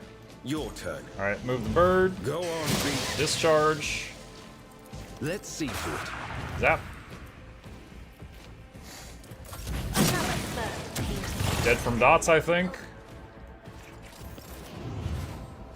Alright. 2 enemies remaining. The shadows will see it done. Splat that guy. Dude, Cabell. Blade dancers do so much damage. As long as they can get close to you, like, you're gonna have a bad time. And I think Muck killed the last one with a parry. Bunny says, hello, got a question. I know it's out of the topic when you're playing this game. No, it's fine. What's up? I want to know, is there any prediction on when is the next sale of Guild Wars 2 going to be on? They just had a sale a couple weeks ago, which included the very first time Janthier was ever on sale. When is the next sale going to be? The Guild Wars anniversary is coming up in late August. It's possible that there will be a sale at that time, Bunny, when that anniversary happens. Slendus says, Mux, since you like Warhammer 40k, you should try Bolt Gun. It's pretty fun. Oh, that's the one that's like Doom 1-esque? Yeah, I've looked at it. It does look like it would be kind of some silly fun when there's not other games that have my attention. The Boomer shooter. Here, hold on a second, just to show what we're talking about. Alright, so real quick, this is Bolt Gun, for anyone who hasn't seen it. Prepare for another adrenaline-pumping shootout, because your favorite Ultramarine is back! Introducing Bolt Gun! Forges I told my son this is what games look like when I was a kid. Descend into the depths of the Forge Complex to face the forces of chaos and purge them! The Codex Astartes does not approve this action. The best 1994 shooter I've played in 2023.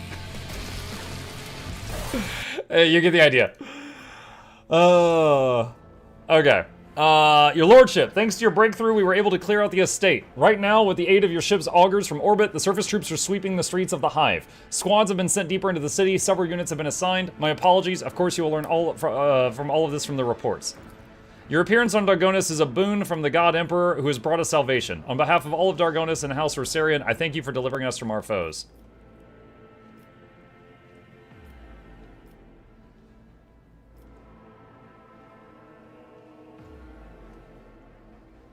You can expect a purge in the future for your failure?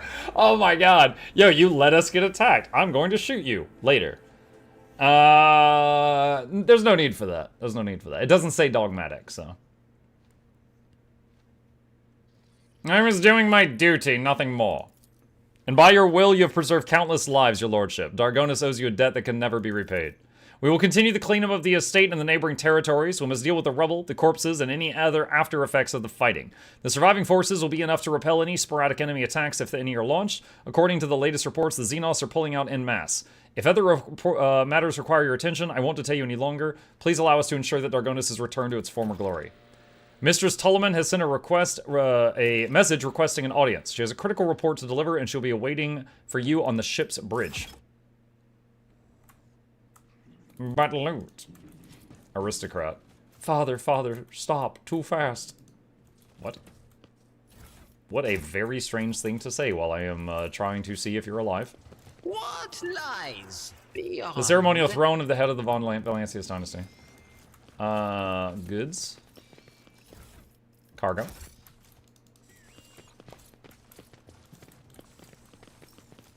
The person is still breathing, but deep punctures in their chest leave no chance they will survive. Have you tried a healing potion?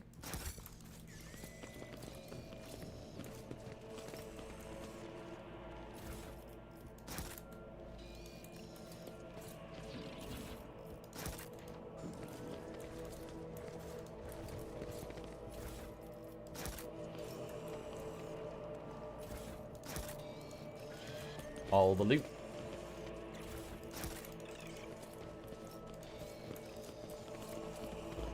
Who's there? I can't see. There will be no peace in my wake. Okay. So we need to get back to the ship's bridge. Alright, jump over this. Applaud my brilliance.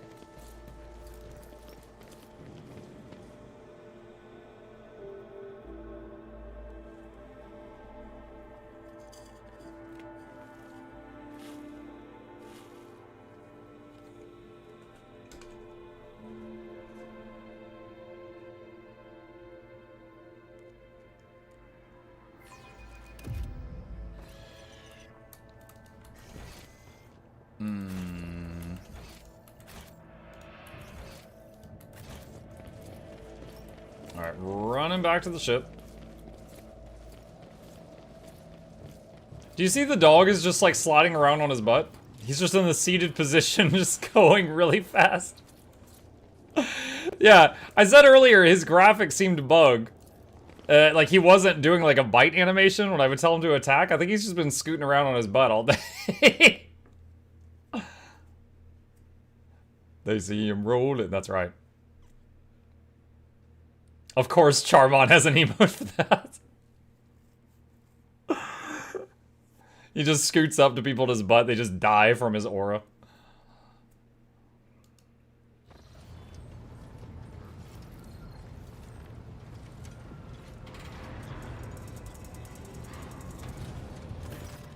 Welcome back, Lord Captain. During your absence, we assisted the ground forces by coordinating their movement from orbit. Detailed casualty and damage reports have been submitted for your perusal. It is with the deepest awe that I inform you that the timely intervention, you made it to Dargonus before it could be devastated, and the resilience of the world's defenders managed to break the back of the raid which had threatened to turn into a protracted war. Dargonus suffered losses, but the Hive has sufficient capacity to restore the administrative networks and industries as expeditiously as possible. The world remains intact despite the insidious blow dealt by the Xenos. I have been given Scalander's reports that he failed to deliver in time. They indicate the Xenos activity dropped sharply after you departed for the Cineris Maleficum. Considering the scale of the Dargonus raid, it is safe to assume that the Drukhari used up all the forces at their disposal, and may now require some time to replenish the losses. Achilles is presently recuperating from his severe wounds, and without his aid, we are temporarily blind to the scheming of these enemies of humanity. However, our strategists are still hoping for a lull in attacks and raids, which will allow us to gather our strength for a new conflict. Lord Captain, permission to report. That's what you've been doing. The Voxmaster says, looking at you deferentially, your wise Lex mechanics have analyzed the state of the Protectorate. They believe that thanks to your decisive actions, the acute phase of the crisis has passed. The domain of the Von Valancius dynasty is no longer facing dissolution and ruin. In honor of such a resounding triumph, Dargonus, as the capital world of your dynasty's domain, is currently making preparations for the Magnae Accessio, a grand ceremony of your public induction as the heir of the Honorable Theodora Von Valancius. Governor Drivestem has vowed that not even the most devastating and tragic events will be permitted to cast a shadow over this most glorious occasion. I have only just returned from Dargonus. What kind of celebrations can they hope to hold amid the ruins? Do not underestimate Governor Drivestem's desire to find favor with your lordship. At this very moment, thousands of your subjects are clearing rubble, washing away bloodstains, sweeping the streets, and transporting corpses to the lower sectors. Just throw the corpse to the lower in the basement. Just get it off of the high ground. The wardens have been tasked with clearing the ceremony venue of the injured and those who were burned out of their houses. They will be forcibly moved to the industrial levels. Rest assured, by the start of the festivities, the capital's wounds will be, if not healed, then well hidden under an elaborate set dressing. Why would I need some ceremony? It is an ancient tradition of the Von Valancius dynasty. When their heir accedes to the rogue trader status, they take a sacred oath of fealty to the emperor and announce themselves as his steward on the dynasty's vassal worlds. It is an act of faith that is meant to remind the rogue trader of their mission. In the eyes of your subjects, you already are a rogue trader. It is now time to become one in the eyes of the emperor. What is this ceremony? Do I swear an oath and shake lots of sweaty hands?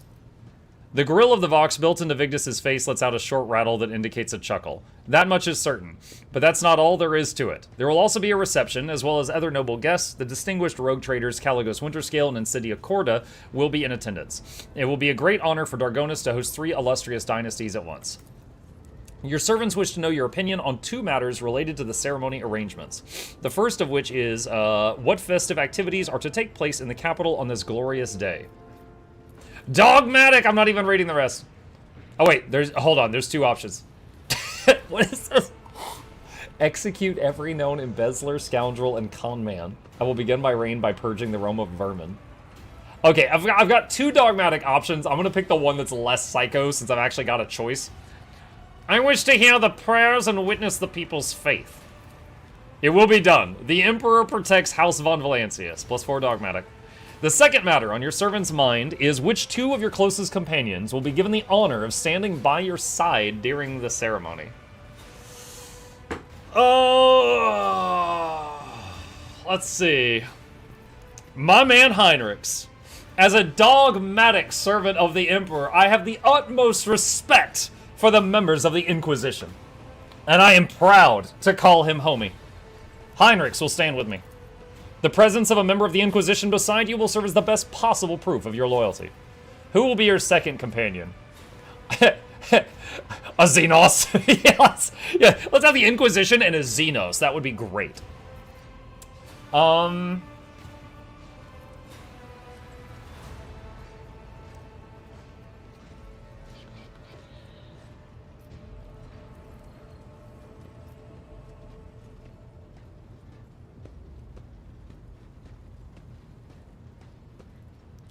A member of the Emperor's Assassins on the other side of me? Dude, an Emperor's Assassin and an Inquisition, I can't even talk, Inquisition agent. I was trying to say Inquisitor and Inquisition agent at the same time, and then what came out of my mouth was blah, blah, blah, blah, blah. I wish to see Cabela at my side. The presence of a death cultist will serve as a demonstration of your pious resolve and make your subjects tremble. I will see to it that your instructions are delivered to Dargonus. The master of ceremonies of the palace will report to you when the capital is ready to praise your name. Inquisitor agent. Yes. Oh, there's 2 Pascals. This is getting out of hand. Pascal's voice pouring out of his Vox system crackles like thin ice under pressure. It is unclear whether this is nothing more than static or an expression of some emotion understandable only to the tech priest itself. Mukluk, following the Omnisci's guidance, I request permission to execute the report protocol. I thought he was about to say to kill this man. To execute the report protocol that entails describing sub-optimalities within the recent operations of the ship's systems and subsequently proposing the appropriate course of action. This is such a jerk move. I'm listening. Initiating exposition. With the Omnisci's blessing, I conducted several sessions of tech meditation in an effort to transpose the available data streams into a matrix of patterns. The data subjected to the analysis comprised evidence of deviations in the operation of the ship's systems and servitors, as well as irregularities in the algorithms of the ship's log. Going to dinner. See ya. See ya, goddess. I have arrived at the following conclusion. The vessel's machine spirit is most extraordinary. A full cycle of sacred diagnostics must be performed, followed by a complementa ritual. This ritual will force the spirit responsible for these recent events to reveal itself. Once it does, we will be able to understand its nature and take action applicable to said nature. What kind of action? Pascal pauses before responding. Applicable to the entity that appears before us. If it is a machine spirit of great might, we must appease it and humbly ask about the reasons behind the portents it has shown us. If it is the abomination of tech heresy, AI, chat, grok, the complementary ritual will help us purge the ship of its unhallowed presence. Is my presence necessary? Oh, I hit the wrong button. Response, affirmative. For the complementary ritual to take place, activation via the blood of the dynasty is required. All of the ship's high protocols are activated with the key of blood. Very well, let us proceed with your ritual. You have my gratitude, Mukluk. I will notify my tech comrades to begin their preparations for the complementary ritual at once. Can I save the game in conversation? I don't think so. Okay. It's right at 2 o'clock, so we're going until we can save, friends. Despite the resounding hum of the tech priest's words of prayer, the bridge feels unusually quiet. All sounds sink into the vicious silence like pebbles sinking into water. Mukluk, my tech comrades have spent the assigned number of cycles in prayer and vigil. Everything is prepared for the complementary ritual of cleansing. Its commencement will require an authorization key in the form of the blood of von Valancius. If you are ready, place a hand into the Cyber Gargoyle's receiving module. Put your hand inside the gargoyle's mouth. I am ready.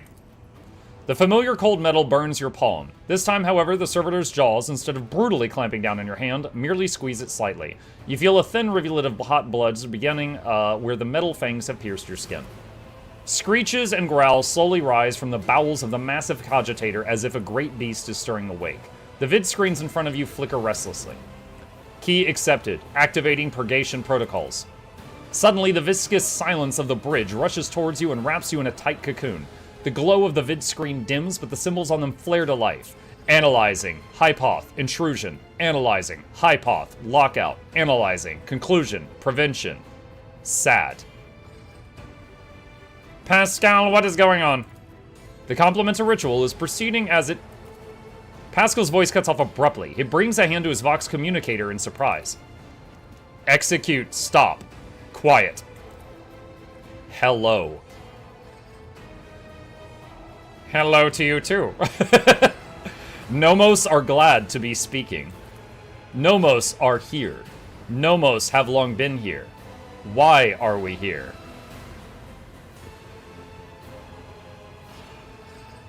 Did you silence Pascal? Nomos wanted no disturbance. Only quiet. Imagine, chat, if you had the power to, if someone's talking, you're just like, nope. And then just...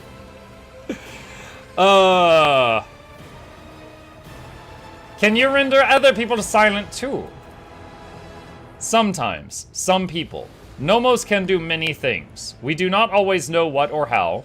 We did not know we could make silence until now. Make it stop. Now. Pascal's Voxcaster comes alive with an exclamation. Extraordinary! Yo, he shut me right up!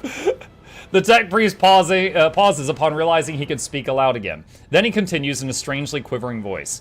Extraordinary transmission jamming. Unknown protocols. What has been revealed to me? Is it the Omnissiah's glory or foul tech heresy? I would like to... What are you? Nomos. We are Nomos. I see no such name in the archives. It is not among the names of revered machine spirits, but neither is it among the name of known virus entities. The spirit is referring to our toils, to the complemental ritual and the rites that preceded it. The spirit is troubled by them. Are you a machine spirit? Nomos do not know. Nomos do not know themselves. The spirit may not possess self-awareness yet, but its capabilities. I would like to start with a 100-cycle vigil at the cogitator and a rite of communion. 100 cycle? Pascal looks back and forth between the glowing vid screen and you, embroiled in some internal conflict. Nomos, welcome learning. The spirit is referring to our toil. Okay, but what is Nomos? No data available. No answer. We want to know too. The spirit may not possess self-awareness yet, but its capabilities... What do you want from us, Nomos? Are you friend or foe? The vid screen blinks in thought, signifying a pause in conversation. Then one of them displays, Nomos von Valancius. We are your blood. Nomos are a sentinel. We awoke when the strange light invaded the ship. We protected you when you needed help. We escorted you when you were surrounded by danger. So at the beginning of the game, the servo skull that guided us out when we were getting ambushed in the tutorial by Voitvir's men, that was him. And then when the ship needed to warp jump at the end of Act 1 when the planet was exploding, he was the one who made the warp jump happen. Nomos are movement. We carry you through the frightening, the waiting, the measureless. We helped when our ailing heart was refusing to awaken. You asked for rescue. We did as you asked. The warp engine activation against all probability during our escape from the Reichad system. The Category 3 miracle manifested by the ship's machine spirit. And the part about protecting, was that during the cultist attack? We did everything to please you. Why? The silence on the bridge grows especially deep, almost painful. The haze of light around you thickens to the point of becoming practically tangible. Numbers ripple across all the vid screens at once. Why do you fear us now?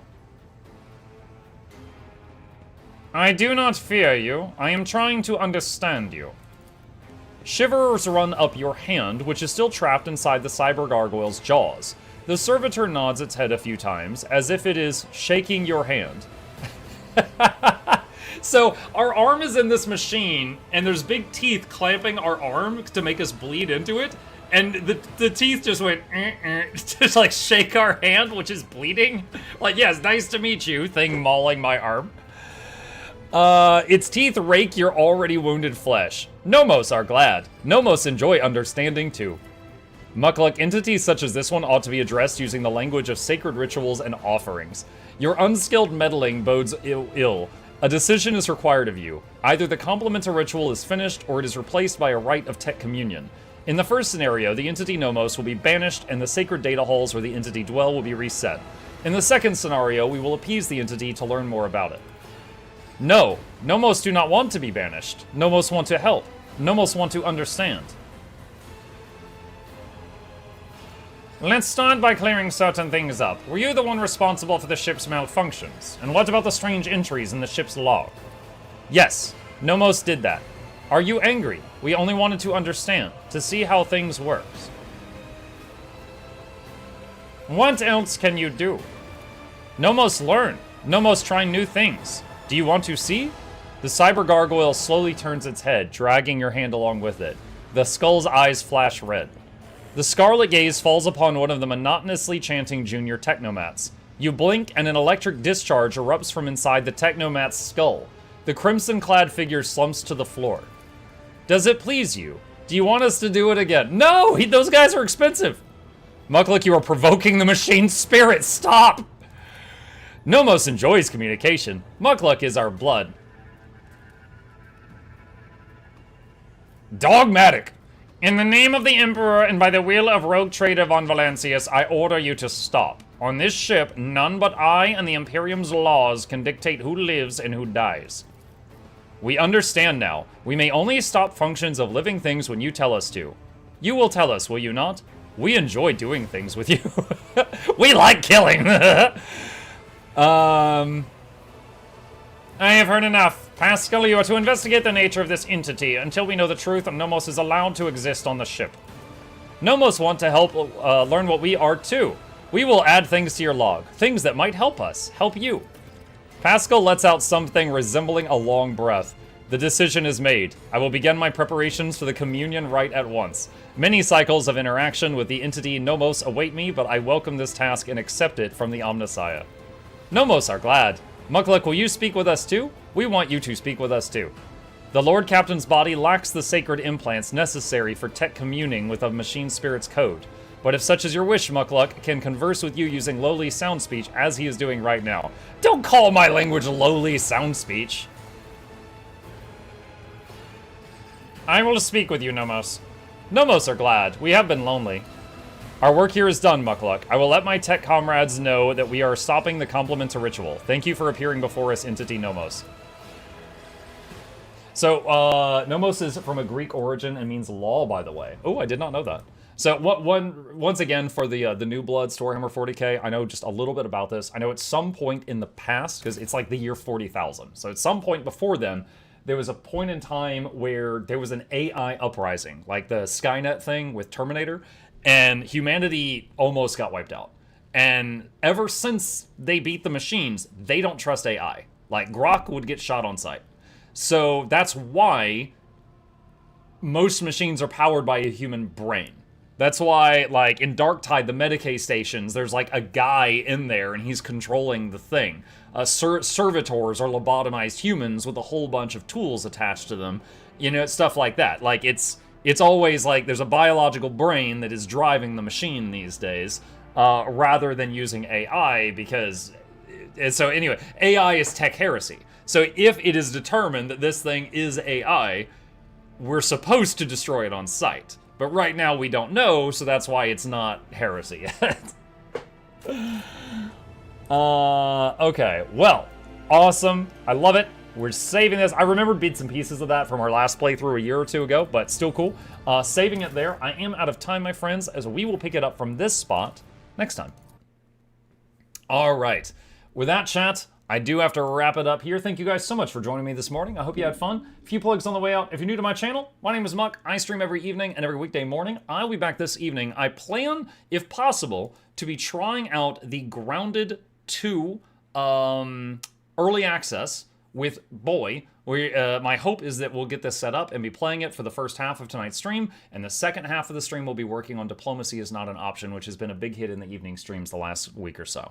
So that's the plan for this evening, and then tomorrow morning, if all goes, we'll be back on Rogue Trader. As always, please hit the follow button if you're here on Twitch for the first time, subscribe if you're here on YouTube for the first time. Here's links to both my YouTube channels if you want to see all the videos I pump out, and a special thank you to our dear patrons. They keep this channel alive with their support. I could not do this without them. There's a link to that in the chat if you'd like to be a supporter. You guys have a fantastic rest of your day. Stay safe. If you're on the Twitch side of things, I'm going to raid another streamer just to support someone else in their endeavors. You know what? It looks like Loranity is live, and she. I guess I'm a little late leaving today because I was getting to a saving point. So I'll raid Laura, give her some support.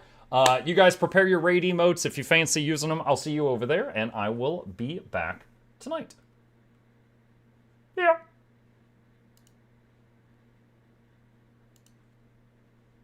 What's he though? It's supposed to be high. It doesn't.